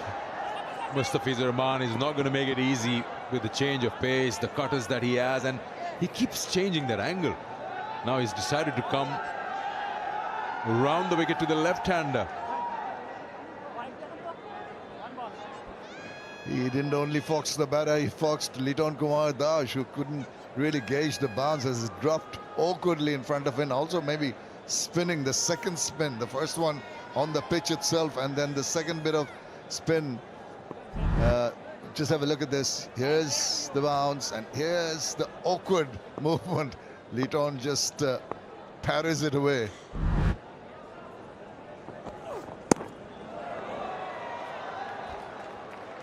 Spicy. That just rocketed off the surface. He Fahim did well to not offer anything but soft hands, otherwise it could have gone anywhere. Pardon the pun, fizzy. That's what he can produce, Mustafizur Rahman.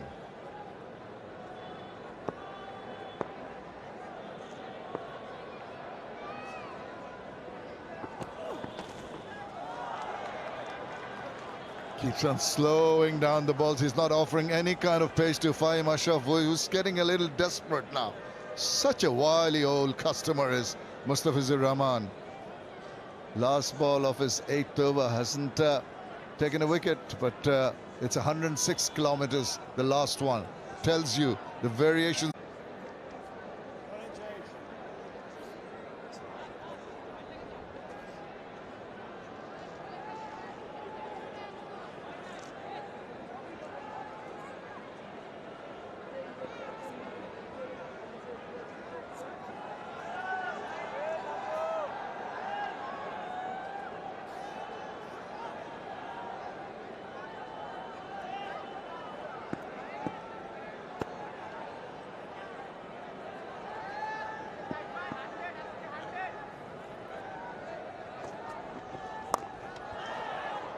Yeah, it doesn't really get hold of it, Shaheen. So the last couple of overs, just 3 runs, and you've seen that the change of pace has really madly deceived the 2 batters, almost frustrating them because they're looking to have pace on the bat, and the ball would fly away. And nothing has been offered. And as a result, the projected has also been pulled back now into the 290s. Backs away and finds the fielder in the deep, but that's of the essence as a bowler. You read the game, you read the situation, you see what the ball is doing from the wicket, and you realize that at the end of the innings in a 50-over match, there will be a little bit of wear and tear. Mustafizur Rahman so good at not giving any pace at all. Rishad Hussain can fancy his chances here. Maybe one of the few ones that went the other way, the wrong one. Haven't seen too many of those. Yeah, even Shah Afridi looking for the orthodox leg spin, not there.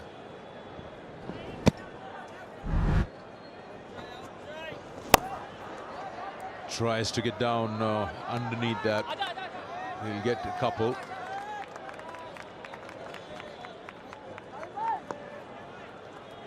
We were talking about a little while ago that how many would you like to get in the last 10 wickets in hand. Sides look to get 80 plus. Pakistan from over number 40 to now, we're over number 46. They've scored 31 now. The problem is the wickets column. Who's going to get those remaining runs to get them to close to the 300? It's high in the air. It's got no distance. Will take some catching here. Man underneath it and gone. They've been good in the field. Afif takes the catch. They haven't missed any. Pakistan captain walks back. Pakistan lose 8. This was not an easy catch. It went swirling up in the air into the evening sky. And just see the shot. Goes for that. Little bit of grip on that. He knew straight away he's in trouble, but the catch had to be taken. Look at the manner in which Afif came down, reverse cupping it and hanging on to it for his dear life. Well done. Appreciation from Rishad. Bangladesh have another one. It's the captain who goes 3 He scored 266 for 8.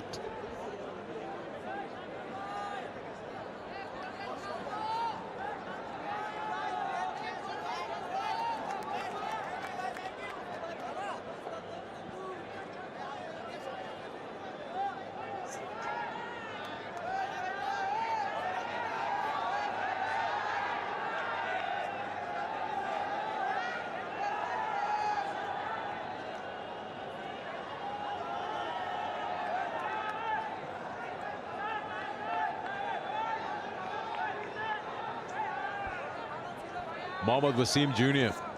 Pakistan 8 down.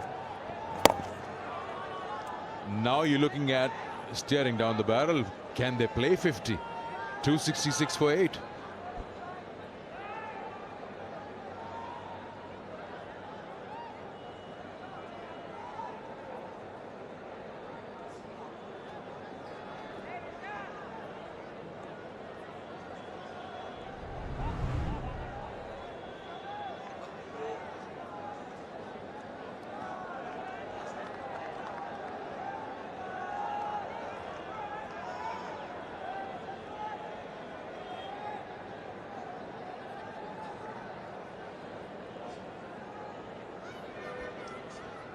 The final power play, the ones in white, have not really gone Pakistan's way.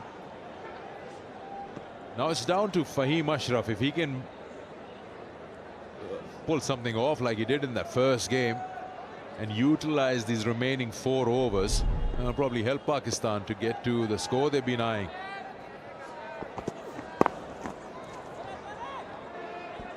It'll be a delicate balancing act for him. You've got to ensure you play out the remaining 4 overs. You're losing partners at the other end at regular intervals. This is the last wicket. He's been depending on that kind of stroke right through the innings, Shahinshah Afridi. And on this occasion, the crowd are absolutely thrilled because they saw a very well judged catch being taken. Young Afif Hussain did very well to come underneath that one.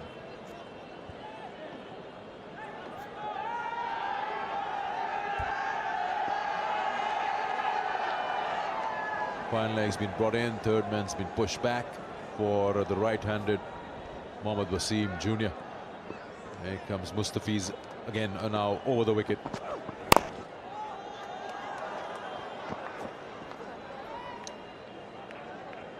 The good part about Mustafiz is he's not predictable, and the variations are so nicely disguised. The arm speed doesn't change, and he happens to bowl those cutters and the slower ones at will.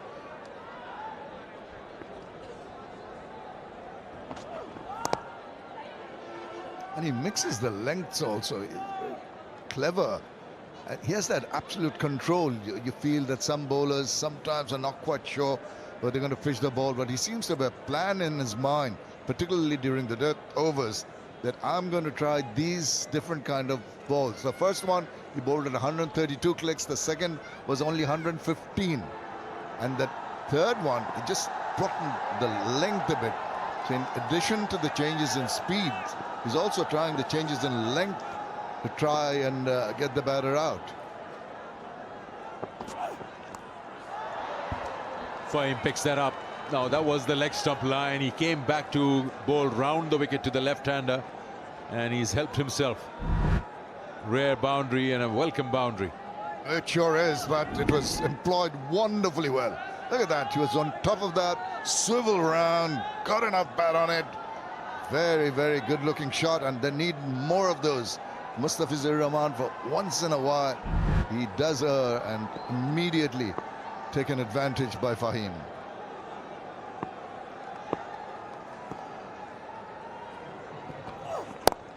Was a leading edge, he's gone. Lost the ball in the lights for a moment, but doesn't make a mistake. 9 gone now for 272.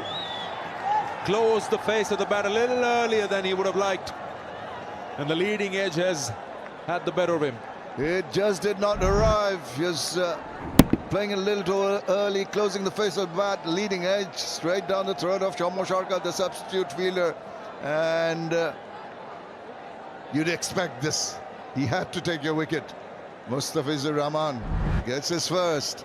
It's an important, crucial wicket of Fahim Ashraf, gone for 14, 272 for 9.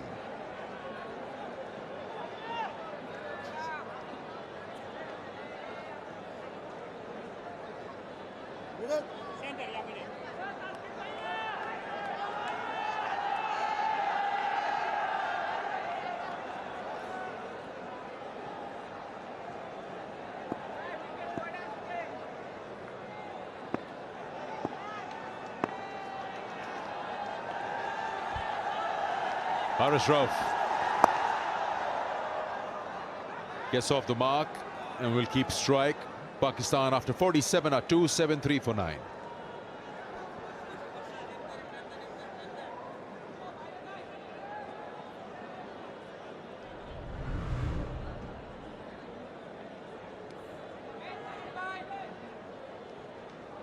পয়েন্টে ভালো fielder লাগবে পয়েন্টে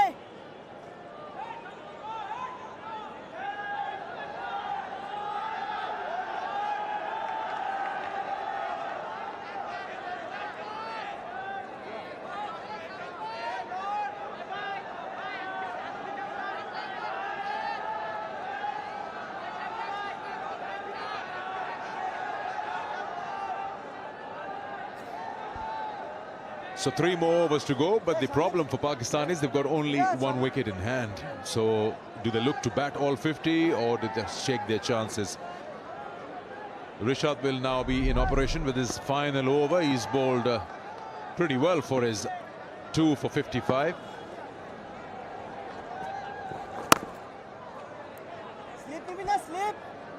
Well, Rove is here because of this leading edge. Just try to flick the ball away.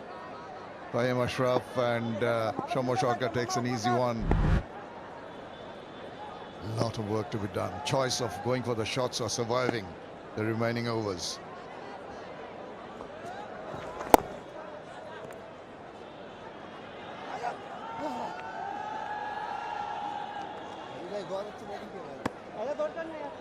Boris Rove seems relaxed enough.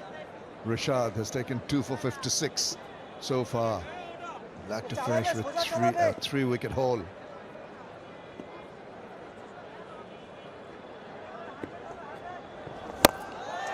That's high in the air. That's a big boundary there. Man under it. Should be out. Gone. Pakistan's wrapped up inside 50 overs. Mohammad Wasim Jr. trying to clear that boundary. Terribly fails in doing that, and Pakistan have been dismissed in no time. The 231 for 3. And they're all out for 274. Well, rather a dismal finish to the end. Crowd are elated.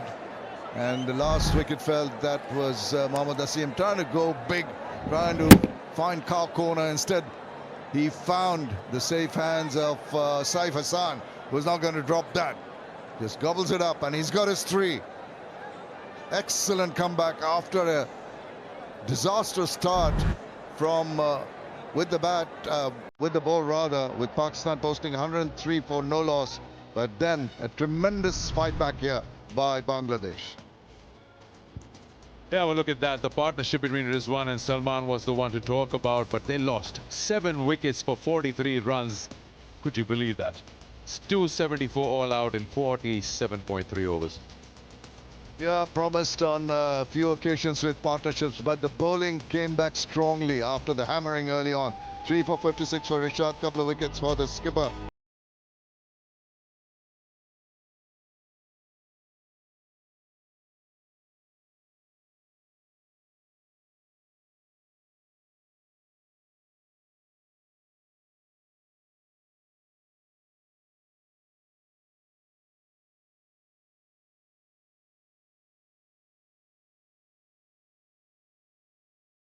And we'll be back soon with more action.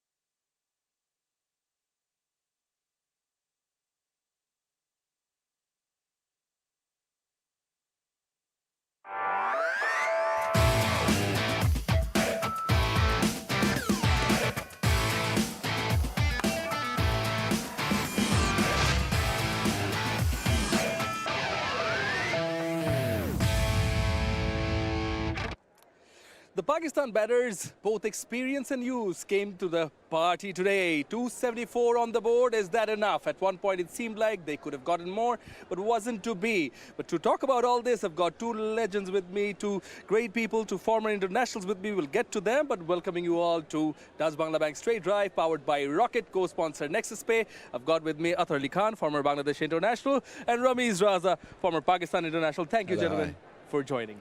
Thank you. Thank you. Yeah, thank you. So, yet again, first I'll go to Athar Bhai, no-brainer there. The Miraz winning the toss, decided to have a bowl first, but it wasn't like ODI 1, was it? Yeah, I mean, when I did the pitch report, it looked that the pitch has, I mean, the curator has left a lot more grass than what we saw in the first one-day international. And when you see that, then you expect the seam bowlers to have a bigger say. But when I went in and actually touched the pitch itself, it was quite compact. And it seemed that it could turn out to be a really good batting surface. And that's exactly what happened. Well, credit to Pakistan, because they were under the cosh. Remember, they could not handle someone like Rana in the first one-day international. But thanks to that wonderful opening partnership between Sadaqat and Sahibzada Farhan, which set the tone for Pakistan to put up a total. As you rightly pointed out, at one stage it looked like they could have scored more than 300 runs, Ramiz, but then mini collapse one more time. Yeah, I mean, I think they're about 20, 30 runs short, clearly. It's a good pitch. You know, there's a little bit of green tinge to it, but, you know, it's a battable pitch, a chaseable score for Bangladesh to seal the deal. But before getting to that, I was about to get there, Ramiz bhai. But initially, you know, as Mike Hesson after the first ODI mentioned, the youth needs to, you know, to take the opportunity, and which Sadaqat at the very top did today. How impressive was he? Very impressive, because I think he's got limitations around that off-stump area, but you know, he's a rookie, he's a young kid, so the more he plays, the better he'll get. And today was a fantastic innings, because he could have been bogged down completely by what he produced in the first game, but there's no jitters whatsoever. He was positive, he was taking on the bowlers, you know, he played the pull shot, the swivel shot, the cut, the drive, he saw it all. And today he made that little adjustment. He was standing on leg stump in the previous game. Today he was more closer to the ball. He stood on that middle and a little on the off stump as well, because he doesn't shuffle a great deal. But the timing was there, the intent was there, and just a great day for a young kid. Yeah, and you know, he really did come to the party, but so did someone experienced, Athar Bhai, in Mehdi Hasan Miraz, when, you know, first ODI, very contrasting, fast bowlers coming to the party, Rana. Today, not working initially, so Miraz had to carry on, and he actually did very well, didn't he? Well, he's been very impressive, Shaman Noy. If you look at the way he handled himself in the first one-day international when he picked up a 3-for. But even today, we didn't see a lot of turn. But what has been impressive from Mehdi Hasan Miraz is his immaculate line and length control. He picked up a couple of wickets. Unfortunate for the left-hander, got the bottom two end of the bat, and then also one of the batters holding out in the deep. Why they managed to play that, or why they attempted to take some sort of a risk, because he was very, very accurate in terms of line and length. He hardly gave any room on either side of the wicket. He was attacking the stumps all the time, because he knew that he was not getting too much purchase. But having said that, he did not lose his faith in terms of trying to bowl at the right areas. I thought he was brilliant as a bowler, even today. Yeah. 3-for in the first ODI, 2-for today, and he broke the opening stand worth more than 100. But it was his last over that made it all spicy. Ramiz bhai, your thoughts on that? That run out, breaking the 109-run partnership between Rizwan and Salman Aliaga. So I come from a different school of thought. I mean, today the game is played differently. I think they go for the jugular the moment they see an opportunity, and that was outside the sportsman spirit of the game of cricket or law, but he was well within his right to get that run out. But the intention here was that there was this little tangle, and then trying to do a good deed, and you never do that to the opposition. I think there was a stern reaction, which was obvious, because the intentions were very different. One was looking for a run out, the other was trying to be friendly, and there's no room for friendliness in this contest. So I would give that like a 10 out of 100 to Bangladesh. They could have done a bit better. Yeah, well, Well, a lot. I think there are going to be two schools of thoughts with that, and many ones with their thought. On that thought, though, we'll take a short break and we'll be right back. Stay with us.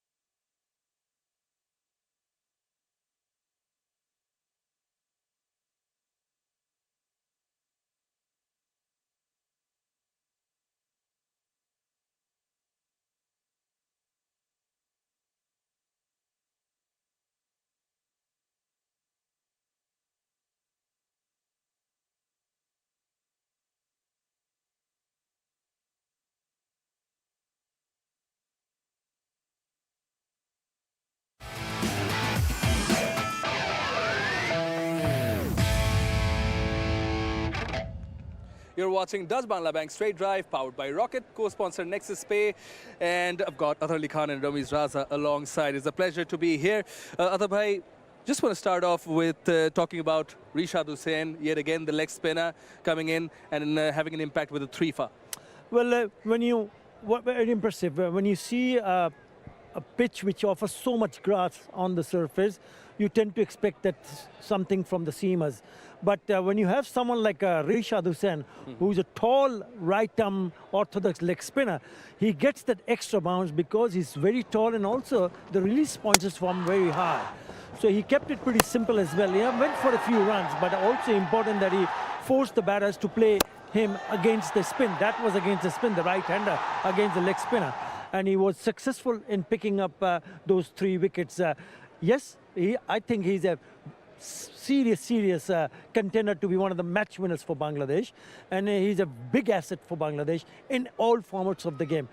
In white ball cricket, I think he can be a really crucial factor in turning the game on its head. Yes, impressive today, and hopefully continues to show his form on a consistent basis. And certainly why he should be nurtured. But Ramiz bhai, coming to you, in contrast to this, you know, Pakistan coming in with one change, Abrar, the leg spinner, not playing, bringing in Haris Shroff, seeing Rana do the tricks. How do you think the second half will play out, and what should be the bowling action of plan?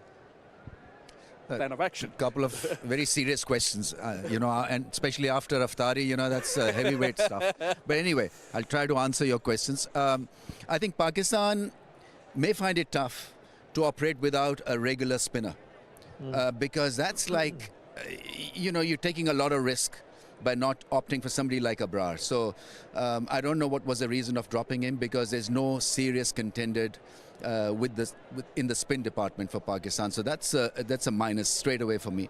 The other thing is that they've got to now rally behind the paces. And Haris Rauf is an excellent inclusion. So they've got to strike because they are about, as I said, about 30-40 runs short of the target. So they've got to pick wickets and the strategy has got to be accordingly. So slips, field in, get Bangladesh under pressure. The first 10 overs are going to be critical. 2-3 wickets in those first 10 overs could set the game for them. And speaking of that, Atar, by coming to you, of course, ODI won when Bangladesh chased. They were in full control, courtesy of Tanzit Tamim. It's a different ball game together today in the second ODI, isn't it? Yeah, obviously. I mean, they were chasing 114 in the first one-day international, so no big pressure on them. But tonight they can come and chase 274. We mean the target is 275. So the way Tanzit Hassan Tamim handled himself, he looked a free-flowing batter. He played some gorgeous shots. Didn't look to play or trying to take on the opposition right from the word go. If there's a ball to hit, he hits it. But I think he needs to also understand the fact that if he does get a good start even tonight, he has to play a longer innings. He needs to be involved for a longer period of time. Bangladesh batters have not been tested. They chased 114, they won by 8 wickets, too easy for them in just 15 overs or so. But you have a good batting setup. You have Saif Hassan who missed out. Litton Kumar Das was there unbeaten. There's Hridoy also. Shanto looked very good. I think the top 4 and 5 batters will need to make sure that they're up there till the very end, because if you leave it to someone like Miraj and Afif and Rishad, so you're making yourself in a spot of bother, thinking that, okay, the top orders will not flourish, middle order will have to take the responsibility. I always feel if you're chasing more than 250 or 270, tonight 275, the top order has to put their hands up and say, I'm going to do this job for my country. And certainly, Ramesh bhai, you've already mentioned that they're 30 or 40 runs short. 200 plus partnerships in that Pakistan innings, and other than that, they have collapsed. Two different stories altogether. Yeah, the middle order, I thought Rizwan and Salman Ali Agha's partnership was a valuable one, but then the late middle order didn't function properly. There's too much of helter-skelter, too much of pressure to hit the ball out of the ground. Only if that partnership had continued for another 5 or 6 overs, things would have been a lot different. I was looking forward to maybe a 310, 320 score from Pakistan, but that didn't happen, obviously. Now they've got their backs against the wall. What can they do? So their shot changed as far as spin department is concerned, and so fast bowlers have got to come to their rescue. It's as simple as that, plus captaincy. I think the leadership has got to be so critical. The fielding bit, the leadership, when to engage, your match winners, when to sit back, and let things roll for a little while. So all these things need to be kept in the mind. It's going to be a tough gig, by the way. It's not going to be simple because Bangladesh bat deep. They won the first game. They started so well. Just continue with that form and seal the deal. I think just to add to what Ramesh Raja just said, I think when you go to defend 274, you need to pick up wickets. So have fielders in the catching position early on. So if there is an opportunity, grab it. Well, when there's an opportunity to grab it, it is justified for both the teams. The experts have said it, and what is well is for the cricket lovers, which is you guys. We have a match in our hands in this Dutch Bangla Bank series, the second ODI. The run chase follows after this. Thank you all for watching.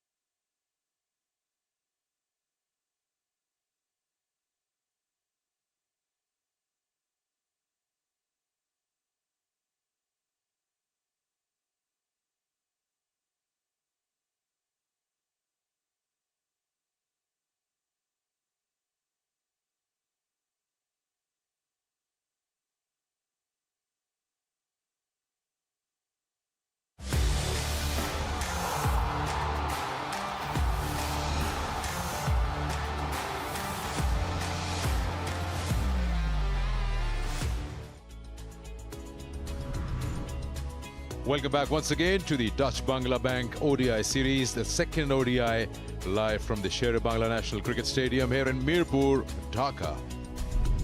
Quick look at the batting card. Pakistan asked to bat first, started off well with Sadaqat's knock of 75 of 46. Then there was a bit of a slowdown in the run progress, and then Salman and Rizwan formed a good partnership. After that, Pakistan nosedived and lost 7 wickets for just 43 runs, and they were bowled out inside 50 overs for 274. Let's have a look at Sadaqat's knock. Along with me is Shamim Chaudhary. Very impressive. After having a bit of a struggle in the first game, the manner in which he took on the bowlers. Look at those shots. All very good ones, straight down the ground. He swiveled round on occasions, Calypso style. He was pulling the balls. And look at that. That was one of the most enjoyable ones. And he thanked the stars and the heavens for that particular innings. And that set the tone with a 103 opening partnership. And bowlers were struggling at that point in time. But eventually, look at what they achieved. 3-4, 56 for Rishad, who went for a plenty in the first 5 overs, came back very strongly, good support, and Mehdi Hasan Miraj bowling well once again at 3.40, the economy, when the team was going at around 8 or 9 per over. That was exemplary, excellent, and the manner in which the bowlers got back, the team back in the game, will be something that Bangladesh will be very, very pleased and relieved about. Well, here we are now with the chase. We saw what Bangladesh openers and top order is capable of in that first outing, in the race to that target of 115 to win the match in just about 15 overs. Can they repeat that? That start will be important. He'll be thinking early breakthroughs, the new ball, the 2 new balls and the 10 overs. You'd look at 274, you say, okay, fine, this has got a match on. But when you look at 47.3 overs, you feel there could have been much more. When you look at 43 runs and 7 wickets, you feel you could have been much, much more. So the momentum somehow would be with Bangladesh when they come out to chase. Yeah, and it's talking about momentums. I think Pakistan created the momentums, and then those cluster of wickets, not once, twice, and right at the end falling apart will be very, very disappointing for them. Saif Hassan has got 150 in his 8th innings so far. He's got 184 runs, still fledgling career, but he can get the team off to a good start. He needs, I think, the first 2 or 3 overs to settle down, have a feel of things. On the other hand, his partner Tanzid Hassan Tamim has been on top of the world. 550s into his 29th innings, and he's not going to hang about. He goes at you right from the word go. Very different approaches for the 2 batters. Here's a man with a whole lot of wickets, 136 in his ODI career, and Shaheen Shah Afridi will be hoping to start off, contain Bangladesh in the early part of the innings. We're all set for the chase. 275 to get to win this series for Bangladesh, and same number of runs for Pakistan to get those 10 wickets or restrict them. Here comes Shaheen Shah Afridi. It's a good delivery, doesn't really carry to the keeper, keeps a touch low as well. Just wondering about the speed of that, 132 clicks, but the manner in which it kept low, that can be a little disconcerting for the batter. And as I mentioned, it's a little bit edgy. Saif Hassan in the early part of his innings needs a bit of time to settle down, get the ball in the meaty part, and that will be worrisome for him, getting beaten first ball.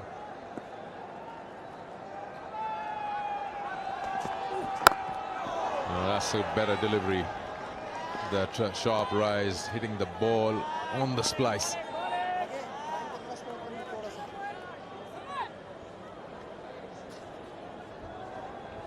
Now, the first game was a very shortened version. We never got any play under lights, but look at the breeze. That'll be the question the chasing side will be thinking. Dew might not come in if breeze continues like then. It's been this way all evening. Only time will tell.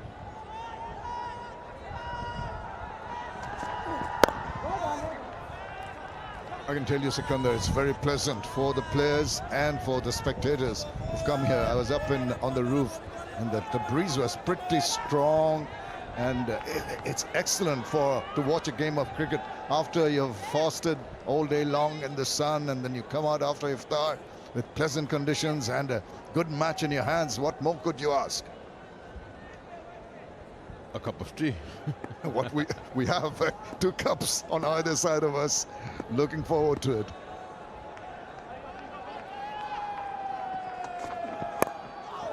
Oh, he just takes that outside edge of the bat. Bangladesh off the mark with that single, and so is Saif. Yeah, edgy start. Saif Hassan always pensive to start off his innings, not committed. Allows the ball to really come and hit the bat rather than making a concerted attempt to go to it. See, almost squaring him up. Very fortunate. Took the edge, has opened his account, and the first run, always so very important for a batter on any track, in any conditions, in any format of the game.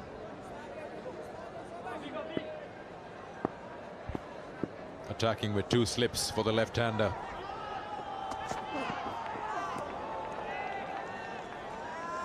He's putting a lot behind that, Shaheen Shah Afridi. Usually you'd see Shaheen at times becoming a touch predictable, bowling those full Yorkers up front in the first over. But now he's looking to the right-hander, the natural angle, taking it away. Over here, good delivery, shaping it away from the left-hander as well.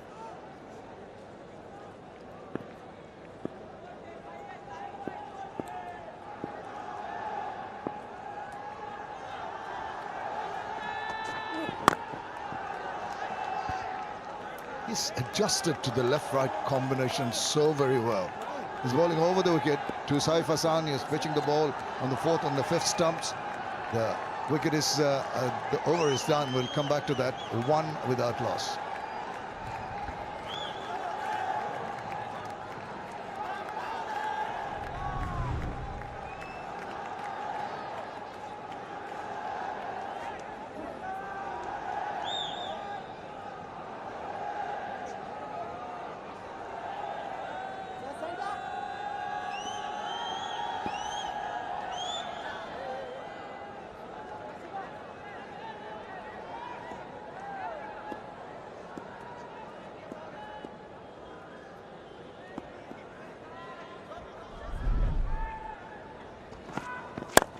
Wasim Jr. catches the call. Oh, he gets fingertips. Shaheen Shah Afridi, full length dive there. Oh, so close, so close. Tantalizing, that one. Hung in the air, not quite getting a toe into it. Had his heart in his mouth. Good effort. Oh, long levers. Despite that, the tall guy could not put a hand to it. He survives with just. And the early stage of the innings, the problems with Saif Hassan settling down continues. He's just bowled an over. He should be warmed up. Got those fingertips. Maybe longer nails would have worked.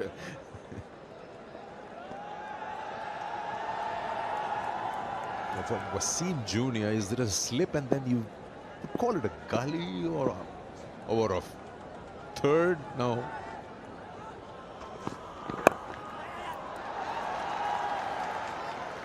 He's not the same to the left-hander, just around the thigh pad area. Tanzim from that first game, he was looking $1 million. Just played it all around the park, knowing that it's not a big score they're chasing, so he wanted to stamp his authority, show what they're made of, and surely passed a strong message to the opposition. They finished the game off in just around 15 overs, and Tanzim was the destroyer in chief.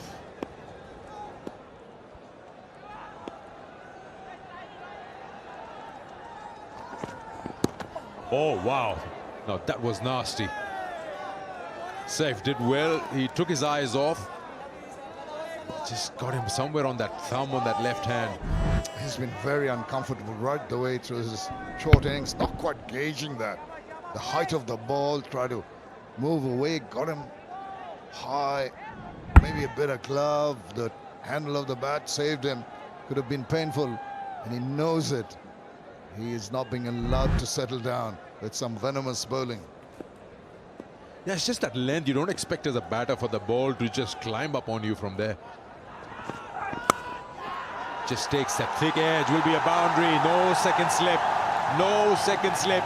Is it too early to remove that? Just a second over. Particularly when Saif Hassan was a tad uncomfortable. I think taking the second slip away was not a wise option. That gives him the chance. Get that thick outside edge. He'll claim that he's deliberately played it. He has actually. The last moment I think is opened the face just there. And enough slicing off for 4 runs. That leaves some nerves.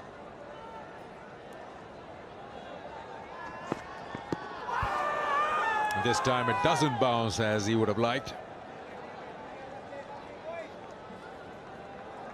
Probably that length that it just saw him, that he has an opportunity to pull that.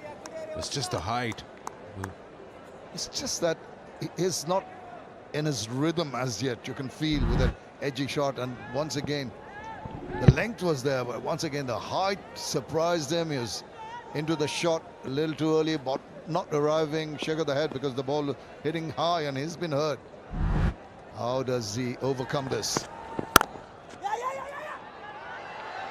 Got to be some sensible play like that. That is the over. 8 without loss.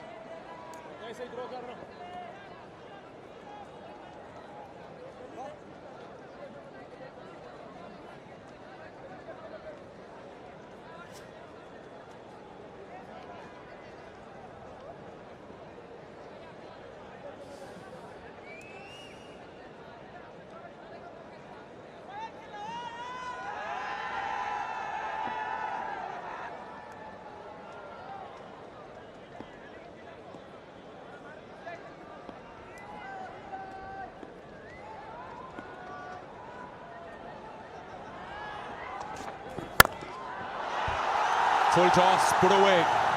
Nicely done. Bad delivery, and it got what it deserved. It sure did. And Saif Hassan is going to say thank you very much, Shaheen Afridi, for the gift. Look at that. Juicy full toss. All he had to do, get the bat in the right area, find the gap in the field.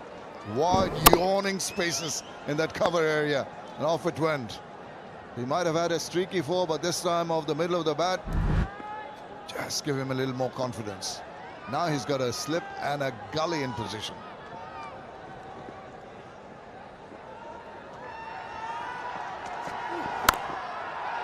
Oh, just past backward point.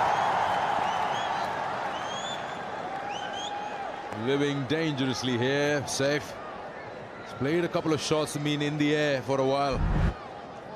He's not looking confident at all. Look at him hanging out his bat, just chasing the ball like an afterthought. It's a despairing dive to get a hand to it. It's away from the field and no opportunity to get a catch, but a good effort made. But Shaheen Afridi just felt that he was almost there, but not quite. Brings in Tanzid, who's been watching things from the other end.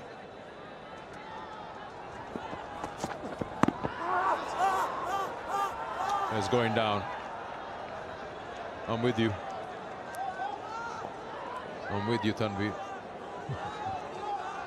Yeah, I think from the body language of Shaheen Afridi, he didn't even think himself to even ponder a review. Now, that doesn't make good reading if you're a Bangladesh supporter, but that's what's happened in the past.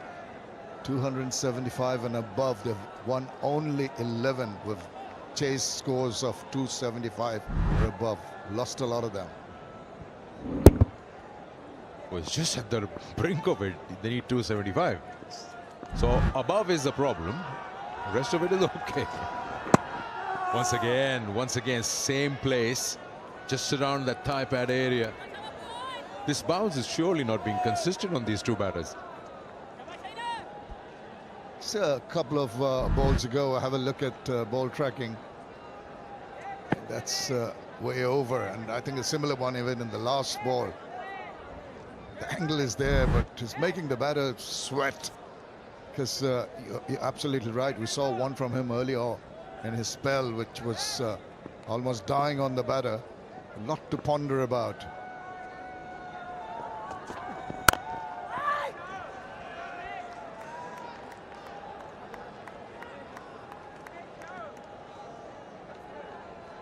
He's looking to square him up. He's got a backward point, gullyish position. He's got two slips there for the left-hander. Short cover. Men waiting for those catches.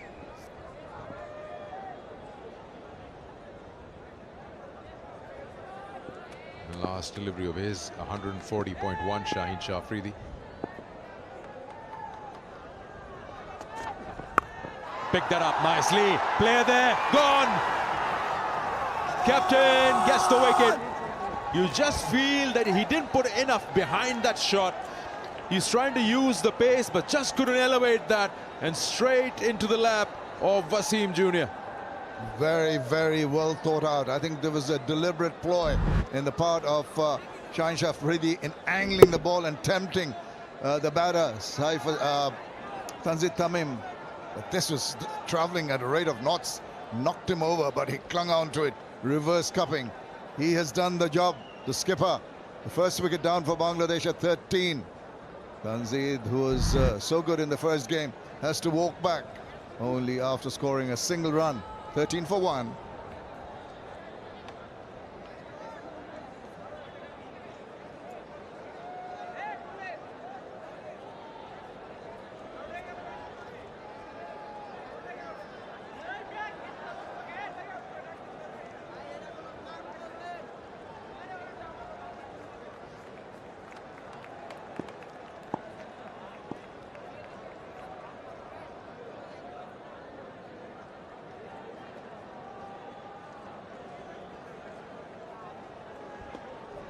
At number 3, Nazmul Hussain Shanto had a good outing in that first game, and here he is back again. Oh, back-to-back wickets, straight into the hands of mid-off. Pakistan strike twice. This seems to be a replication of the disastrous cluster of fall of wickets in the Pakistan innings. Very, very disappointing, but Pakistan are elated. The needed early breakthroughs, and Saif Hassan was looked out of sorts right from the word go. Threw his bat at it, mistiming straight for a good, well-judged catch by Samad. Wasim strikes, and Bangladesh tottering very early. Lost their second wicket, that of Saif Hassan. Gone for 12, it's 13 for 2.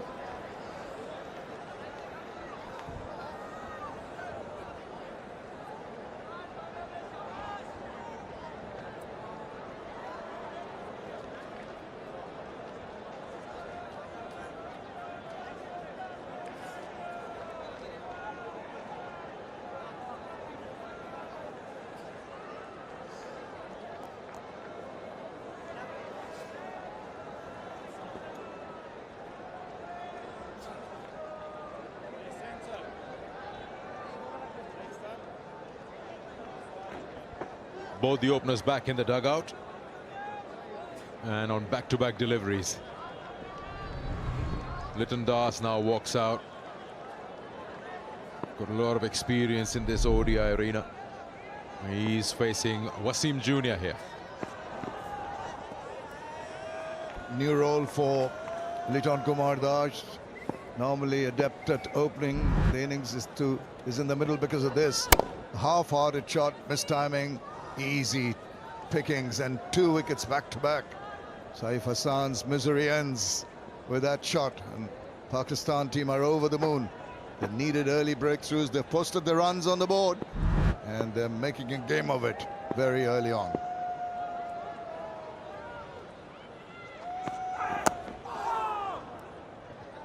Very tentative from Litton Das in a new slot, batting at number 4, normally opened.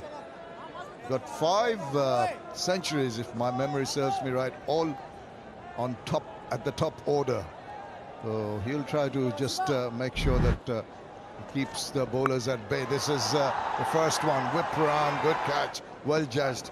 Lots of open spaces in the deep, but this one quite simply done. Well thought out, and appreciation from the Pakistan supporters. Good to see a sprinkling of them here.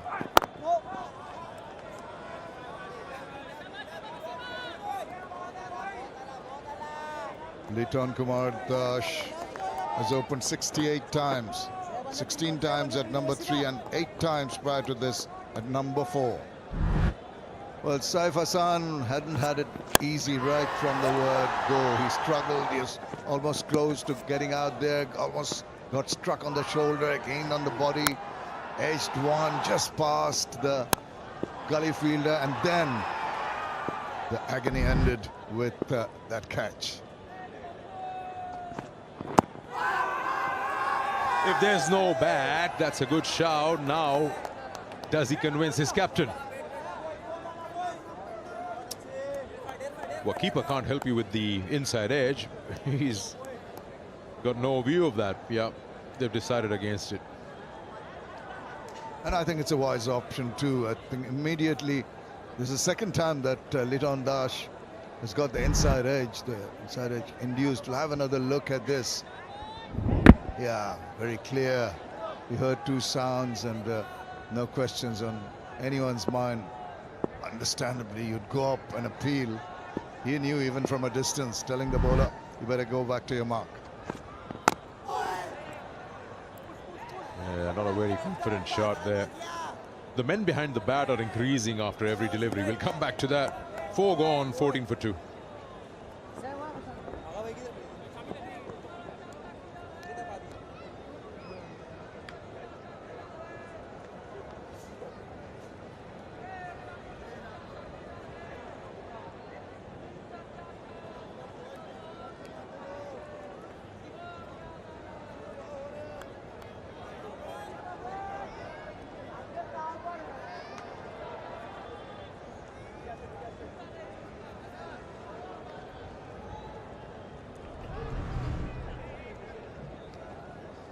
Center.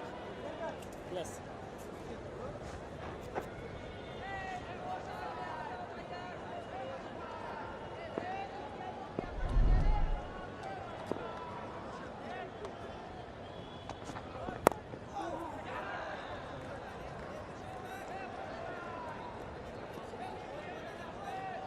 Litton Kumar Dash is not very comfortable in the middle. He's had 3 inside edges in the previous over, and now an outside edge to get another run. He's struggling to find the middle of the bat, but he's a resolute cricketer. He's such a good cricketer, sensible, and he knows that they've got to play out this very difficult phase for Bangladesh. Just batten down, do not try and do anything fancy.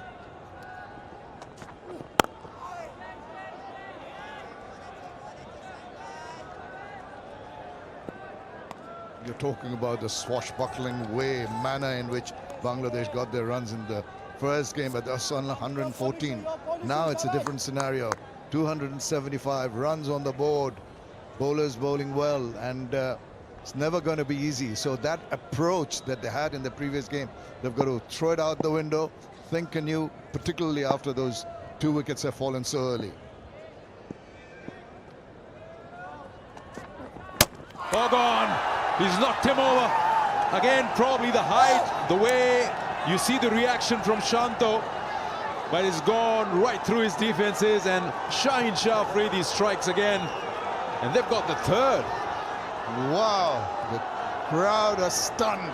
But Shaheen Shah Afridi on this occasion, 135 clicks. From that length, you'd expect the ball to rise a little high. Just, yeah, it did hit the top of the stump, so it's just playing down the wrong line, and it struck timber, and he's really elated. Pakistan right on top, dictating terms. Bangladesh in a whole lot of bother. Sees the back of Shanto, who doesn't bother the scorers. It's 15 for 3.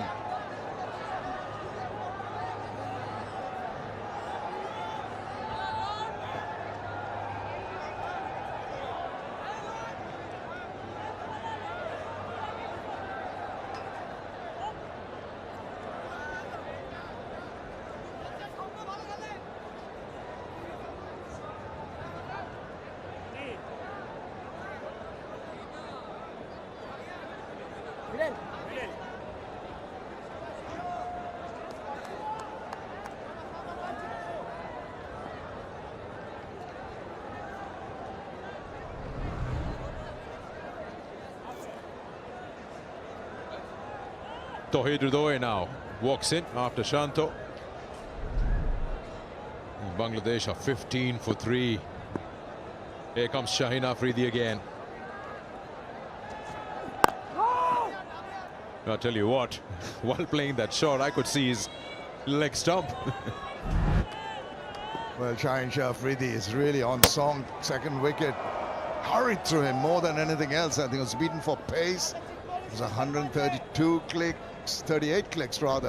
And that angle, just a natural angle, didn't deviate too much. But he tried to come down, didn't try to put the full face of the bat. And it evaded the bat. And the bail slid up. And the death rattle behind for Najmul Hussain Shanto. He said goodbye as he went past him.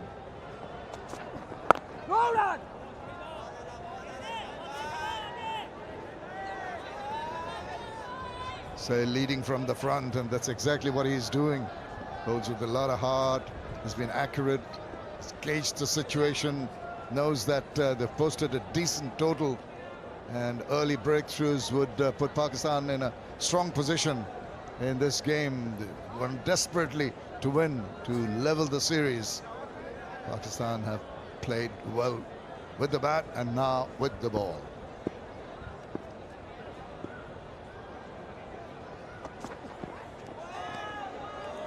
It's a good line there. 5 gone, 15 for 3.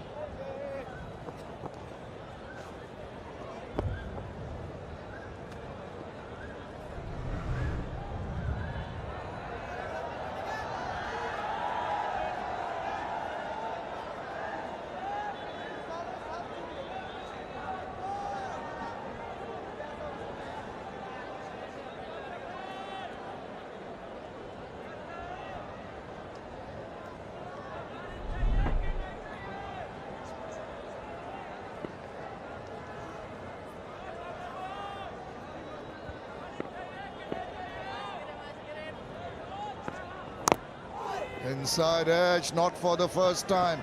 Litton Kumar Dash has been really feeling for it, not being able to get the middle part of the bat. That's the National Mosque, Baitul Mukarram. And Litton and Ridoy now have to build up an innings. They have to start from scratch, already in a hole. They want to ensure they just steady the rocking boat. It's not going to be easy. Tough work, some brilliant bowling by the Pakistanis.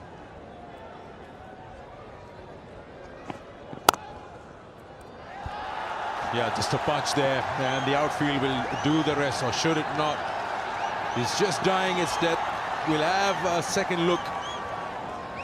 That's a job well done by the fielder there, trying to flick it back into play. And has he injured himself in the process? Oh, that can't be good. Time and again we see the players, here he goes, flicks the ball back, and then he's got to apply brakes to himself. This surely will be given a boundary from what we see on the screen. Yeah, it will be a boundary, but what I'm concerned about is the injury. Hopefully it's nothing serious. When he's tumbling down, you can see the concern from the fourth umpire was there, and other players. Nice little push away, just the timing and the placement.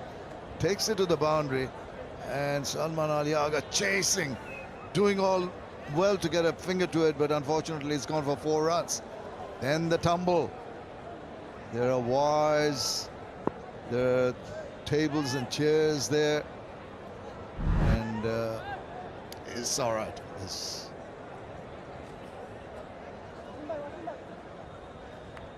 Sorry, that was Hussain Talat who made that effort, good effort, to no avail. The boundary is precious for Bangladesh now.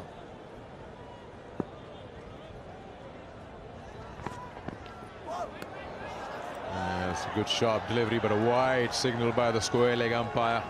Way too high. Just looks so good and appropriate down the line. It's always when you look at side on, you get to know the real picture. Or even from behind, pretty high.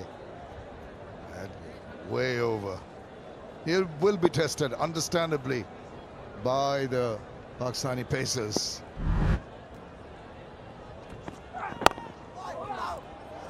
That is excellent from the bowler. He tests him with a bouncer. Okay, it's gone for a wide, but the next ball is on the money. He's making the batter play at it. He has realized that earlier on a few occasions.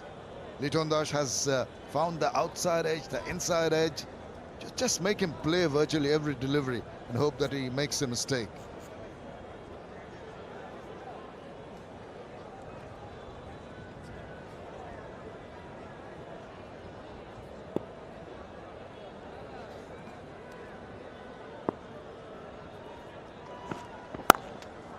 Nice looking shot, beautiful shot, timing, placement, class, elegance. Oh, he's so very good. Plays with so much ease, doesn't hit the ball so hard. Elegance personified. Look at that, full face of the bat, just enough angle. Uses the pace, gives the pace back to the bowler. The placement, picture perfect. The pace of the bat, even better for a Nexus pay for.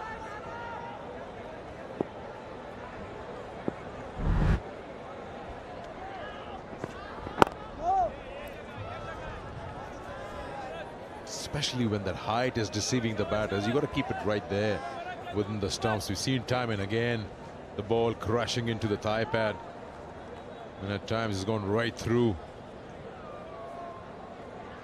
2 boundaries in the over, but surely Pakistan got the tail up.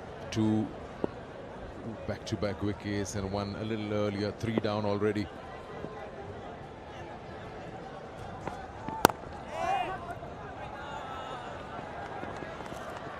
That's a good run. 6 overs gone. It's 25 for 3.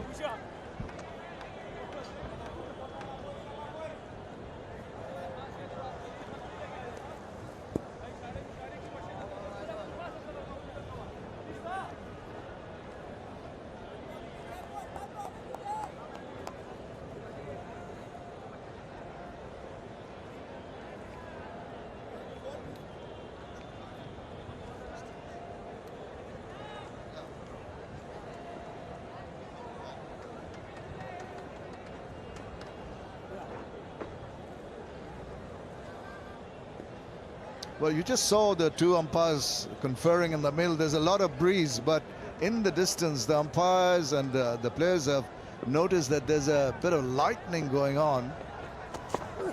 So they'll have to be very aware of the fact if there's a thunderstorm coming, they do not want to risk the health of the players. They have to keep an eye on the surrounding weather and what's happening around the stadium. There was prediction of rain, Sikandar. It's been there for almost the last 3 days. It hasn't happened.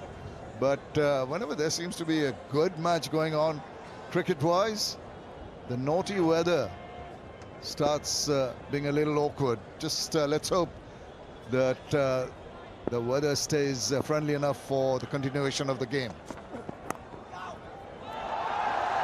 Just past that slip fielder.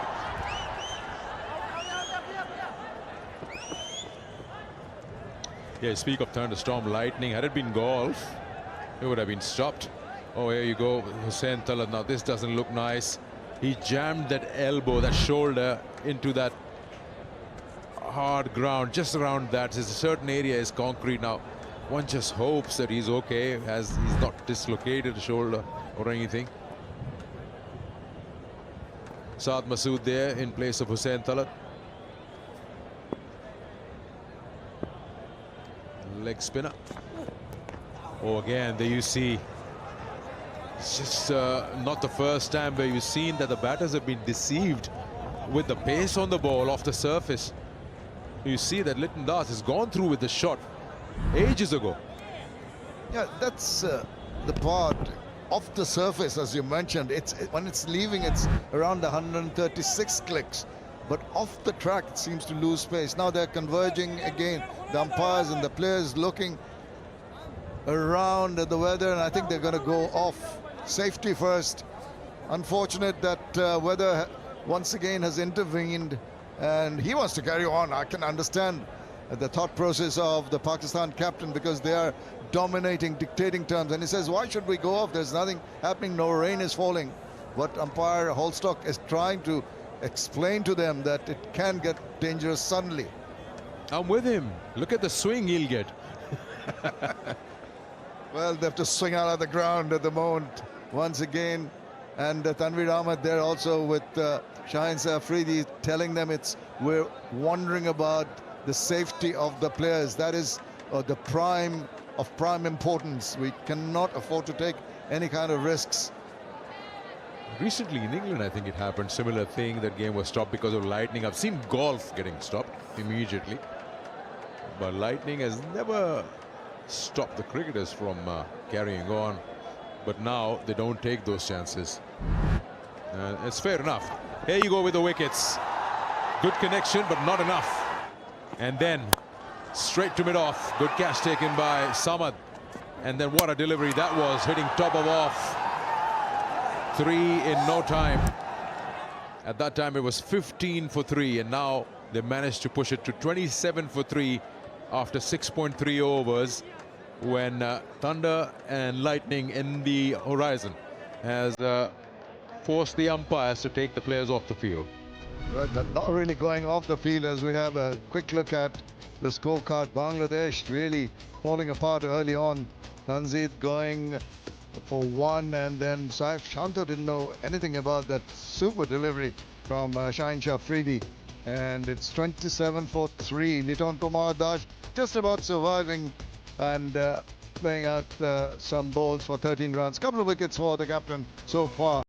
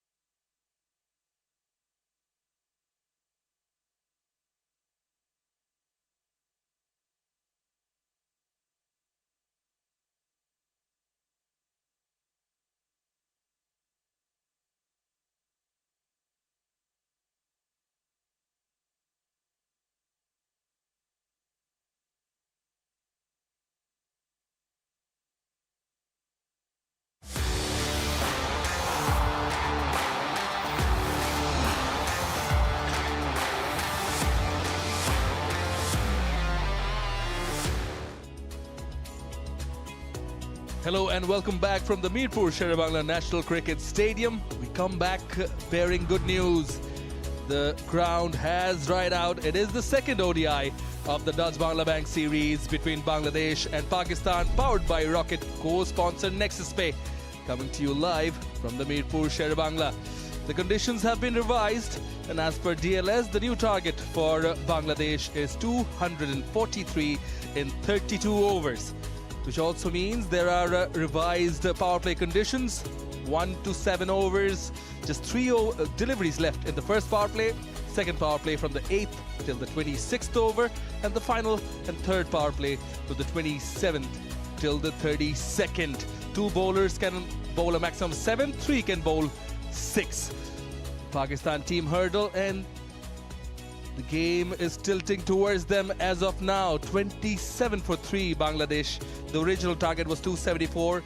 Just a gentle reminder again that the revised target for Bangladesh is 243 in 32 overs, which means the batters who were there in the middle in Litton and Tawhid Ridoy, well, they've got a task in their hands and they'll have to switch gears pretty soon. Ridoy yet to get off the mark, Litton 13 or 15, but the top 3 came and went pretty quickly. Shaheen and Wasim on song, 2 for Shaheen Shah Afridi, 1 for Wasim. Shaheen Shah Afridi in particular has been quite economical. Here are the wickets. It was hit nicely but straight to the fielder. Wasim doing a good job at deep fine and then taking a wicket himself. Good catch at mid-off, and then a ripper from Afridi to clean up the stumps of Nazmul Hussain Shanto. They'll have to tap on that rhythm again as the play is about to resume, and gives me the opportunity to also welcome back Athar Ali Khan into the commentary box. Good evening. Good evening all. Good evening, Shaman Noy. This is going to be a bit tough for them now, for Bangladesh. I know they've struggled. Remember when they came on to chase 275, the score was 274, which Pakistan managed to put on. So the required run rate when the start of this match for when they came on to chase was 5.5 runs in an over. Now it has completely changed because there was a thunderstorm, hailstorm. So Litton Kumar Das and Ridoy will have to just remember that the required run rate has just shot up now. So they need 216 from here on and 153 deliveries. Let's play with Dutch Bangla Bank. Right on the money was Shaheen Shah Afridi. Litton Das starts off by taking a single. Yeah, 216 in 25.3 deliveries, which is 153 deliveries, which means the run rate, the required run rate is now 8.47, a shot up from the original 5.5 runs and over before the start of this innings. But it's a good surface to bat on. They must remember the fact, yes, they've lost 3 wickets, so they need a partnership between these two.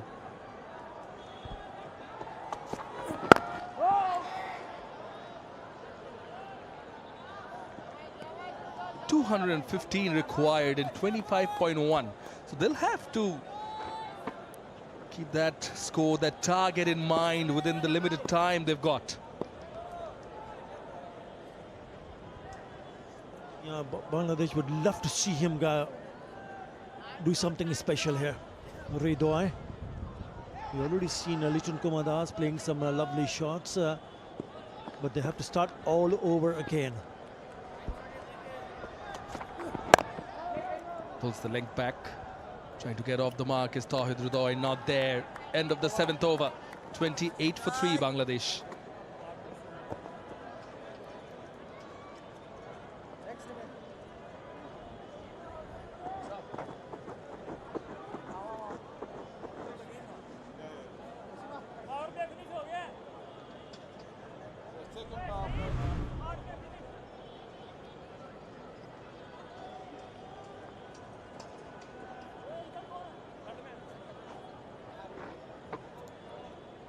Change. Halfway 2.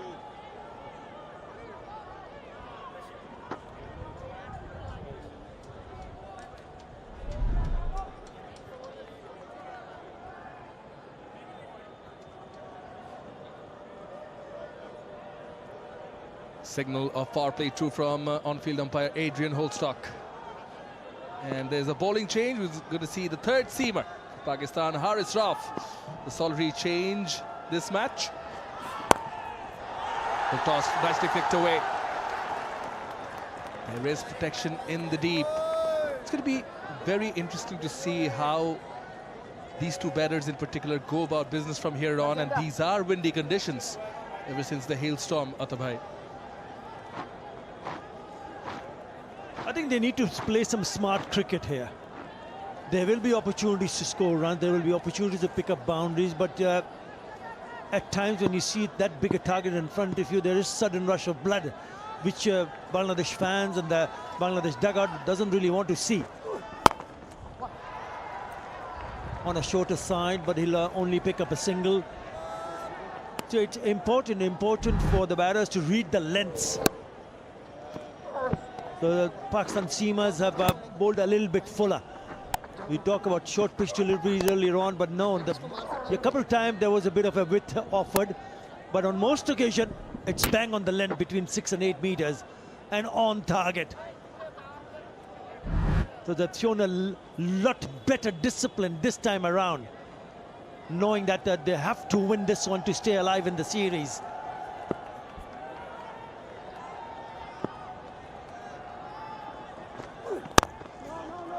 Slightly overpitched. Punch was there, but straight to mid-off. And they've been very consistent, and Shaheen Shah Afridi in particular has been very parsimonious also, and hence reaping the rewards, both Shaheen and Wasim with the new ball.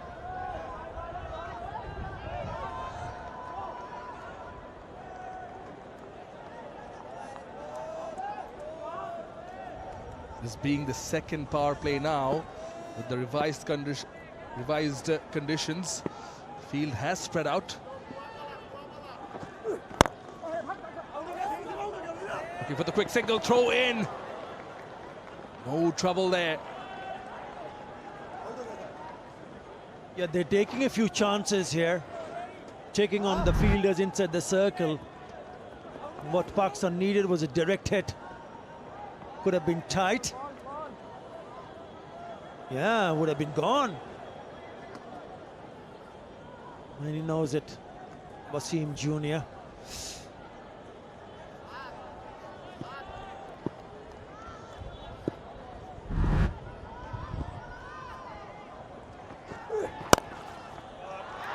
Pulls the length back, wristy work from Tawhid Ridoy. Will get a boundary and get off the mark. It's a nexus pay for. In fact, moves on to 5. That's Tawhid Ridoy. Now, just have a look at this shot. This is such a beautiful shot. He's waited, and then nicely played. Wrist work has been brilliant here. It was on the shorter side, so it goes deep in his crease, and it played in front of the square. And to get that piece of timing just suggests it is still a very good pitch to bat on. Beautifully played from Ridoy.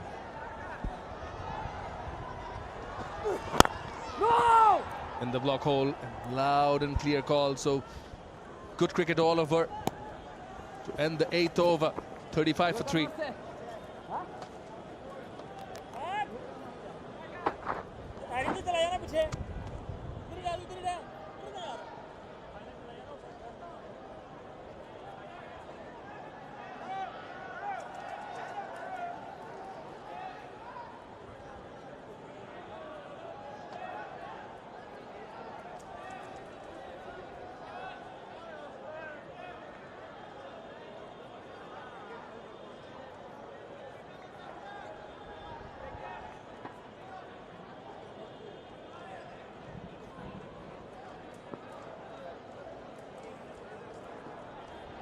Revised target for Bangladesh, 243.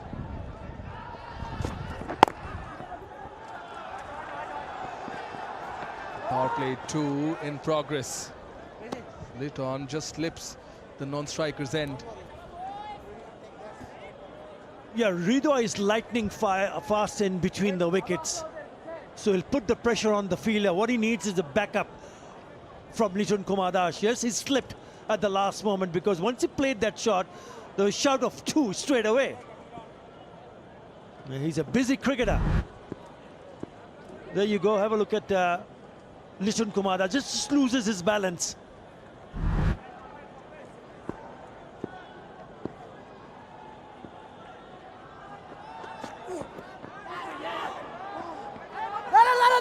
Oh, Litton was interested. He ran half the way.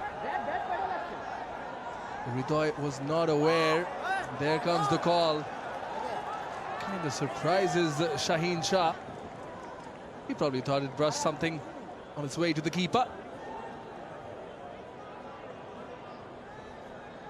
Yeah, the reaction after he bowled the delivery, he thought there was something on.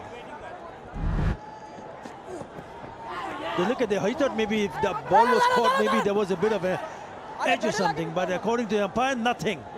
So it's been signaled a wide.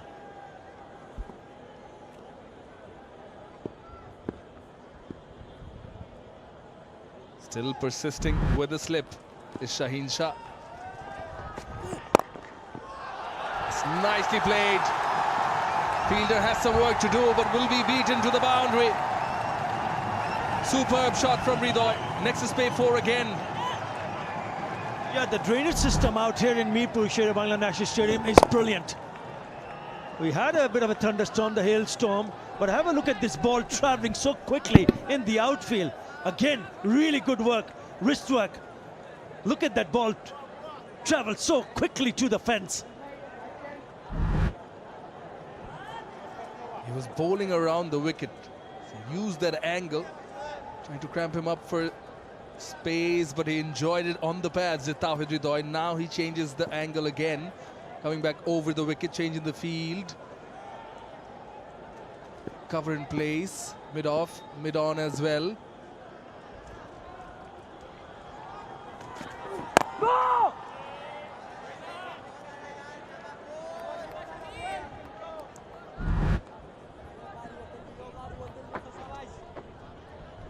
Yeah, it was in the slot.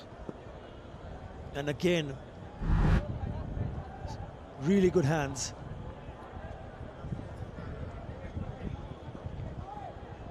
Yeah, he's been in good touch, Rizwan. The scores of 102 and 96 in the last two one-day games in domestic cricket. This is good cricket. This is good running. Backing themselves up. Very good running. And that's how you can apply a little bit more pressure, because I know it's quite far away. Still a long way to go for Bangladesh. Required run is more than 8.5 runs in an over. But if they can keep chipping away with those singles and once in a while pick up a boundary here and there, then you never know. So far so good. The partnership now 27 of 27. But this partnership has to go a little bit longer.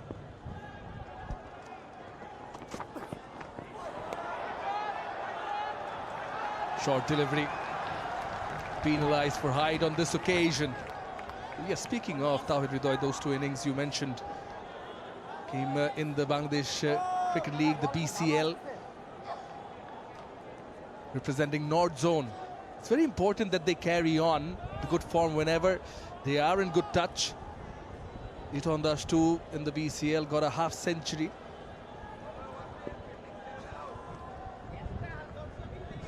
They need their services now, Bangladesh.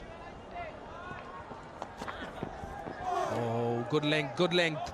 Yeah, both represented North Zone, so they know a thing or two because they've played so much cricket together for the national team, and also it helps to understand the mindset of each other when you play together in domestic competition like a Bangladesh Cricket League. Rizwan was brilliant with the bat, only 4 innings, didn't start well, but after the second match, even in the second match, he was looking good when he got those 33 runs, but then he exploded with the bat. Picked up 100, 102, and then 96. Short ball, pulled away from that fielder. They should go for a boundary, and it does. There is a Nexus pay 4 to finish the over after 9. Bangladesh 47 for 3.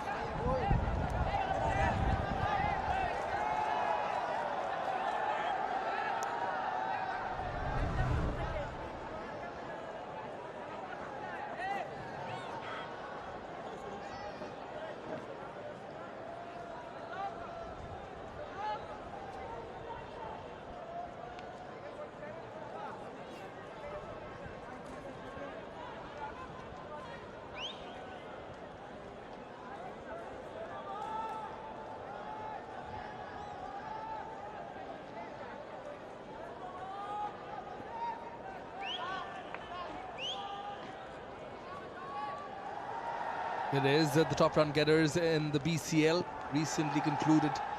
Tawhid Ridoi 233 runs. What this doesn't show is that he averaged 58.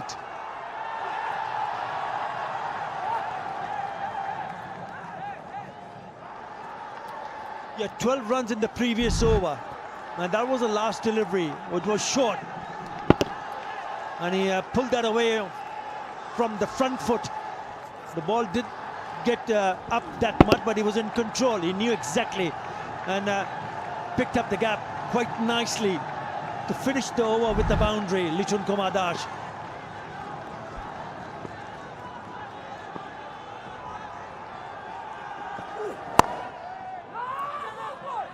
Good calling, good awareness. Sent back by Tawhid Ridoi and acknowledged by Litton Dash. You really don't want to see them in any sort of hurry. I know it's a big target, but they'll give themselves and Bangladesh a chance if these two carry on for another maybe 10 overs or so. Get them into that state of mind where they feel that yes, they're getting closer and the partnership getting bigger. Pulls it away again, fielder there. Oh, helps it on its way for a rocket 6. Yeah, there was an opportunity, not an easy one. He was getting behind the line of that ball, Sadaqat. It was once again a short pitch delivery. In the previous over, he pulled it quite nicely away from that fielder. But this time around, he found the fielder and he palms it over for the maximum. 50 up for Bangladesh. Just probably coming a little bit too quickly on the run to his right. In the end, a 6. Back of a length, corrects the line outside the off stump on this occasion. He had to run to his right. And at the very last moment, he tries to pouch it. And only helped the ball to hit the palm and go over the fence.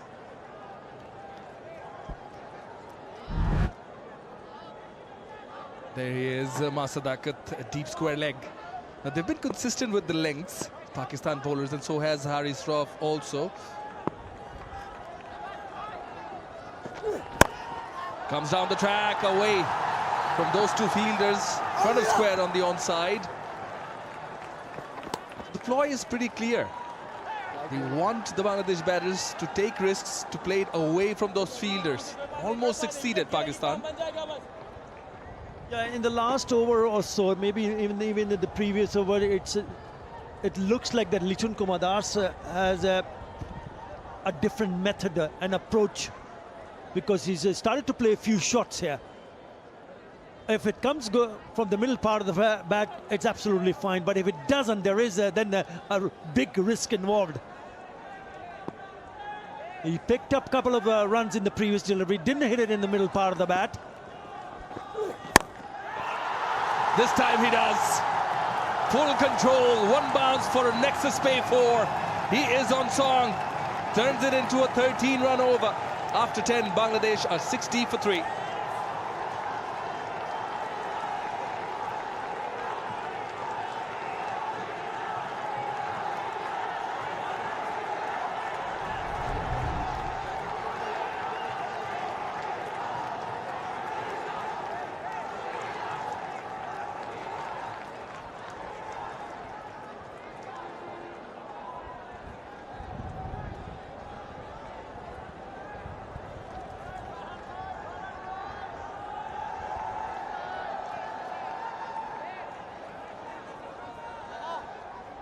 Litton and Ridoi have just started unleashing, stitched together a partnership.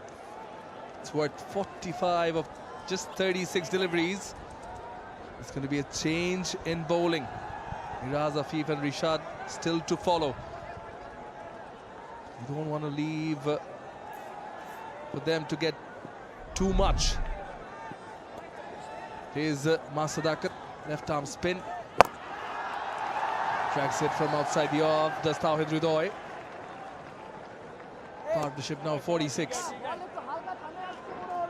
Yeah, that's one of the problems for Shaheen Shah Afridi to deal with. Well, that's the last ball of the previous over. This is a good pickup shot from Litton Kumadas, well in control. And again in front of the square for a boundary. So they didn't pick up Abrad. He was dropped because he did play the first match. And they brought in Haris Rauf, so they don't have any frontline spinners. And if you look at what has happened in the last 2 overs, Bangladesh have picked up 25 runs.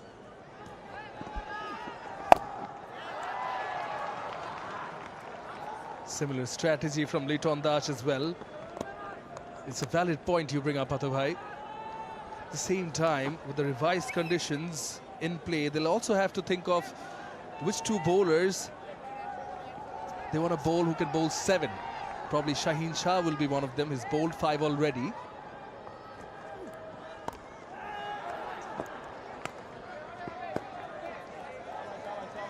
And twice then in this over, there's an opportunity to hit it through the gap.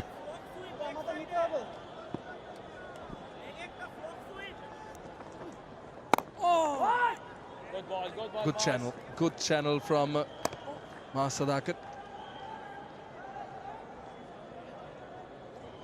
It's turning out to be a good over, just the 2 singles. This will create pressure because they were looking to score runs, so picking up boundaries, and also rotation of strikes in the last couple of overs was good. The introduction of spin straight away, making a bit of an impact. Plays it late. The idea was right, just does not find the gap. It's a tidy over from Sadaqat. Just 2 singles in it. 62 for 3.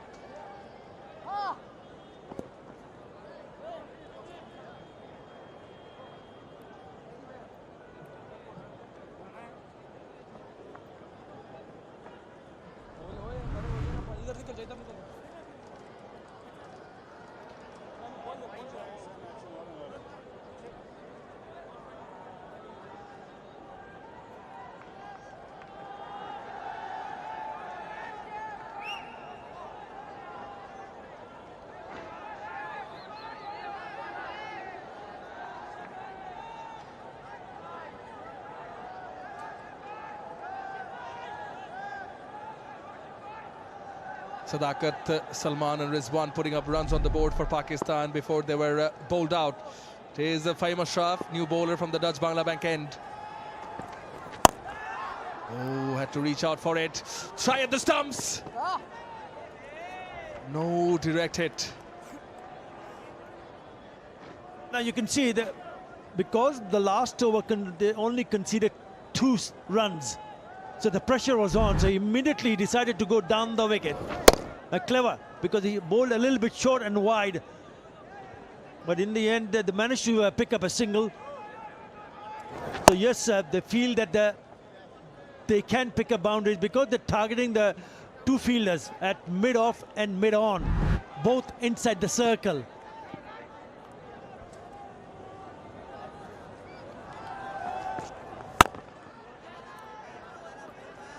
Good length this. First delivery was also clever enough to take pace off. It was just 113. 32 wickets for Fahim Ashraf in 44 matches. First ODI of this Dutch Bangla Bank series, though we saw Tanzit Tamim play quite a few drives. Deliveries were pitched up. They've rectified that, Pakistan, in this match. Good fielding at point. Required run rate is creeping up. You're not finding the gaps. There are a lot of deliveries they face where they have been offered width, not been able to put it away. So which will obviously put a little bit more pressure. Now what is he looking at here? Well, he's not pitching it up, so it's difficult to go down the ground over the top of the infield.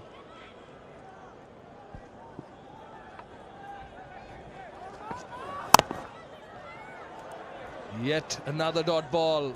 Again that length. This over is very good, but Litton on the so far has looked really good. He's got that silky touch, doesn't he? You know, he's very comfortable playing those short pitch deliveries. That went all the way. And then a couple of boundaries on the onside. He's moved on to 35 of 30. Partnership now 48 of 46. Two's the call. There is a fielder there. They're coming back for the second. Hridoy is rapid. That brings up the 50 partnership between Tawhid Hridoy and Litton Dash. Hridoy would have always come back quite comfortably back for the second, because he runs the first one so very hard. 50 partnership in between these two. It's come in 47 deliveries. There's still a lot of hard work to be done if you're thinking of getting close to the target.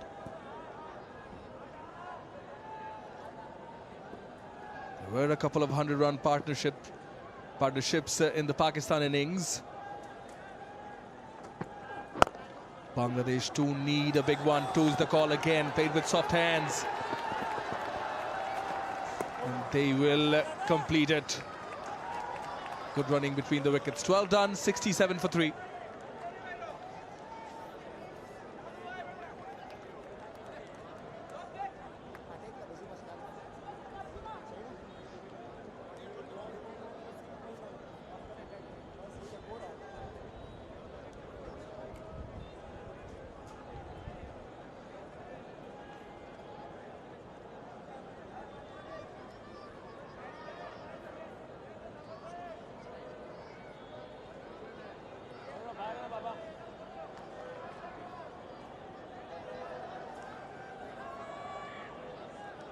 .243 is the target.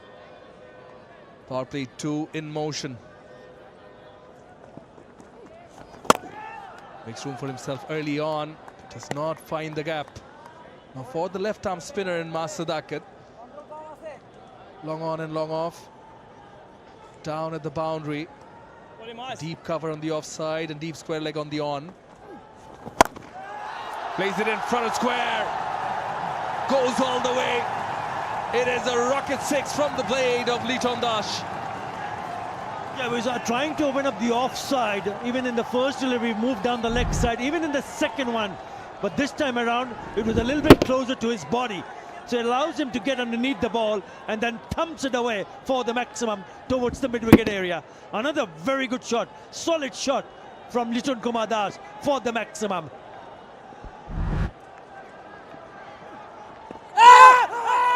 Oh, shout, loud shout. Not out, says Tanveer Ahmed. Sadaqat and Shaheen Shah will definitely consult with Rizwan, who was behind the stumps, had a good view. They've taken it, going upstairs to Kumar Dharmasena.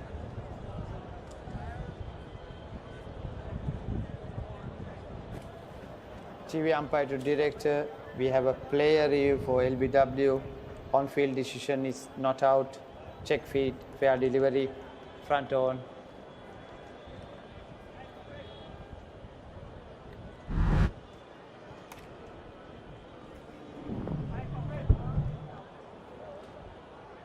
Okay. Nice and slow. Okay. Ball is close to the bat. You can go to the ultra edge when it's ready.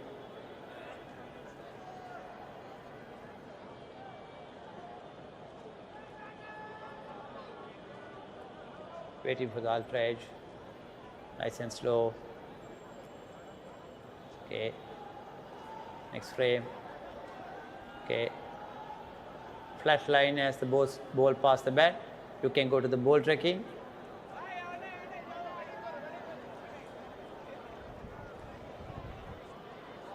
On-field decision is not out. Pitching outside off. Impact in line. Wicket sitting. You need to change your decision. Tanveer, you're on the screen. Corrections on field as Tanveer Ahmed has to raise the finger up. The fans in disbelief as Sadaqat has managed to break the partnership. And it is his first international wicket, and what a wicket to get. That one of Litton Dash. Breaks the 58-run stand. As Litton goes for 41. Bangladesh 73 for 4.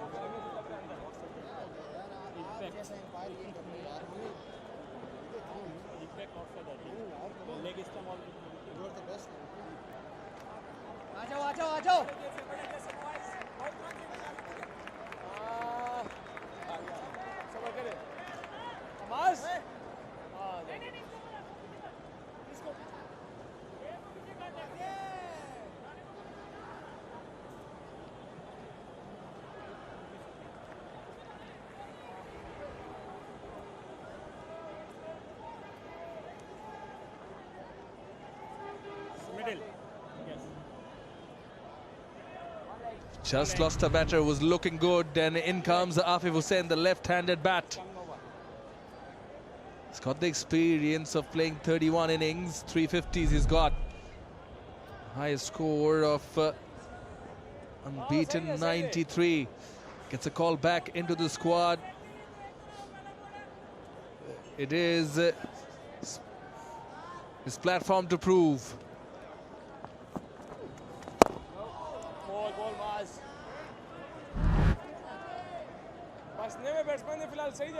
Yeah, he'll feel a little bit disappointed with that because he smashed the previous delivery for a 6. Yeah, disappointment on his face. Yeah, really good from Sadaqat. Oh yeah, good ball, Maz. Right, Afif off the mark with that single. Lovely, lovely, Maz. I thought Litton Das was playing beautifully. Just the wrong shot selection, trying to play the sweep, and if you miss it, and if it's close, then you're in trouble. Right. Required run rate creeping up now.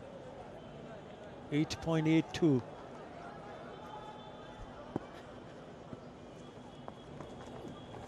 Oh yes, good ball, Maz. So wicket taking over after being hit for a 6. 74 for 4.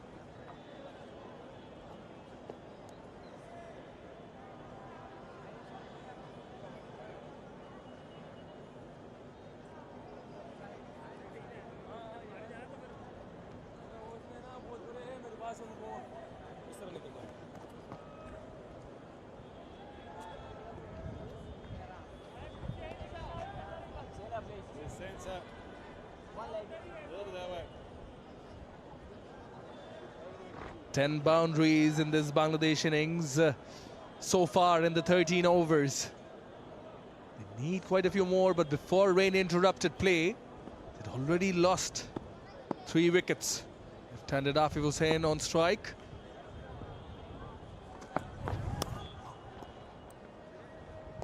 Afif Hussain in the recently concluded BCL, averaged 64, got a century as well playing for South Zone.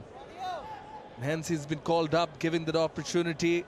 There's lots of potential. There was a time when people said that he will be one of the mainstays.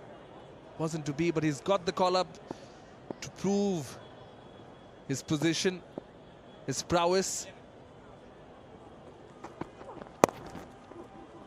Who's the call?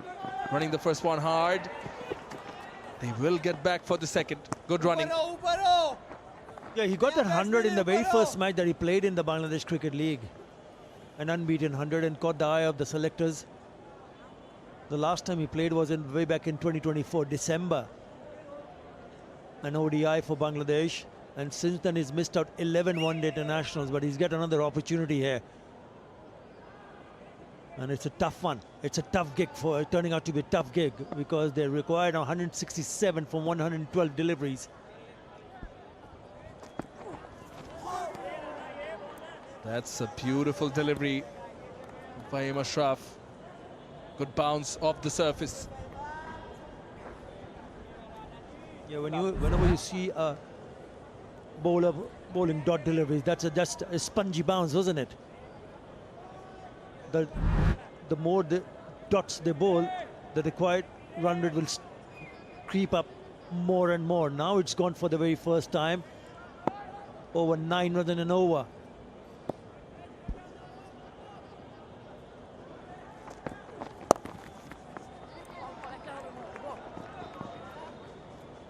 problem for Bangladesh is that they lost the top 3 batters early on. That's what is the dilemma is. With the required run rate now going up, as you mentioned, at above 9, can't really go all guns blazing with the required run rate in mind because you don't have many wickets in hand. Yeah, they need a good partnership here.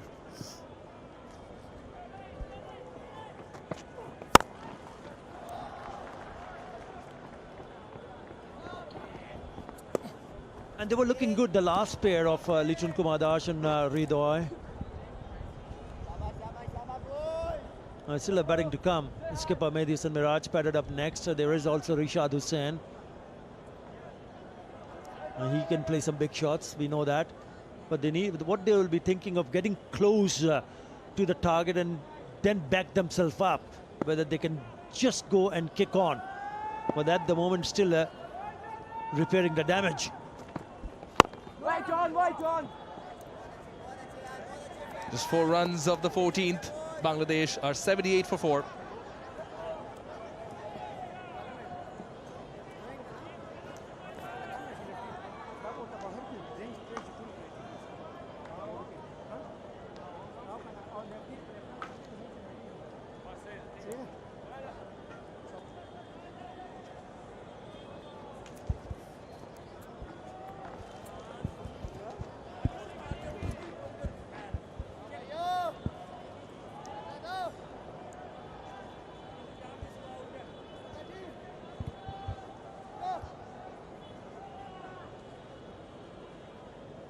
This is what the summary says, and the revised target of 165. He's chased that deliberately, was wide outside off. He's managed to put some bat onto that, and they come back for 2. Welcome back, Shamim, after the rain. Thank you. Well, the welcome may not last very long because the manner in which the runs are creeping up, the run rate required. Bangladesh having had 2 very good overs, and suddenly after the loss of Litton Kumar Das's wicket, things have quietened down. They've really got to move on, and quickly.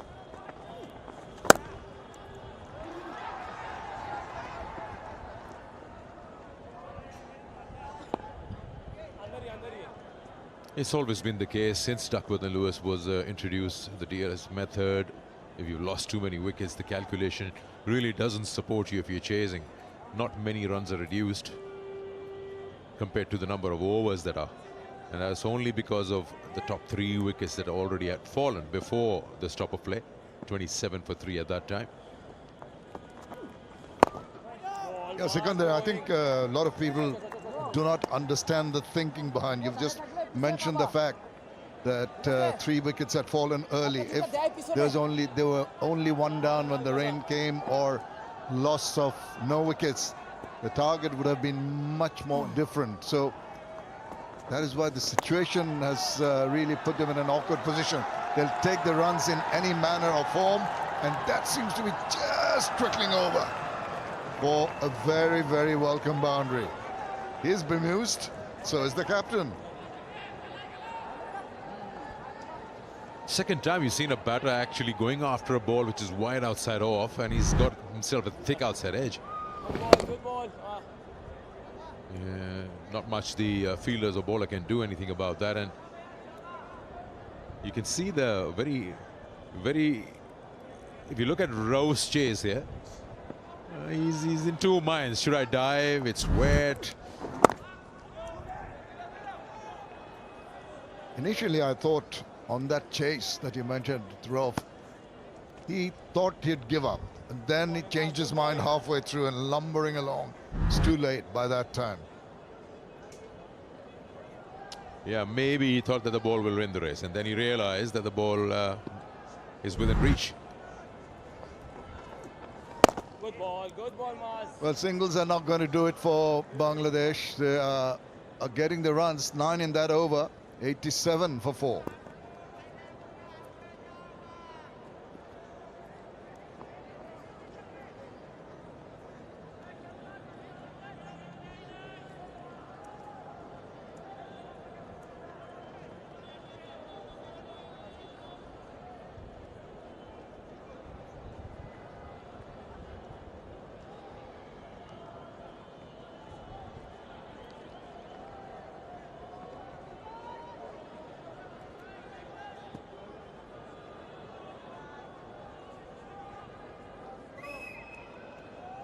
Well, the surroundings here of the Sher-e-Bangla National Stadium all lit up.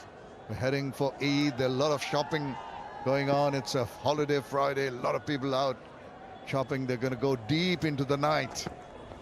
Bangladesh don't want to go deep into the night. They want to finish this off if they can. Just a point, Sikandar, about the negative effect we've said on at times of carrying your muscle memory for 2020 matches into a 50-over format and then adjusting to it.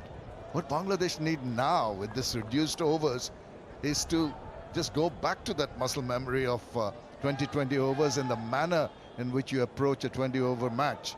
8.75 to start off with, and all you've got to do is keep that scoreboard rotating. Everything under 8.5 per over will increase that required run rate. Hello, cheeky and effective. Very nicely done for a Nexus Bay 4. Well, you asked for T20 cricket. There you go with that ramp shot. That's what T20 cricket is about. Try to put bat on everything possible. And that's well done. The safest zone behind the keeper. So another boundary here. A boundary in the previous over, boundary now. And he's made a good effort to get bat on ball.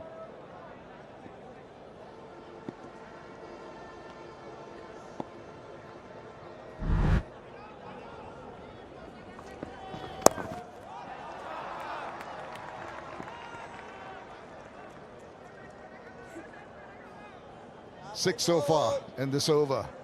It's good going with that boundary. Love another one with Fahim Ashraf in his third over. Still got Tawhid Hridoy on 22. A little more subdued than we normally see Tawhid Hridoy. He was really playing second fiddle to Litton Dash when he was there. But now I think he's got to just make a move. Take a few risks.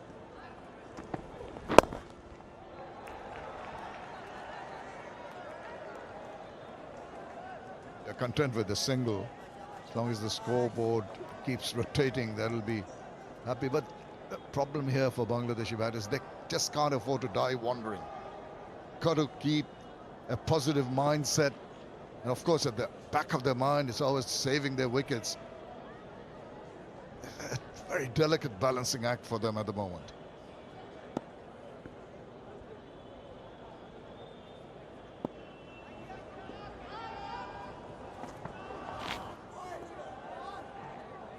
One thing we noticed when Bangladesh came out to bat, the variable bounce they had to deal with those new balls in operation. Something that wasn't there in that first game, and today it was a marked difference. The fashion in which we saw the ball hitting top of off, but the batsman's reaction was as if it's kept low. Yes, there would be questions on how he approached playing that shot, but then so many times the ball went in and hit the thigh pad when the batter was expecting it to bounce a little higher than that. And then there have been occasions where the ball has just jumped up on the batter. 16 gone, 94 for 4.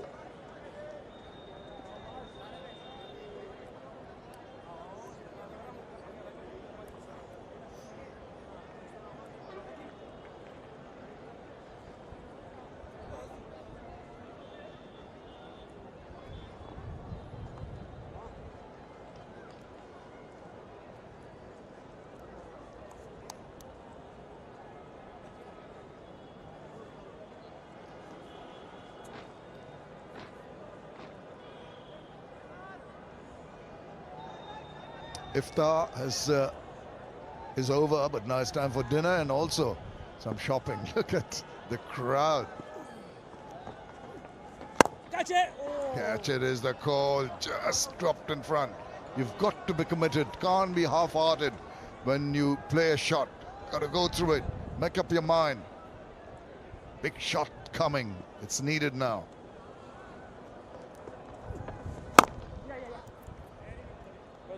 Good ball, Imaz. See the trigger movement of Tawhid Hridoy when he moved back trying to catch the eye of the bowler. Very impressed with Sadaqat.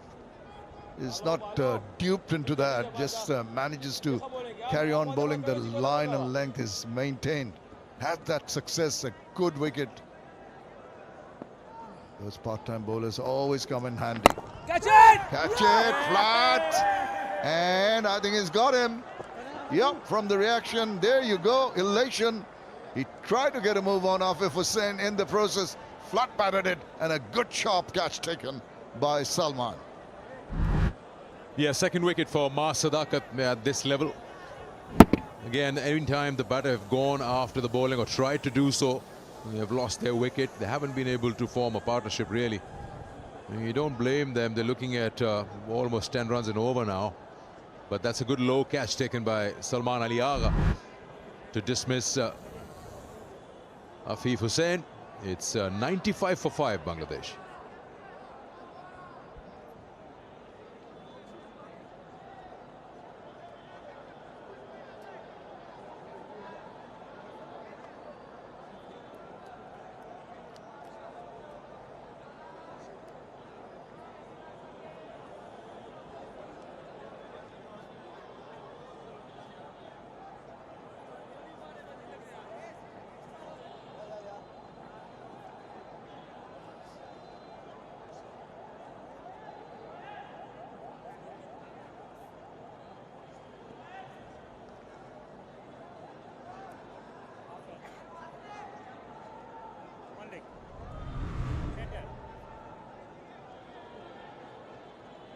Mehdi Hasan Miraj, the captain, comes in at a position where Bangladesh are looking down the barrel. A lot of work to be done. Can't afford to get a side in now. Last thing you want is a mix-up in the running. It's not easy coming in and getting the right vibe with your partner. There's the reason why he's here, trying to hit the ball past the fielder, not really making the requisite contact. And it was a good low catch taken by the experienced Salman Ali Agha.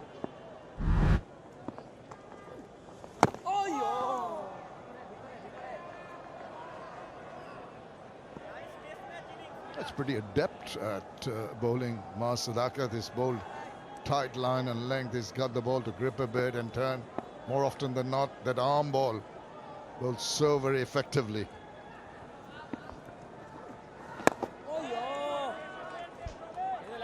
Yeah, again, a good delivery there to end the over. 17 gone, 96 for 5.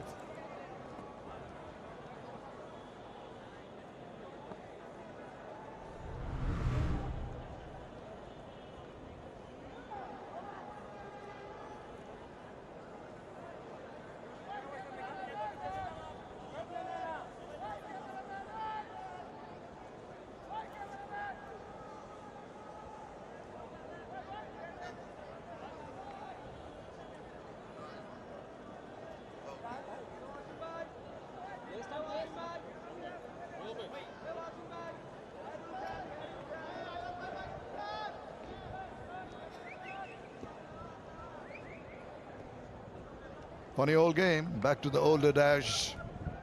Cricket is a game of glorious uncertainties. Bangladesh flying high, emphatic win in the first ODI. A real struggle in this one.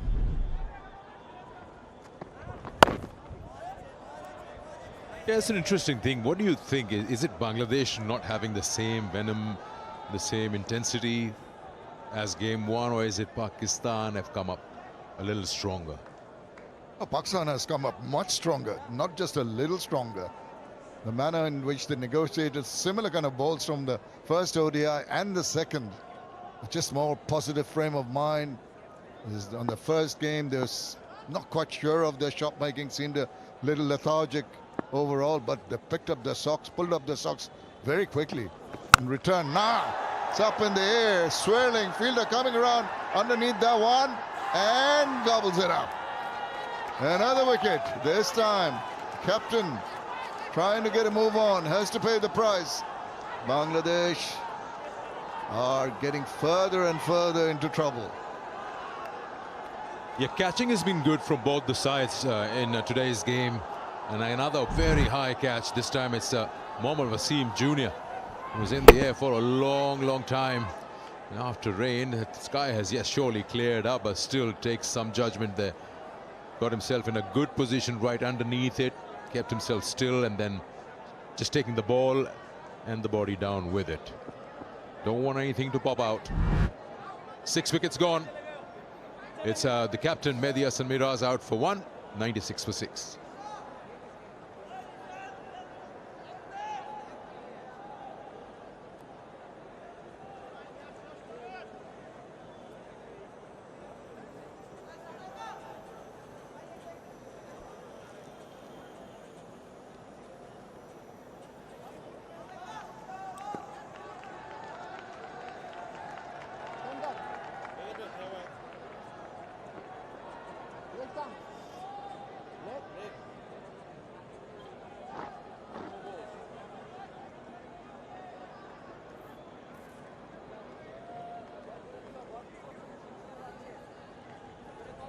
The leg spinner comes out with the helmet and the bat. Rishad Hussain.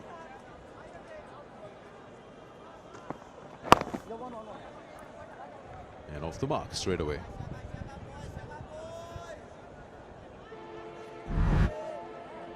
There's the wicket here.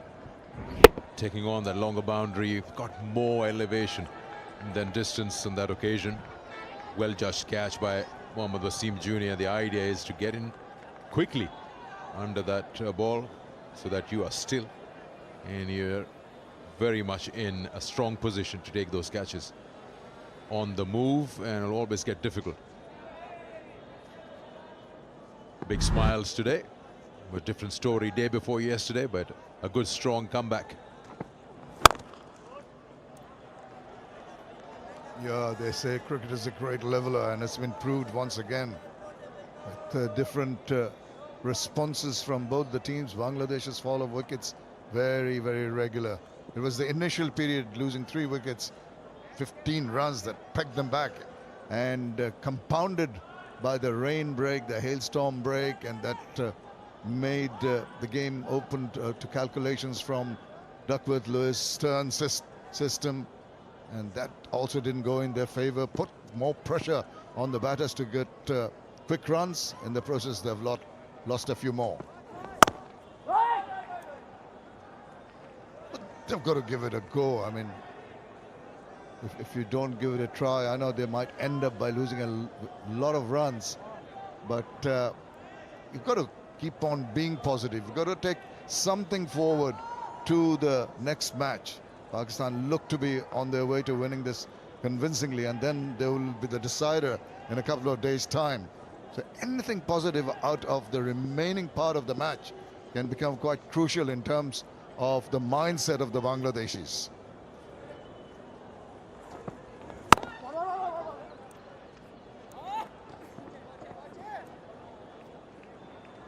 $18 gone. It's 98 for 6.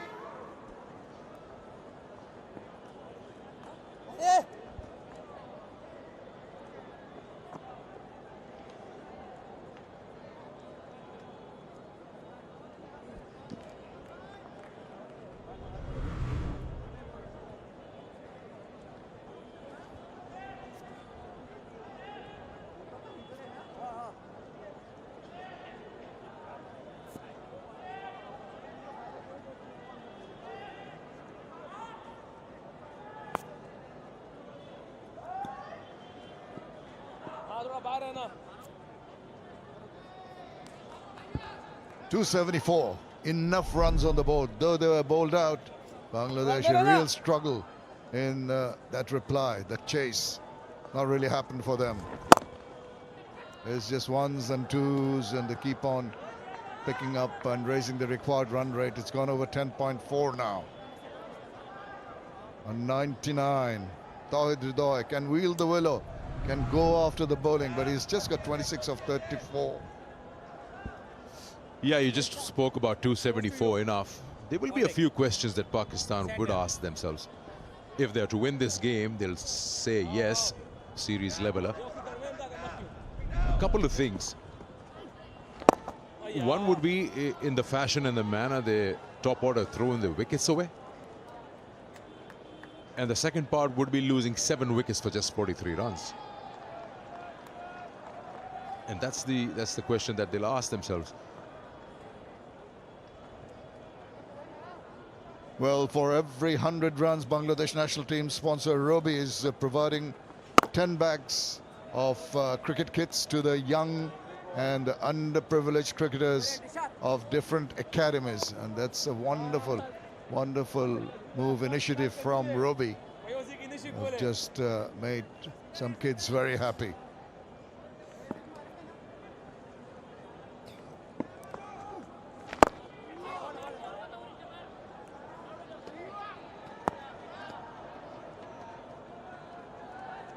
Well, the Raj Bangla Bank is the first European joint venture bank in Bangladesh.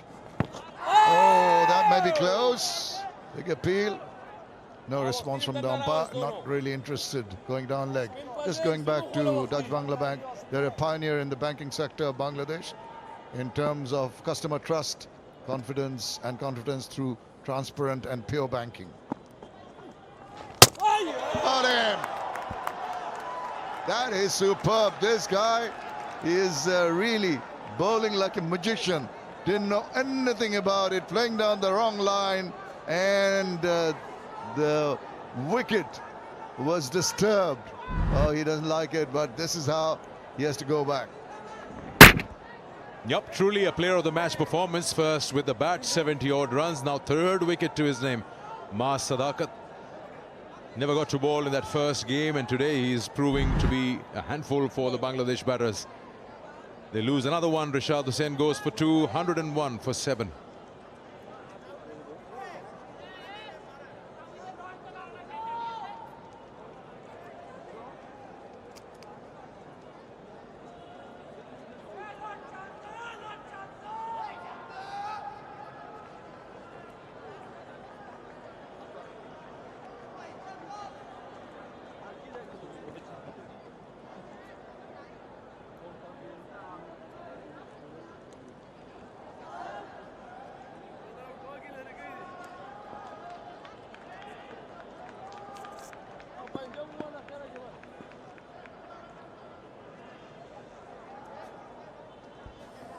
It's down to the bowlers now. Taskin Ahmed comes to the middle. He'll be at the non-strikers. It was the last ball of the previous over that they lost the wicket of Rishad. Fahim Ashraf. In fact, it's Haris Rauf back in the attack. Still wicketless Haris Rauf, playing his first game in this series. Have a look at this. Yeah, they're playing for the turn once again. The arm ball creeping through his defenses between bat and pad. This is marvelous. This young man has impressed all and sundry with his batting, his bowling. And that lifts his spirit. Played for the Shaheens, and he's a real gem of a player, and augurs well for Pakistan cricket. Maybe represent them on a regular basis in the future.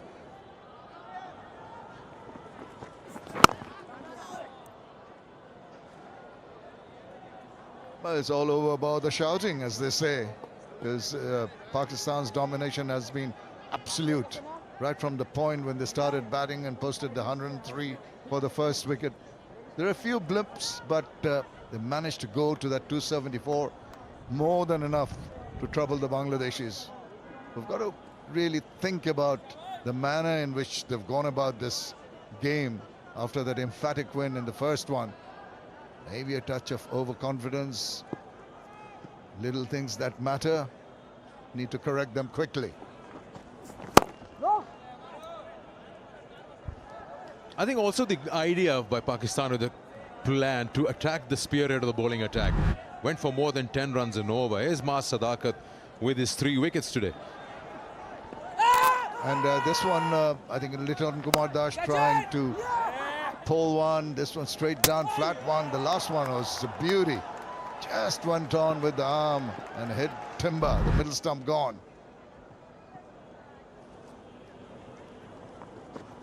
Yeah, that is a mighty good shout. Yes, finger goes up. A loud thud onto the front pad. He's going upstairs to have a second look.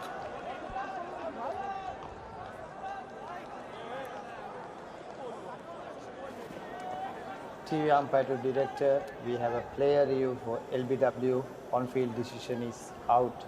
Check feet, fair delivery, front on.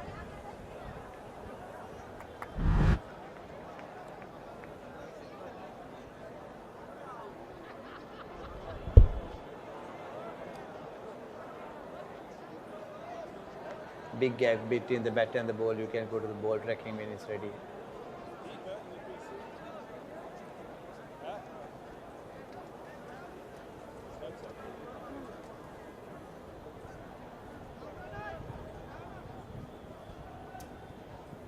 On-field decision is given out, impact in line, wicket sitting. Adrian, you can stay with your on-field decision out. You're on the screen. Well, Haris Rauf gets his first wicket on the series, and Bangladesh have now lost their 8th wicket for 103 runs on the board. Haris Rauf opens his account here by getting Ridoy's wicket, who was dismissed for 28 of 38.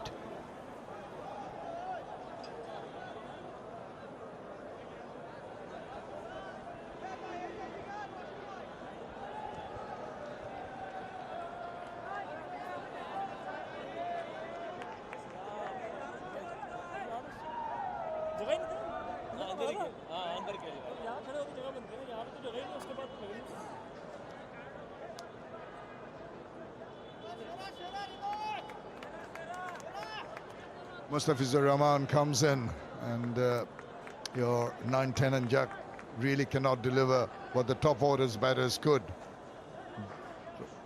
What do you expect? Maybe fend off a few, maybe throw caution to the wind, get a few runs, but the performance by the Bangladeshi batters have left a lot to be desired.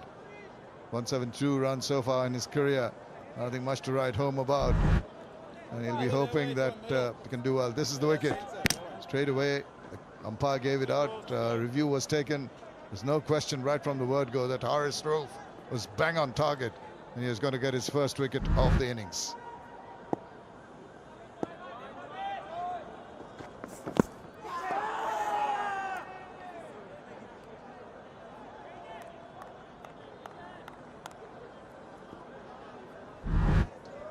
Yeah, very full. Probably the bat hitting the turf. That's the sound that just got Haris Rauf interested, maybe 50%, with a big smile on his face. A bowler to a fast bowler.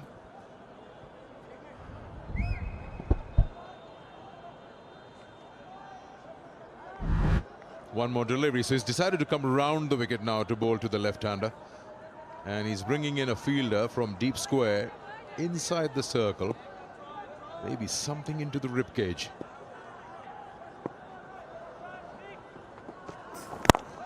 No, he's driven that, and he's drilled it through covers. There's protection. He'll just end up with a single. 20 overs bowled, 104 for 8.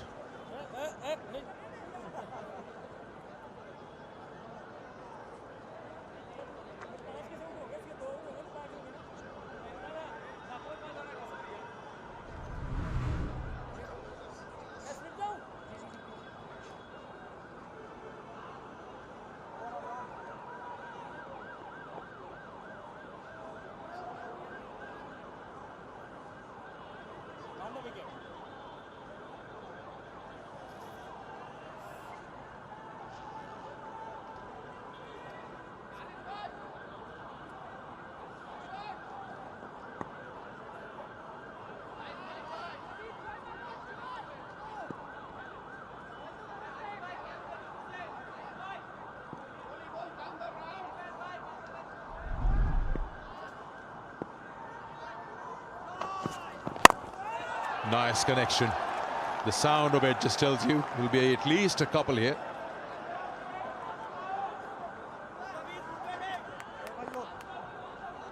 Mohammad Wasim is back in operation, bowling his 4th over. 2 more wickets away. Pakistan to level the series. And most of the damage here has been done by Sadaqat, first with the bat and then with the ball. 3 for 23 to his name in his 5 overs. He can bowl 1 more. He can also bowl 2 more, depending on the captain. with these revised conditions. Again, making room, opening the face of the bat. And probably, yeah, we'll settle with for 1. Yeah, he enjoyed hitting those runs. Mustafizur Rahman has moved on to 4. And now he's at the non-striker's end. If he was still there at the striker's end, Mohammad Wasim would be fancying his chances. You'd know that Mustafizur Rahman was going to throw his bat at virtually everything. Taskin, maybe a little different approach. We'll wait and see. 2 pacers batting for Bangladesh right at the end.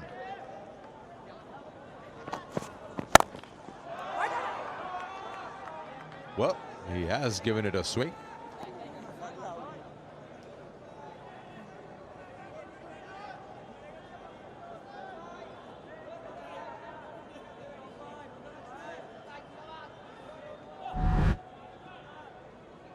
Well, this could have been close. He would have been gone. Caught napping. Taskin. Oh, not really aware of the situation, and he knows it. Taskin lucky still to be there.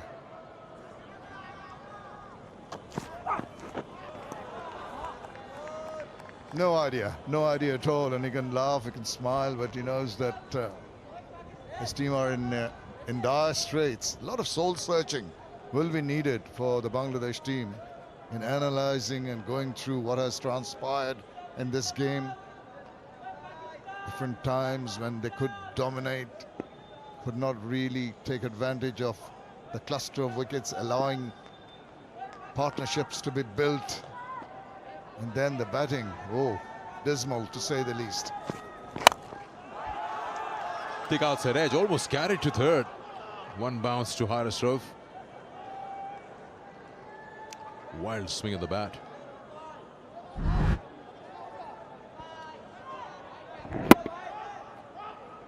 Sometimes mistiming can work to your advantage. If you time that well, and he knows it, could have gone to that deep third fielder. A lot of throwing of the bat from both ends, from both batters.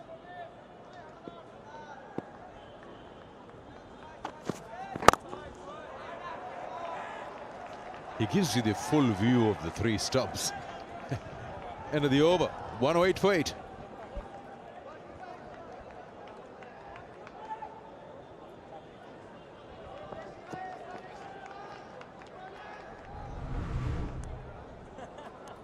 Spinner ले जाएगा मैं होता मैं spinner लेके आता मैं होता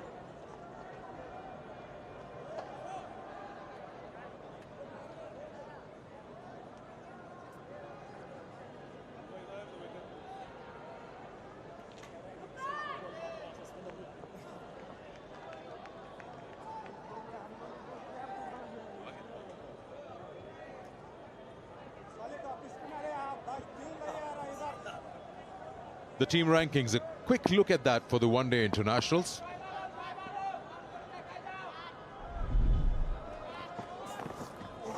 Oh, that's a rapid delivery. Good. Yeah, that was at a very good carry. Now, looking at that rankings once again, now this just tells you, we shared this information before the start of the series. If Bangladesh doesn't win this series 3-0, they won't come to number 9 position. So if they are to lose today, they remain at number 10. They'll have to wait another day, another series to come up to number 9 for that automatic qualification for the next year's World Cup. The cut-off date is 31st of March, 2027.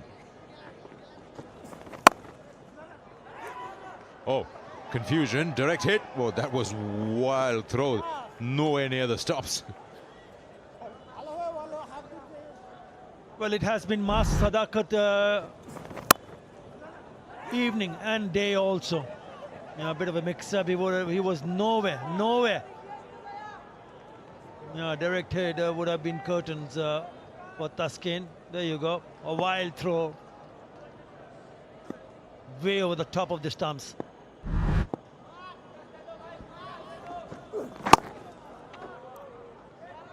You're just having a look at someone like Mas Sadaqat, who set the tone with that really good-looking innings.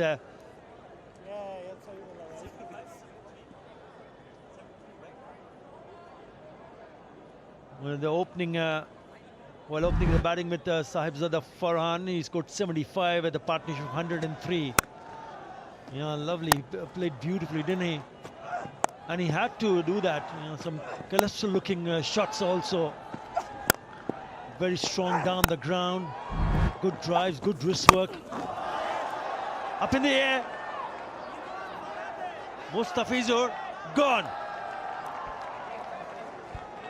Yeah, the best man, the safest hands would be the man with the gloves. Rizwan takes the catch. Another Skyer. 9 down now. Mustafizur Rahman is the batter, has been dismissed. Haris Rauf gets another one to his name. Pace on, tried to swing it, and has got nothing but a top edge. As I mentioned earlier, catching's been good today, all throughout from both the sides. It's just the batting that has let Bangladesh down today. Mustafiz goes for 4, 109 for 9.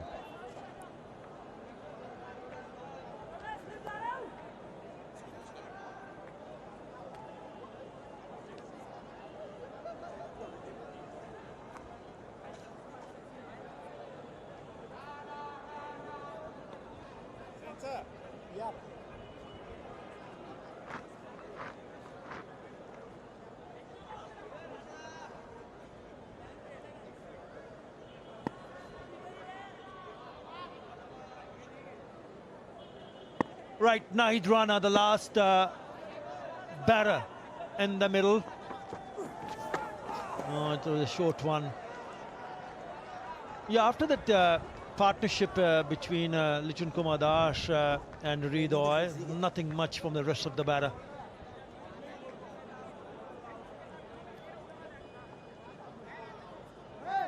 $109 for 9. Oh, this is the last wicket. Is trying to hit it out of the ground in the air and straight into the hands of the wicketkeeper, Mohammad Rizwan. Yeah, it has been an impressive comeback from Pakistan. Remember, they were bundled out 114. And Bangladesh went on to win by 8 wickets in that first one-day international. But they've struck back with some serious performances with the bat and now with the ball. Yeah, that's gone over the top. Don't think it's going to go over to the fence. It doesn't.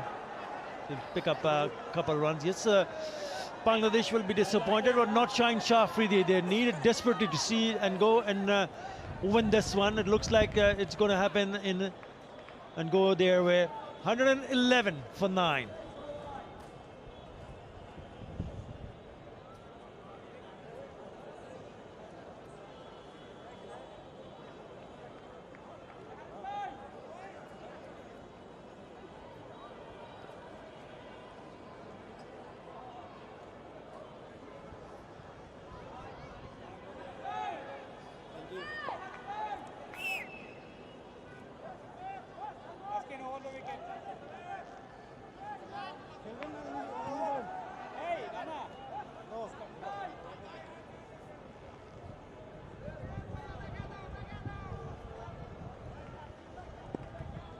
Yeah, 3-match series. The first one went to Bangladesh. This surely looks like it's going to go to Pakistan.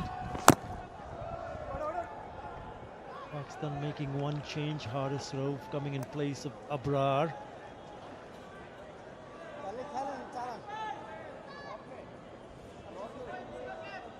Haris Rauf has bowled 4 overs in this innings and has picked up 2 for 26. It's Wasim Jr. and the attack.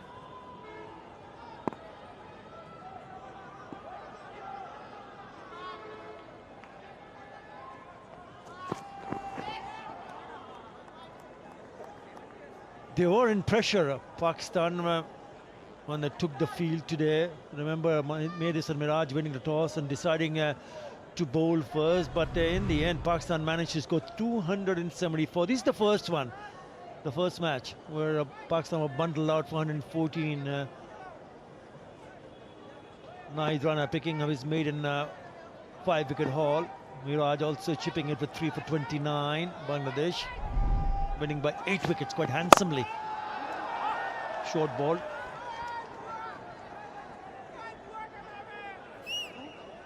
So Pakistan goes on to win this one, so they'll level the series, but the still series is open because the third will be the final, the virtual final between these two sides.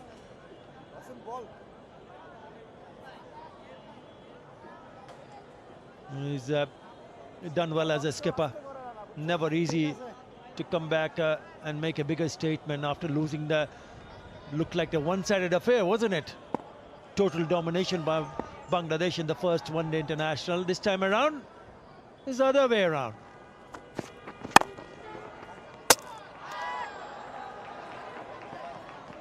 This is the batting once again, because the problem was that before the thunderstorm came in, Bangladesh had already lost 3 wickets inside the 5th over. At one stage they were 15 for 3. And never looked back. Yes, there was a partnership I mentioned earlier, Litton and Redoy. Nothing much from the rest. That's the disappointing aspect. Once again, the batters disappointing. Big heave down the leg side, inside edge. Just a matter of time for the last wicket.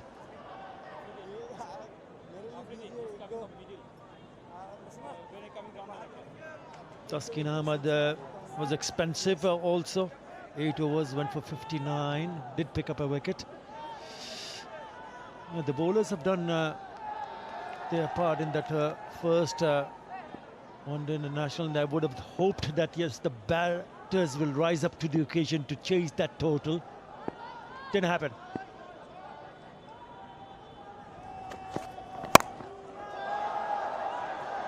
Oh, just falling short.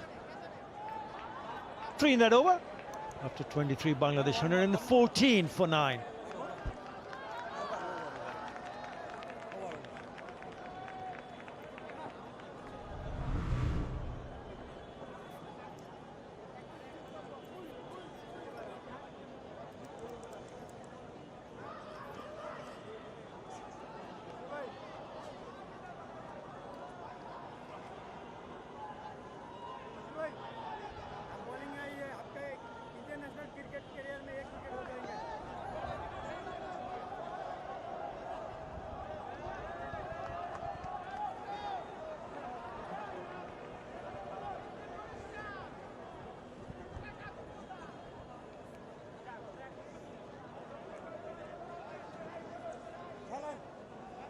Yeah, it was the first 3 batters that were dismissed as cheaply and quickly, and setting them on the back foot, Bangladesh team, for that chase. Litton is the only one who looked comfortable, 41 now.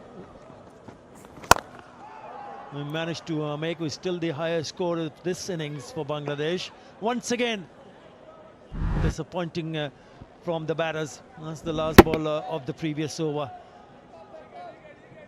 Nearly went into the hand, just falling short. Haris Rauf, the fielder.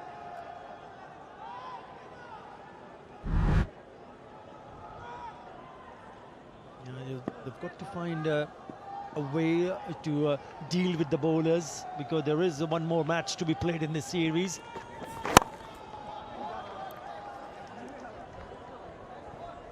But full credit to Pakistan, take nothing away. Under pressure, 1 down in the series when they came on, was asked to bat, and then thanks to that wonderful innings of Sadaqat. It's been his day, through and through. 75 while opening the batting, and he also has figures of 3 for 23 in 5 overs that he has bowled tonight. Salman Ali Agha also featured in with that partnership of 109 with Mohammad Rizwan. It's in the air, should be taken, it is taken. It's all over. And it's the skipper, Shaheen Shah Afridi, who takes the catch of Taskin Ahmad to wrap the Bangladesh innings, would you believe it, 414, the exact number of runs that Pakistan made in that first outing in the first one-day international. What a coincidence. Which means Pakistan wins handsomely, comprehensively by 128 runs, according to the DLS target set. Now, what a performance. Brilliant. They'll be much relieved to see what has happened tonight. And Bangladesh will have to go back and go back to the drawing board and find a way in the next match to do better in all departments of the game. Full marks to Pakistan and Shaheen Shah Afridi. Yeah, he'll be disappointed. Medius and Miraj. But it was all about Pakistan tonight here at the Sher-e-Bangla National Cricket Stadium. 274, the revised target after that thunderstorm was 243 in 32 overs, which was just a little bit too much to handle for the Bangladesh batters. Right, handshakes all around. Nice to see both teams coming in and greeting each other. It has been an excellent display from Pakistan. That's the last wicket. And it was Haris Rauf who goes on to pick up his third in that fashion. 3 for 26 in 4.3 overs. Good inclusion in the Pakistan team. Remember, he did not play the first one-day international, but he's proved a point by picking up 3 for 26. Excellent display. Shaheen Shah Afridi will be quite happy and pleased the way Pakistan played tonight to square the series. Still one more match to be played. Now this is what has happened. Bangladesh in chase bowled out for 114. Only Litton Komadash with the 41 showed some resistance. 28 from Ridoy. Both the batters are adding 58 of 51, but nothing much from the rest. Pakistan bowling was excellent. 3 for 26 for Haris Rauf. Sadaqat was excellent with the bat and also with the ball, picking up 3 for 23 of 5. And the skipper picking up 2 for 22. Wickets for each and every one for the 5 bowlers used. This is the second innings highlights. There was an awkward bounce. Lived dangerously because there was an outside edge, but that was a good shot. This was picked up of Tanzid Hassan and then Saif Hassan also getting out in that fashion. Perhaps Shanto was a little bit late and was castled by Shaheen Shah Afridi. There was some lovely touch from Litton Komadash. Bit of an injury scare. Hussain Talat, who's stretchered off. I hope he's fine. There were a couple of opportunities of run out.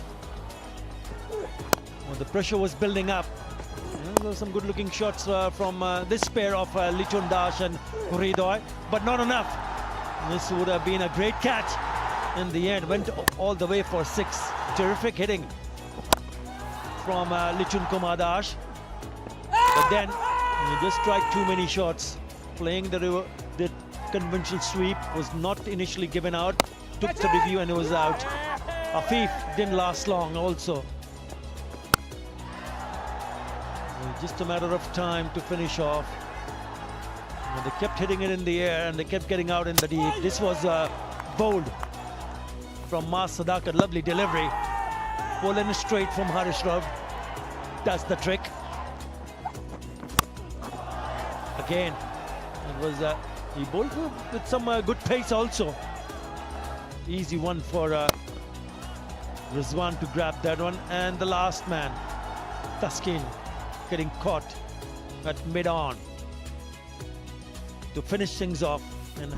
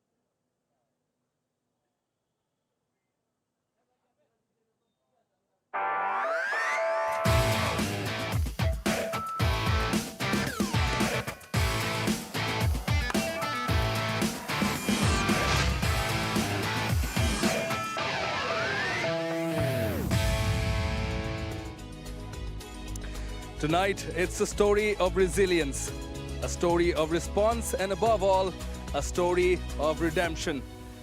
All smiles for the Pakistan supporters, all smiles in the visitors' camp as they win the second ODI of the Dutch Bangla Bank series and level the series versus Bangladesh. Well, they needed to make a comeback, and they did. The visitors welcome you all to this post-match show. The Dutch Bangla Bank Straight Drive, powered by Rocket, co-sponsor Nexus Pay, in company of Ramiz Raza and Shamim Chaudhary. Opening thoughts from you guys. Ramiz bhai first. I thought Bangladesh were dealt a hard hand because they were 3 wickets down, and then the inclement weather, and then the task became that much more difficult. But credit to Pakistan because they bounced back, they rode back with a lot of class. First with the bat, it could have been a lot better. They were clearly about 30-40 runs short, and then with the ball, it really was tremendous effort. Yeah, well, we'll come back to you, Shamim Chaudhary, but before that, Sikandar Bakht is all ready with the post-match presentation. We'll go over to him first. Thank you very much, Chavanoy, and welcome to the post-match presentation for the Dutch Bangla Bank ODI series. It was the second game, and Pakistan won this by 128 runs through DLS and have leveled the series. So, congratulations to Pakistan and the captain, Shaheen Shah Afridi. Now, before we give away the awards, I'd like to welcome the presentation party to my left, starting with Mr. Arslan Chaudhary, who is the Director of Bangladesh Cricket Board, Chairman of Tournament Committee, BCB. And next to him is Mr. Sirajul Islam, Deputy Managing Director, Dutch Bangla Bank. Thank you for joining us, gentlemen. And now, I'd like to call upon Bangladesh captain, Mr. Mehdi Hassan Miraz, to please have a word with us. Mehdi, hard luck today. If you look at the game as a whole, you won the toss, decided to put Pakistan in. Where do you think what was so different from the bowling in the first game and then today? I think, yes, we take the advantage first 10 overs. You know, the last match was excellent. The bowler bowled really well, and we just took the advantage, but we didn't execute well because, you know, first 10 overs we were giving many runs, and obviously goes to credit them. They played really, really well first 10 overs. Then you come back to chase out here. It wasn't very easy. We were talking about it's a good batting pitch. It seemed like a bit of a variable bounce, but you'll have a better idea. What did the top batters say? Yes, I think obviously it's a very good wicket to bat on. Like, you know, so we have a little mistake. So the top order batsman didn't get runs. So I think it's been problem, and we have to look these things. Now, coming into the final game, what are the areas as a captain you're looking from your team to like fine-tune and polish? Yeah, definitely. Yes, so we have to improve our batting unit because, you know, we bowl really well, and we are great at comeback.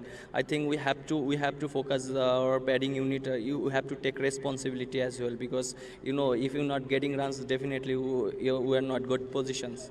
Now, you talked about that they had a good start with the bat, but then that run out of Salman Agha and a bit of a chit-chat between you and him, that really changed, and they started losing wickets from there. But really, I mean, you were in your right to get that run out. How did you see that?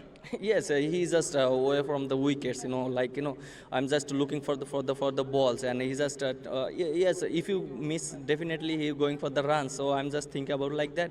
Okay. All right, well, hard luck today, and good luck for the final game, and well played, well tried. Thank you very much. The captain of Bangladesh, Mehdi Hassan. Now I'd like to call upon the youngster who's been chosen as the player of the match today. First with the bat, he got 75 of 46, and then with the ball, 3 for 23 in his 5 overs. Sadaqat is the player of the match. He'll take his award now from both our guests, Mr. Arslan Chaudhary and Mr. Sirajul Islam. His player of the match award, which is, of course, the Dutch Bangla Bank player of the match, USD 1,000. To be handed over to Sadaqat. We'll have a word with Maz. Maz, सबसे पहले तो बहुत-बहुत congratulations, मुबारकबाद शानदार performance की। ये बताइए कि ये जो एक दिन का गैप था, क्या प्लानिंग थी आपकी अपनी in terms of बैटर, और फिर टीम की क्या प्लानिंग थी जो आज ये स्कोर हुआ? जी, सबसे पहले तो मैं अल्लाह ताला का शुक्र अदा करता हूँ। दूसरी बात ये है कि हाँ, बिल्कुल लास्ट हमारी मीटिंग हुई है तो उसमें यही था कि जो आपका नेशनल गेम है वो इसी खेलना है, तो अल्लाह ताला ने उसमें इज्जत दी। क्या चीज़ आपने थोड़ी सी सही करने की कोशिश की? पहले मैच के बाद पहली आउटिंग थी, क्या आपने रीड किया कि यहाँ किस तरह से खेलना चाहिए, क्योंकि आज आप बिल्कुल अलग दिखे? जी बिल्कुल, लास्ट मैच में ऐसा था कि मैं पहला मैच भी था, थोड़ा सा प्रेशर भी था, और आज इसमें थोड़ा सा ये चेंज लाया जो मेरा नेचुरल गेम है, मैंने उसको फॉलो किया और अल्लाह ताला ने इज़्ज़त दी। अपनी बॉलिंग के बारे में बता अभी, क्योंकि आपको नया नया देखा, बॉलिंग ऑलराउंडर कहूँ या बैटिंग ऑलराउंडर कहूँ, लेकिन शानदार बॉलिंग रही और इस पिच ने आपको हेल्प की जहाँ ज़्यादातर फास्टर बॉलर्स विकेट ले रहे थे। जी बिल्कुल, मैं तो बेसिकली बैटिंग ऑलराउंडर हूँ, और बाकी अभी कुछ टाइम से मैं ऐश भाई जो हमारा कोच है बॉलिंग का, मैं उनसे काम कर रहा हूँ, तो उसको ज़्यादातर उससे बहुत ज़्यादा हेल्प मिली। चलिए, thank you so much for talking to us और बहुत बहुत मुबारक हो। All right, I'm just going to fix my earpiece and then translate it to you now. So I had a word with him, just asking him as to what did he do differently from that first outing to today. He said, I was a bit nervous, it was my first game, but today I really concentrated on everything that I can do for the team and gave myself a little bit of time with the bat. Also with the ball, of course, he says that, yeah, I'm pretty confident. Where the faster bowlers were taking the wickets, I was trying to bowl wicket to wicket, and that worked for me. So that was Sadaqat, the player of the match, and congratulations to him once again. Now we'll call on Shaheen Shah Afridi, the captain of Pakistan. He'll have a quick word with us. Shaheen, congratulations on the win. Quick turnaround in matches like these. When you lose a game, you come back. Now, what was your conversation with your team? No, I think last game, that's not in our way. Early wicket. We had a good partnership in first game and then back-to-back wicket. Same tonight as well. But yeah, a simple message, go and play your own game. How different did you read the pitch as the first one and then this one today? I think this pitch is totally different. Whenever we come here and there was more spin, we feel it will be like helpful for fast bowler, and that's why we bring 4 fast bowler, and I think they bowl really well, really happy. Now, I asked the same question to Bangladesh captain. As a captain, what are the things that you want your team to do better? What have you noticed from this game? You won this match, of course, yes, but for the final match? No, I think that back-to-back wicket we lost. We have to had a good partnership. Till the end, we lost wicket in the middle overs as well. We need to improve that one as well as a team. And that series, we just build our team for the World Cup, and that's our goal. And also mention that Sadaqat, really happy for him as a team. All teams really happy. Youngster had a very good match performance, so happy for him. Well, we're happy for you. Congratulations on winning this game, and good luck coming back stronger for the final. Thank you so much. That's Shaheen Shah Afridi, the captain of Pakistan, once again letting you guys know that the level of the series is due to this win. Pakistan have had for 128 runs through DLS, and that also concludes the presentation. Welcoming you all back to Dutch Bangla Bank Straight Drive, and in the presence of Ramiz Raza and Shamim Chaudhary, and we couldn't hear from Shamim Chaudhary previously, apologies for that. We had to go to the post-match presentation, but your thoughts on the match overall, please. Well, overall for Bangladesh, very disappointing after the emphatic win they had in the first ODI, but the manner in which the Pakistan team turned around, you can't take anything away from them. They had a plan right from the word go. They're not cow away from being aggressive and attacking, and it worked straight away. 103 runs opening partnership, that was the stamp the authority. And from that point in time, Bangladesh on certain occasions came back to getting clusters of wickets, but eventually the 275 target was a daunting task. It's never going to be easy. You feel that Pakistan may have scored more, but even 275 on the Dhaka track is marvelous score.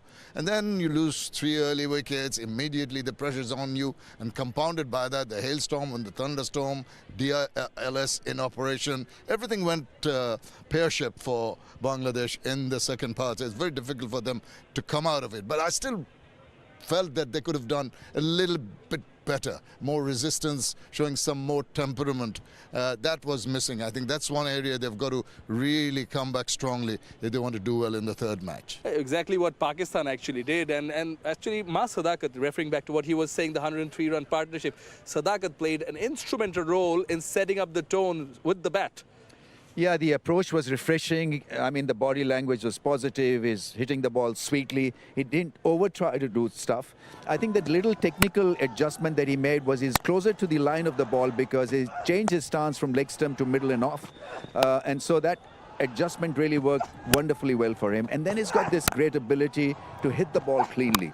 So it was an excellent knock because he had to let the world know, let the Pakistan dugout know that he's good enough player against pace. That one-off innings, the first innings, and he mentioned that he was a little bit nervous. So the nervousness out of the system, and he smacked the ball all around. I think it was really admirable the way he played Naveen Rana, because that was the really crunch challenge for him.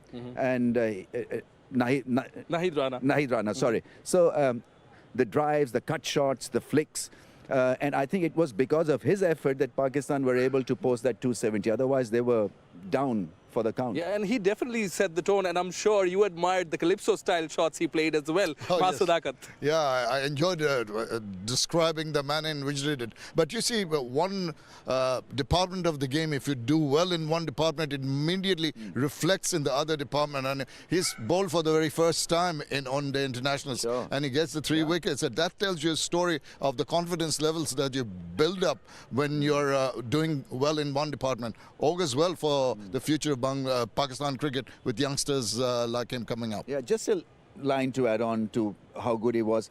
He kept it simple with the bat. He kept it pretty simple with the ball also.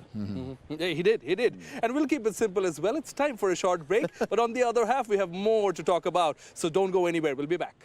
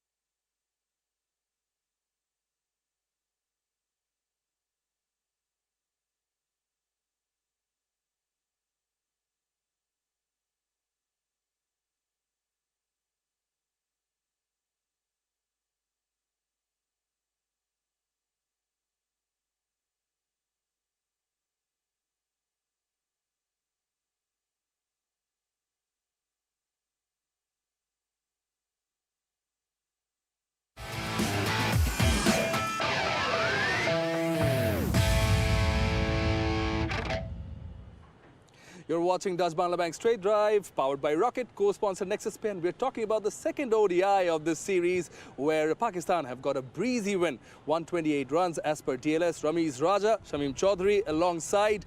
Ramiz Bhai, that win, runs on the board. That's what they ticked off Pakistan, and Salman Ali Aga played an important part, 64 of 62. How good was that? Yeah, whilst Pakistan have faced a lot of criticism and pressure in the middle phase of the innings in T20 cricket. In ODIs, because you've got somebody like Salman Ali Agha to anchor and guide the innings, Pakistan have been relatively well served. And it's a natural fix. And he bats so well in ODI cricket because his numbers are brilliant. We're talking about an average of in excess of 40 with hundreds and 50s. And today, he was so smooth in whatever he's trying to do. You know, the drives, he played the spin, he had a plan. And the confidence, the body language was so good. And he accelerated when he wanted to. And it really was an important innings with Rizwan's 40-odd as well. Yeah, it was a good partnership, 100-plus partnerships. And after the opening stand, they needed something like this. And Salman Ali Agha, particularly in this format, is certainly a different sauce, different gravy altogether. Absolutely, and it's so noticeable that the run rate, strike rate was around the 100 mark, despite the fact that he hit 2 sixes and 7 fours. So interspersed among that was a lot of dot balls and singles. It tells you how he panned out the innings, so very crucial. So I think all in all, you needed a senior to work for you, and he's done exactly that. Now, we have to get it from you. We've heard it from Ramiz Bhai, we've heard it from Maiden and Miraj himself in the post-match presentation. Your thoughts on the run-out? Yeah, it was a bit.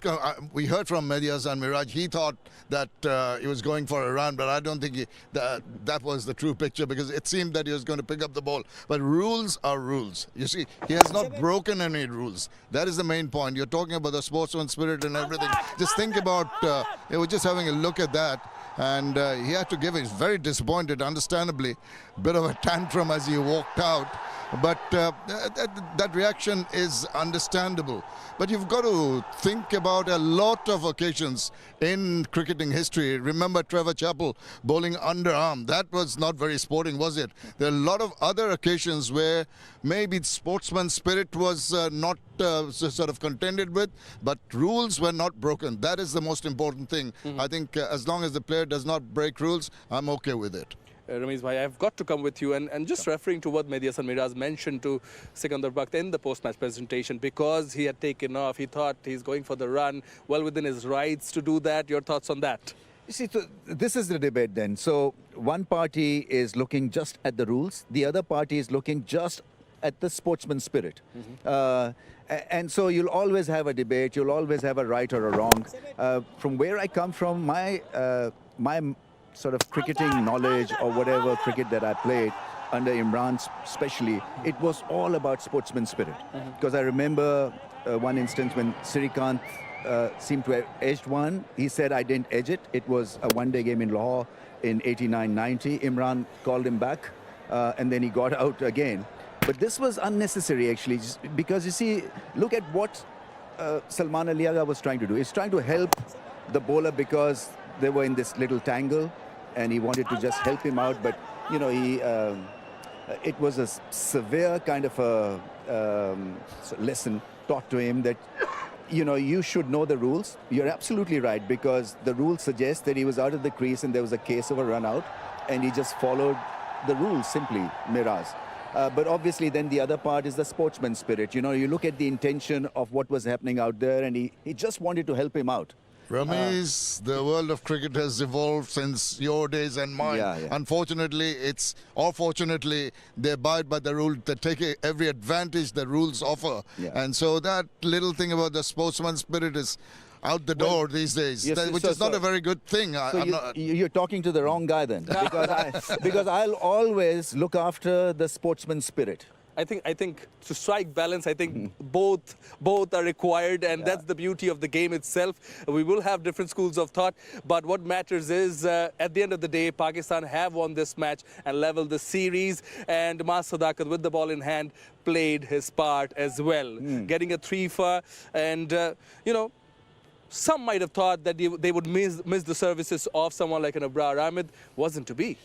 You see, they got away, got out of jail, actually, I would say that, because it is so risky not to feel a proper spinner, even on a green pitch like this one. Because, you know, you want a spread of bowlers, but Sadaqat was a complete surprise, and I think Bangladesh would be pretty disappointed in offering him that great platform of attacking Bangladesh. He picked up 3 wickets, but just bowling a straight line.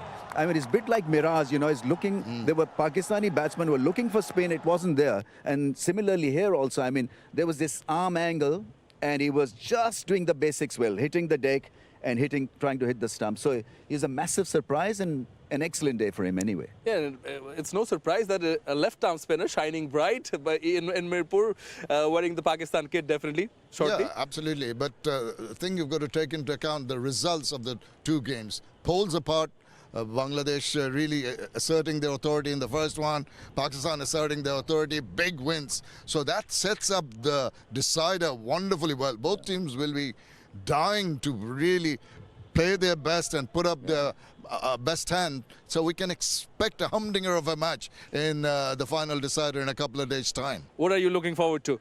A good game, and I don't know, I mean, Pakistan will look to be the favorite now after this thundering win. Yeah, and the talk of the town, definitely everything we are talking about, what that does is spices up this Dutch Bangla Bank series between Bangladesh and Pakistan. Even more, the third and final ODI still to follow day after. And 15th of March, 1:40 p.m. live from the Mirpur Sher Bangla, the third and final ODI between Bangladesh and Pakistan of the Dutch Bangla Bank series, powered by Rocket, co-sponsor Nexus Pay. It's a very good night from all of us here. See you again day after.